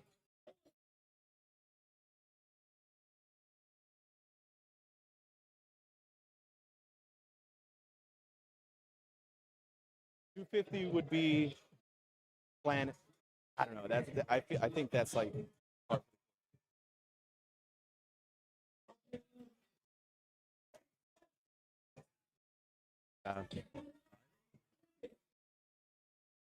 Caleb Pritchett walking up for his second attempt of the day, 578 pounds, which is actually rounds up to 579. I'll give him the benefit of that number.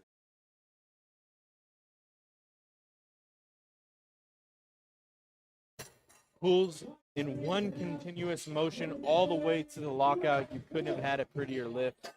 I think he got one yellow light on controlling the bar down the entirety of the floor, or down the, yes, down to the floor.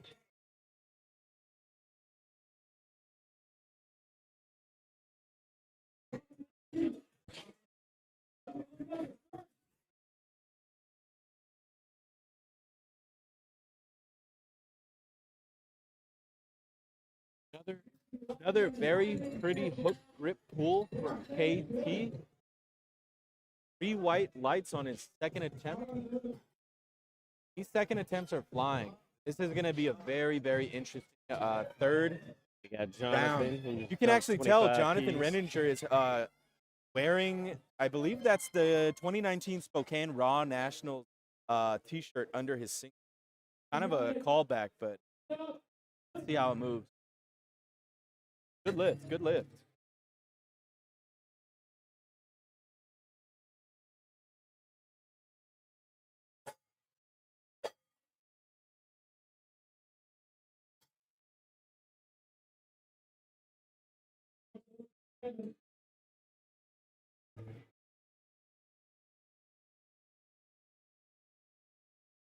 Yep, Devin Major taking his second attempt with 606.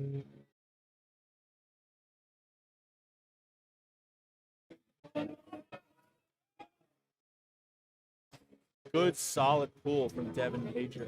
Kind of looked pretty tough. I'm wondering what his third is going to look like if he takes one.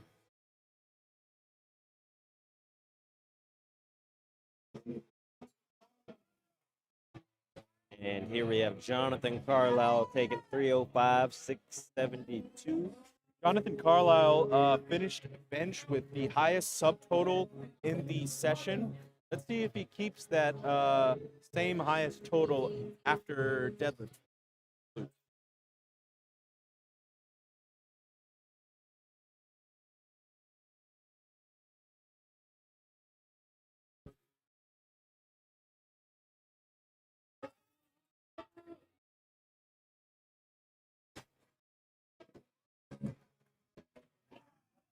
That's a good lift for Jonathan.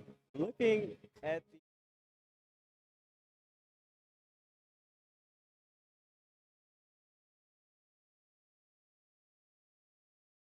and our next lifter we have up is Matthew Lim, taking 305 again.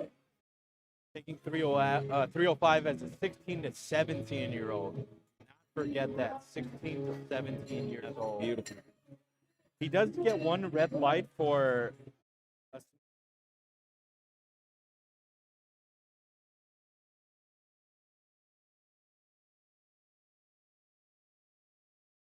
entirely their right and job, but he did get 2 out of 3 white lights.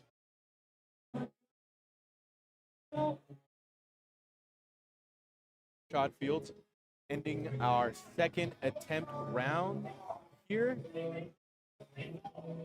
ushering us into the third round, which is by far going to be the most exciting part of my day. Rashad did miss his first attempt due to some technicality. He did pull it, and it was lightning fast. I didn't necessarily get clarification on what that was for. Let's see if he locked out that left knee. He did.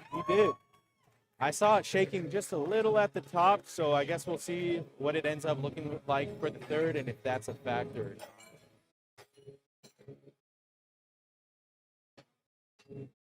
Moving back up to the top of the round, starting our third attempt deadlift.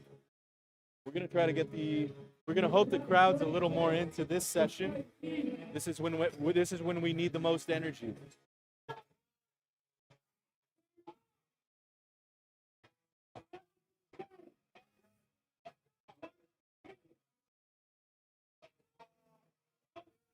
Quick, fast lift to finish off the day for Samuel Daniel. Yeah, he's hyped.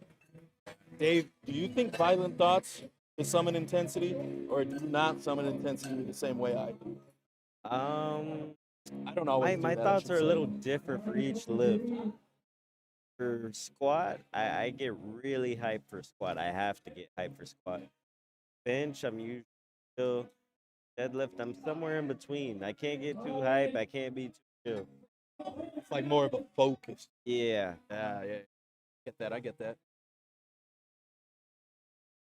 Ian hoping to lift 215 kilos, which was the same as his second attempt. I think that was way better. I'm not sure what happened on his second attempt, but he made it fly that time around. Nothing a little baby powder can't fix. That's right.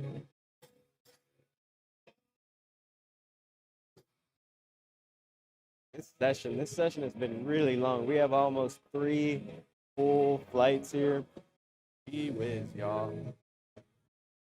If you are listening to this live stream or at this meet, make sure to thank a spotter and loader. Even if you're not at this meet and you go to another meet, make sure to thank a spotter and loader, no matter who it is. Again, these meets cannot run without these guys, and it is the hardest job in the building. They are lifting more weight than anyone else combined. Good solid lift from Angel. Good solid 3 white light lift. Good job.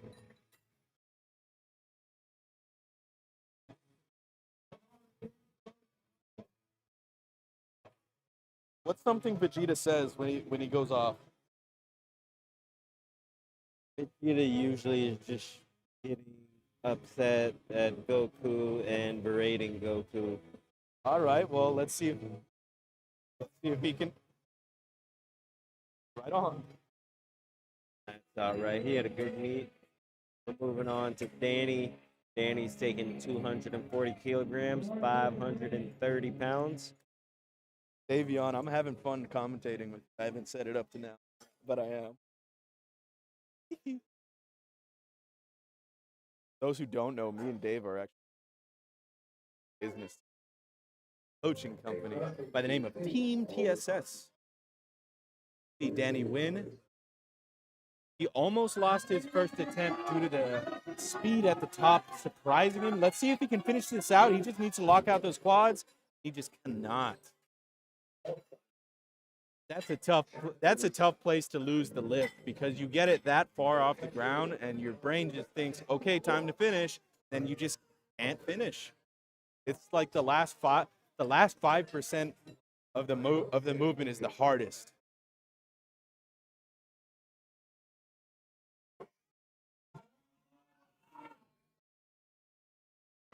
Here we have Juan. Juan's taking 245 kilograms, 540 pounds.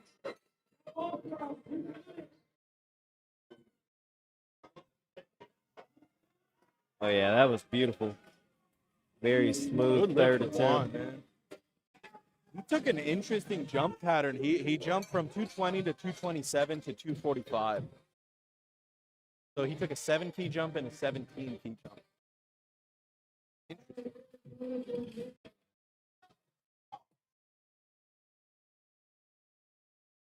Friend of mine, friend of TSS San Antonio, taking a 15-key jump up to 255 kilos, 562 pounds. He moved that second attempt very quickly.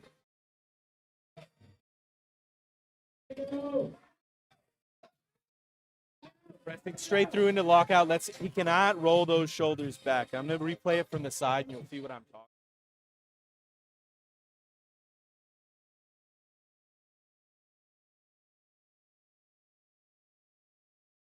Judge saw that. We have KT. KT's taking 275 kilograms, 606 pounds. He's lathered in baby powder. I like a guy with just a mustache. You know what I mean? Dude reminds me of like Burt Reynolds or Tom Selleck.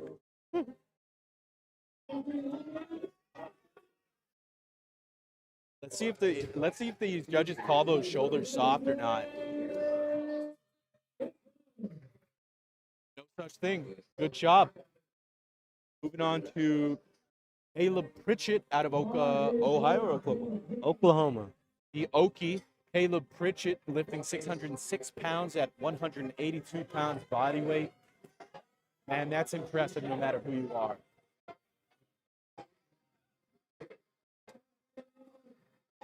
drawing in the energy, drawing in that intensity, drawing in this music as he's getting ready for his last deadlift of the day. He's going to create tension. Let's see if he executes. Come on, Caleb. Come on. Oh, man. I'm going to replay that from the side.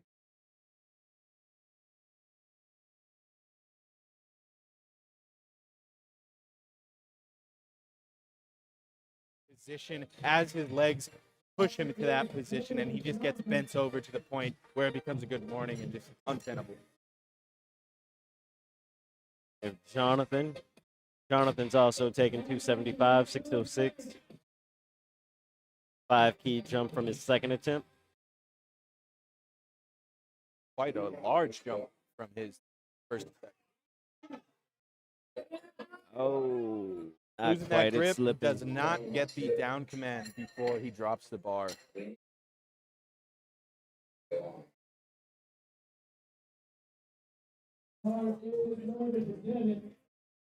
Bar is loaded for Devin Major, taking 282 and a half, 622 pounds. Devin Major is the fourth to last lifter in this session, in this flight, in this entire day. We have only 4 more lifts before the day ends. I'm getting a little. Oh, no. Oh, I'm sorry. There's one more We flight. have another I'm flight. mistaken. You're right. It's okay. He's getting a little sleepy on the mic. Yeah, I'm getting sleepy on the mic. That's what it is. Matthew Lim with an American the record American record attempt. attempt that I've been waiting since I saw that he was here today. So I'm excited to see this kid lift. The perfect song choice for him. Let's see. Oh, man. The thumbs got shot. Let's take a.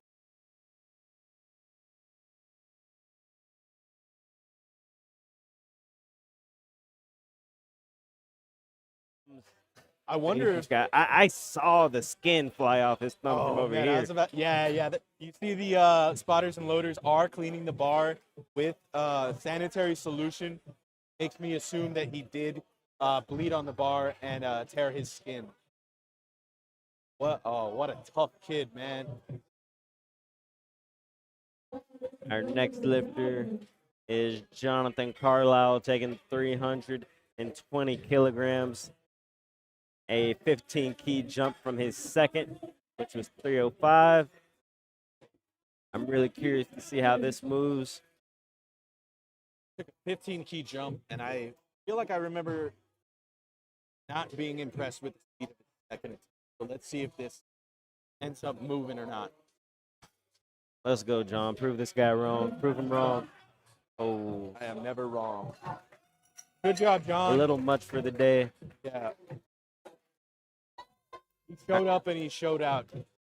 Our next lifter is Rashad Fields, taking 322 and a half, 710 pounds.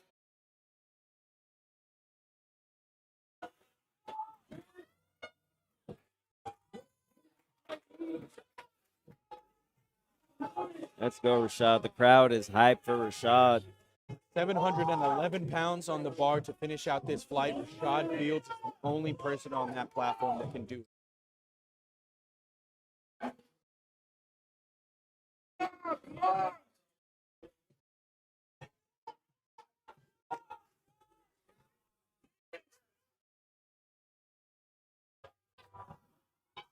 Let's go, Rashad. He gets stuck right at the knees, but he's locking it out anyways. He gets those knees locked out. He's going to fall back. But I think the lift was long over.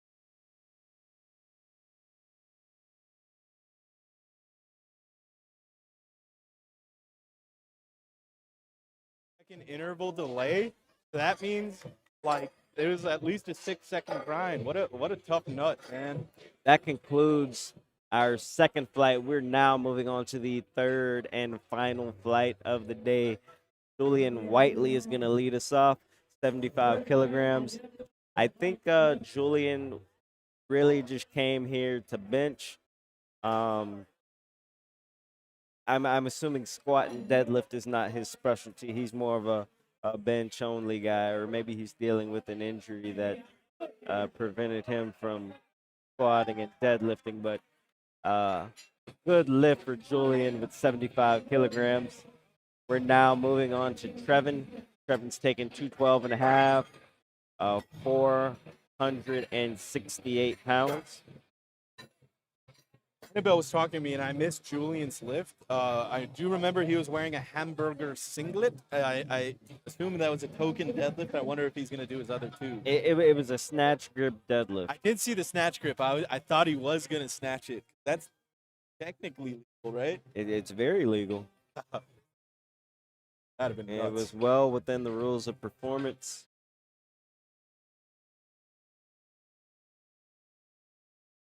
Come on, Trevin. Nice. Easy lift. What do you think the biggest drawback of a conventional stance is? I know that's kind of a broad question. The biggest drawback of a conventional deadlift. I don't think there's any drawback. I think there's more so just understanding the lifter that you have and their body type and giving them the deadlift stance that allows them to really yield progress. Miles, Super quick lift. super Let's fast. see. He did bob at the top. And see that's a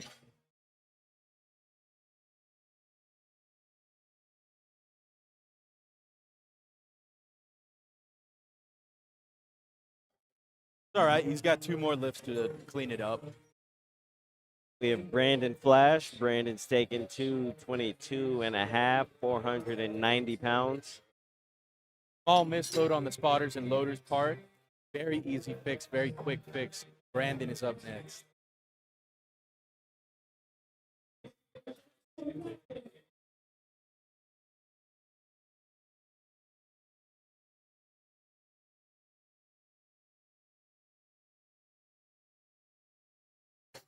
Oh, yeah. Quick lift, quick lockout for the Flash man himself.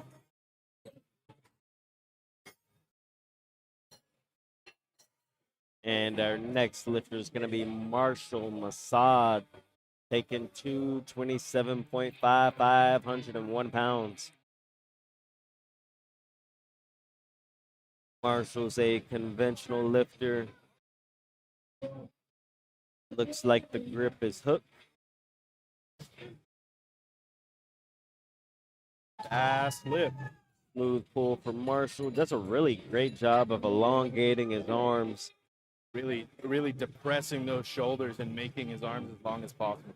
You know how? Do you know what who the Savannah Bananas are? What? The Savannah Bananas. I have no clue what that is. It's a baseball team of a new federation that's like Philly.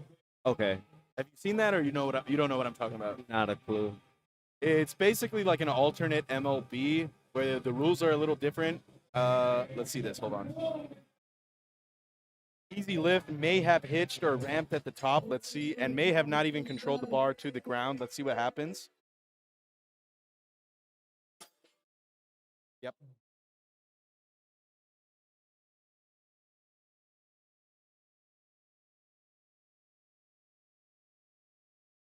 This new baseball federation that has slightly different rules that allow for like a younger audience, I'd say. It's a little more silly. It's a little shorter innings, I believe. A couple of different rules, but they made baseball is fun to watch. I won't say it's not, but they made baseball fun to watch. And I'm wondering what the Savannah Banana alternative for powerlifting is. Easy lift from Carlos, easy opener.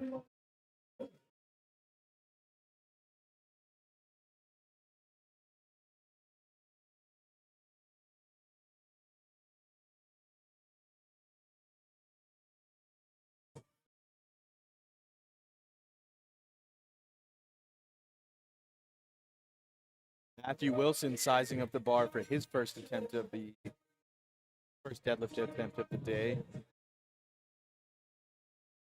builds tension very well and presses straight into the lockout. I'm going to replay that because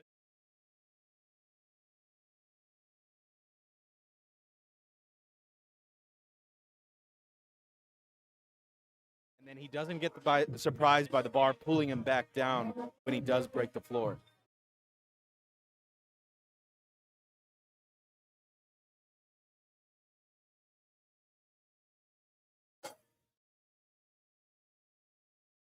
Fast lift for David here. Another 3 white light opener. Our next lifter is Jonathan Lee, taking 255 kilograms, 562 pounds.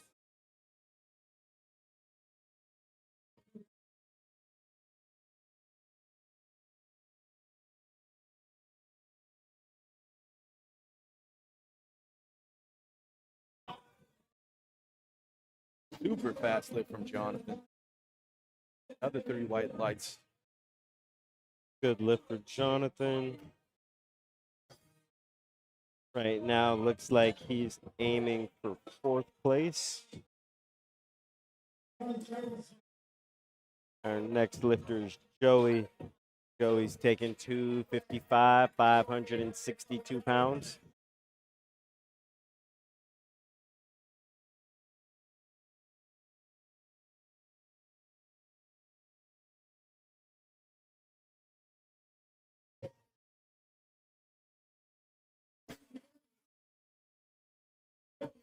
Going to be a good lift for Joey there. I'm sorry, whoever that was. Joey. Fun thing about this flight is it's all 90 kilogram lifters. Everyone is competing for one first place spot. There is one Team 3 lifter, Julian Whiteley, and one junior lifter, Carlos Sanchez. Besides those 2 lifters, everyone on this platform in this flight is competing head to head. I did talk to Sam before the meet. He is gunning for 800 kilogram total. That's the goal here for this meet. Does have to have quite a large deadlift today. We'll see how that goes. He really needs to quick and easy opener, though. Super fast opener. He needs to put about 50 kilos. He needs to jump 25 kilos twice. He does miss it on yellow.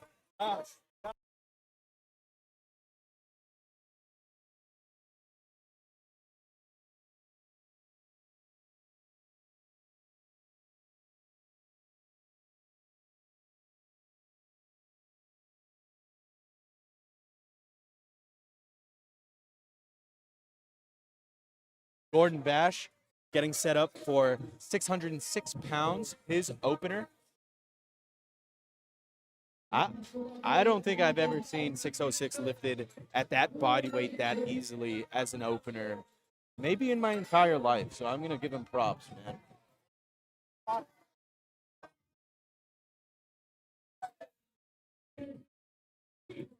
Movement.Mitch getting ready for the giving the crowd a wave today. 660 pounds on the bar.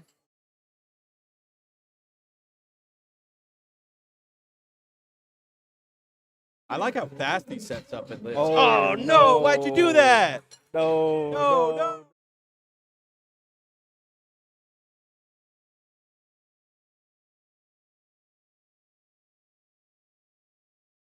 Pops it from like sky high. Oh no, dude. Didn't it used to be a rule where you could be DQ'd if it was like egregious like that? There did used to be a rule like that. The good thing is he is strong. He can pull more than that. So on his second attempt, we'll definitely see an increase for sure. Hopefully, he carries the bar back down to the ground. Hopefully. Crazy. Our next lifter is Trevin. Trevin's taking 227 and a half, 501 pounds. Trevin's starting off the second flight here for us today, or the second round for us here today. Easy lift. That's a beautiful lift from Trevin. Barely turned red. 3 white lights.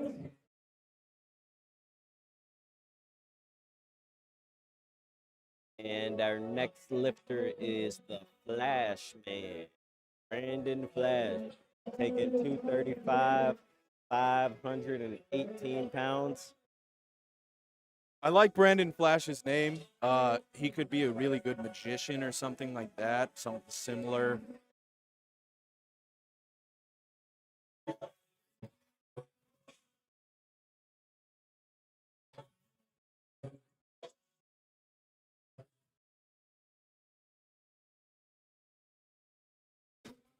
He does get that lift. He slows down towards the lockout, but no reason to fret. He locks it out very easily. Miles getting ready for his second attempt of the day. He did miss his opener at 220 kilos and made the jump to 235 kilos. I believe it was some like small technical error that he's going to fix here.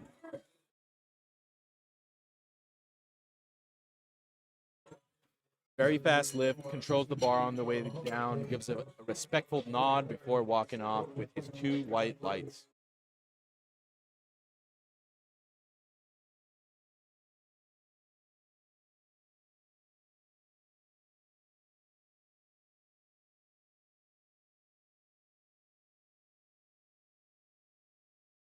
Our next lifter is Christian Sandoval, taking 237 and a half.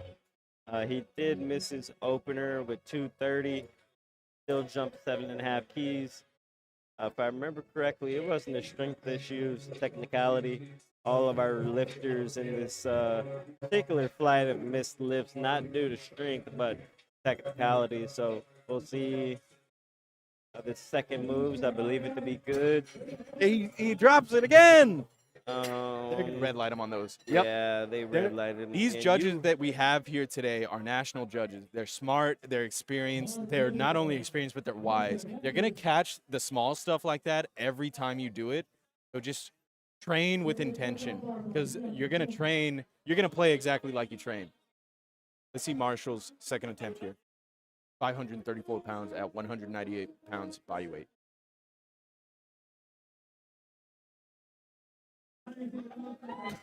Oh, I think he might have dropped that as well. He's good. He followed it. Yeah. All right. Right on. He just let his hands go quick. That's all. Yeah. I'm gonna start thinking about how long I control the bar on the way forward. Now that I think about it. Obi's first hand getting to see how he needs to lift for tomorrow. I'm taking notes right now. Scouting the enemy. Our current lifter's Carlos. 250 on the bar, 551 pounds. Making a 15-key jump from his opener.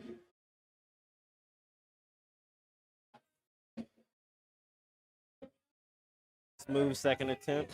That's a smooth lift. It's going to set him up nicely for Take another look.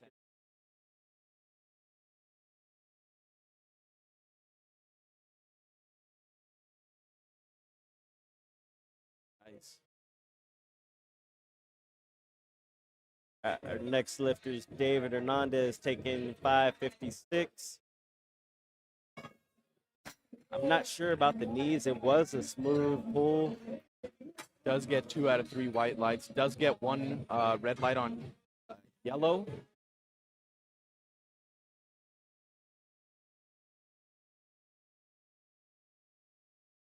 Matthew Wilson sizing up the bar once again after his very easily successful opener, walking up to 562 pounds. If this moves, if this moves well, he has reason to try for 606 today, y'all. Nice. He must have been a boxer prior to powerlifting or something. You think so? I mean, each time he approaches the bar, I think the bar is about to get knocked out. Hey man, he might be a boxer in a past life. Who knows? I don't know, boxing, MMA, one of the two. We'll see. He's got that violent attitude that I tend to stay away from, you know. We got Jonathan, 270 on the bar, 595. Smooth pull Right from on, Jonathan. right on.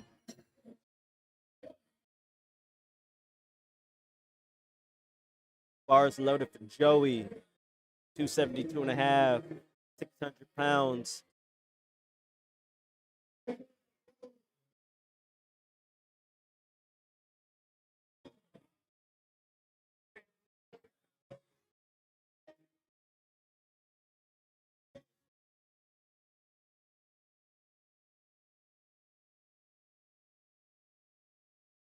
17 and a half key jump from his opener. Joey is currently in 6th place. He's currently forecasted in 5th place. He's currently in 5th place, forecasted 6th place. So let's see how this Second pool attempt at sets him up. 275. Pretty good. As far as kilos left in the tank for the third, I would expect anywhere from 77, really, to 11. We'll see what his coach puts in. Our next lifter, Gordon. Gordon Bash coming up next. He is currently in 1st place. At the end of the round, he is forecasted to be in 3rd place. And that only means at the moment, with the completed lifts on the lifting cast, he's in 1st place. But I know Sam didn't complete a deadlift, so he's not even in the running currently, technically. Gordon cannot finish out that lift, drops it from the knees. Ran out of gas on that one. Hopefully he's not too taxed to the point where he cannot complete his third pull. However, we'll come back and see. I assume he's just going to repeat it and maybe lock in a little harder for that third. Samuel Kennard coming up next. All he has to do is complete a deadlift in order to get 1st place. I know he's got plenty of gold medals at home, and he's chasing that 800-kilo total like Dave told me. But let's see how it goes for him today. He did take that 20-key jump despite missing his opener on a technicality.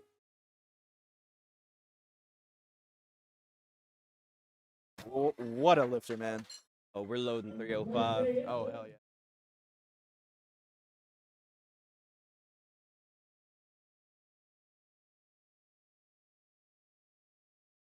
Hips and adductors. What a guy. What a guy.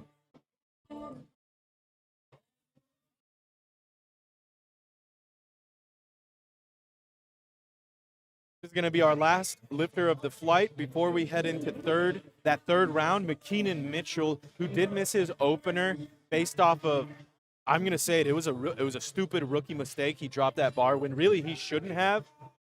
Let's see him fix it here. He fixed it. Nice. I'm happy.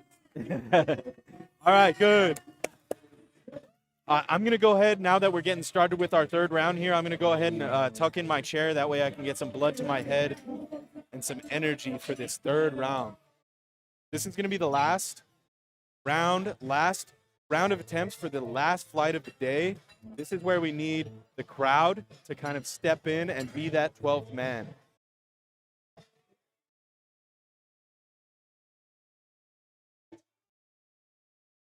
This is the coolest part of the day, folks. Like I was saying last flight, this is the last opportunity for these lifters to kind of showcase the work they've been doing up to this point. The intensity, this is the last opportunity to show the intensity they truly have inside themselves. So let's see Trevin, last deadlift of the day at 534 pounds, 198 pounds body weight. You can see him locking in now.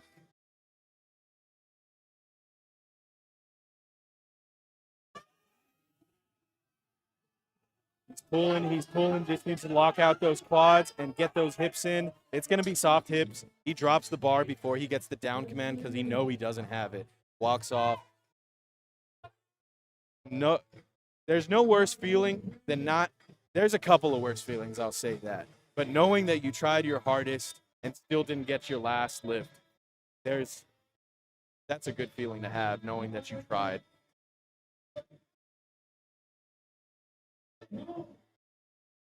Brandon Flash, the magic Brandon Flash, getting ready for his last lift of the day. Same weight.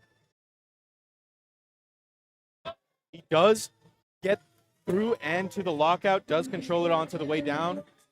3 white lights for Mr. Flash. Good job. One thing I did notice about this flight, which is different from last flight, is I saw a lot less overshot second attempts. So what that means is this round, or this flight, I should say, the second attempts look kind of like RP, 7.5 to 9-ish. On average, I'd say. So I guess RP 8 on average, or 8.5 on average, whatever. So what that tells me is a lot of these lifters have left energy in the tank for this third attempt that they're about to hit. That's a good thing. Christian Sandoval on the brink of bombing out here. He missed his first 2 lifts based on technicalities. He did still go up each lift. So I really hope he gets this or he's going to be kicking himself.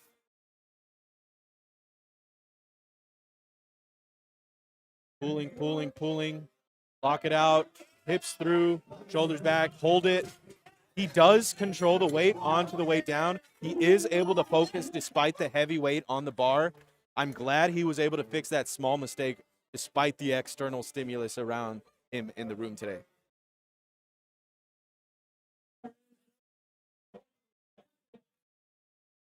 This is the last round of the day, folks. So this is the lift that solidifies their placing until their next meet. For this meet forevermore, this round of lifts is making history as we watch it.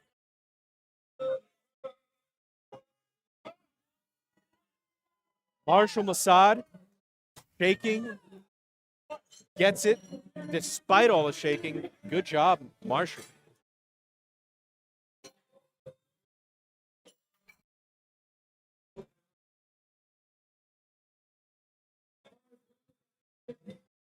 Moving on to my fellow Hernandez brother David with his third attempt of the day, 567 pounds at 198 pounds body weight. Gets to the top easily, no trouble locking that out.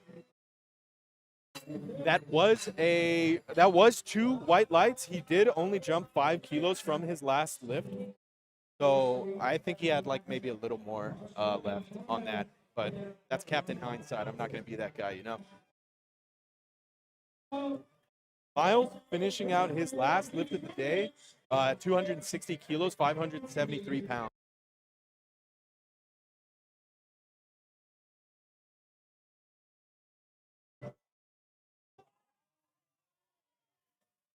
He's fighting it. He cannot lock it out. Miles Jezeroon,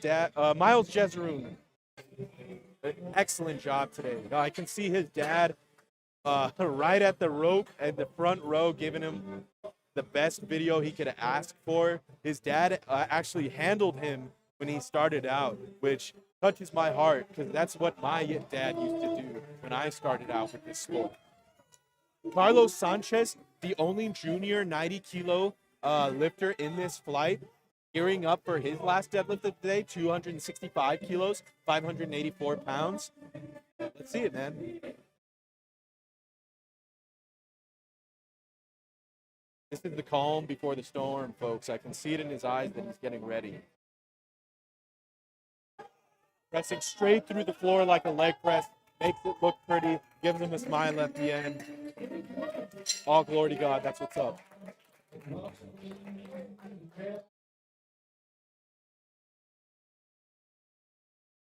Next up, we have Matthew Wilson, who may have been a fighter in his past life, calling for some noise. Calling the crowd for some noise. I'm helping him out.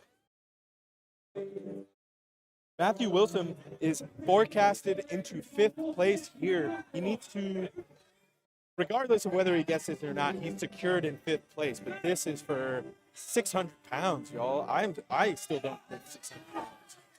He cannot break the floor much past 3 inches. And sometimes the weight is just too heavy. You just don't got what it takes at that specific moment. Maybe if he would have deadlifted first and squatted last, he could have gotten that 3rd. Who knows? Coming up with Joey's last lift of the day. He's currently in 6th place and cannot go past 6th place. He is stuck.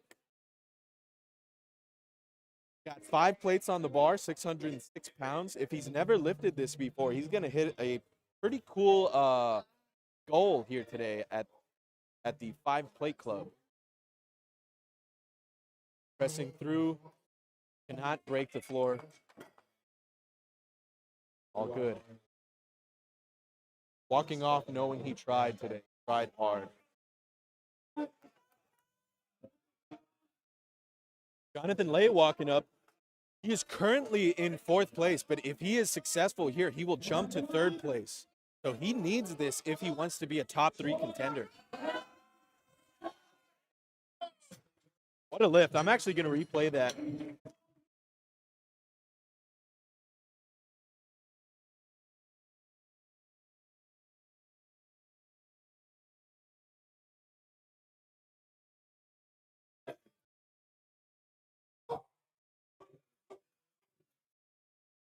Gordon Bash just got dropped down to 4th place, so he needs this lift to jump back over Jonathan in order to regain his 3rd place. But he missed his 2nd attempt based on strength, so he is going to get jumped by Jonathan Lay and end up placing lower.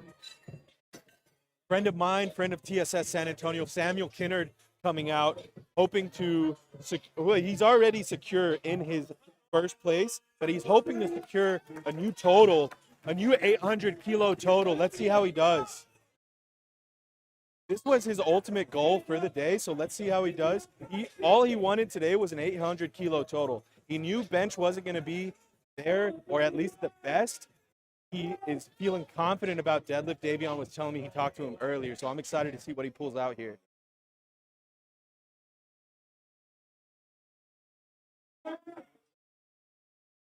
He's got to be patient off the floor. He's got to stick with it. That was tough. He did break it off the floor. That's just not enough in this world, though. We do have one last lifter of the day, McKeenan Mitchell, movement.mitch, hoping to lift 722 pounds at 90 kilos, 198 pounds body weight. I believe that's about 3.5 times body weight, if I'm not mistaken. At his size, that's something to behold. He's currently in 2nd place. Whether he's successful or not, he stays in 2nd place, but I hope to see him successful nevertheless. Crowd is getting into this last lift. He has a pretty cool pre-lift ritual that I like to watch. Finishes well, with intensity, with gusto, with, oh man, I'm happy to see him successful there. That was the end of Southwest Regionals Day 2, Session 2. What a crazy night, folks. I was happy to watch. I'm happy to be able to sit and watch my favorite sport and just talk to y'all. I'm ever grateful to be here. Don't remember to tune in tomorrow at 8 a.m. to watch me lift. I think I'm like 3rd flight or 2nd flight or something crazy like that. But don't remember to check it out. Follow me on Instagram at Obiasaurus, OBIEASAURUS. Bye.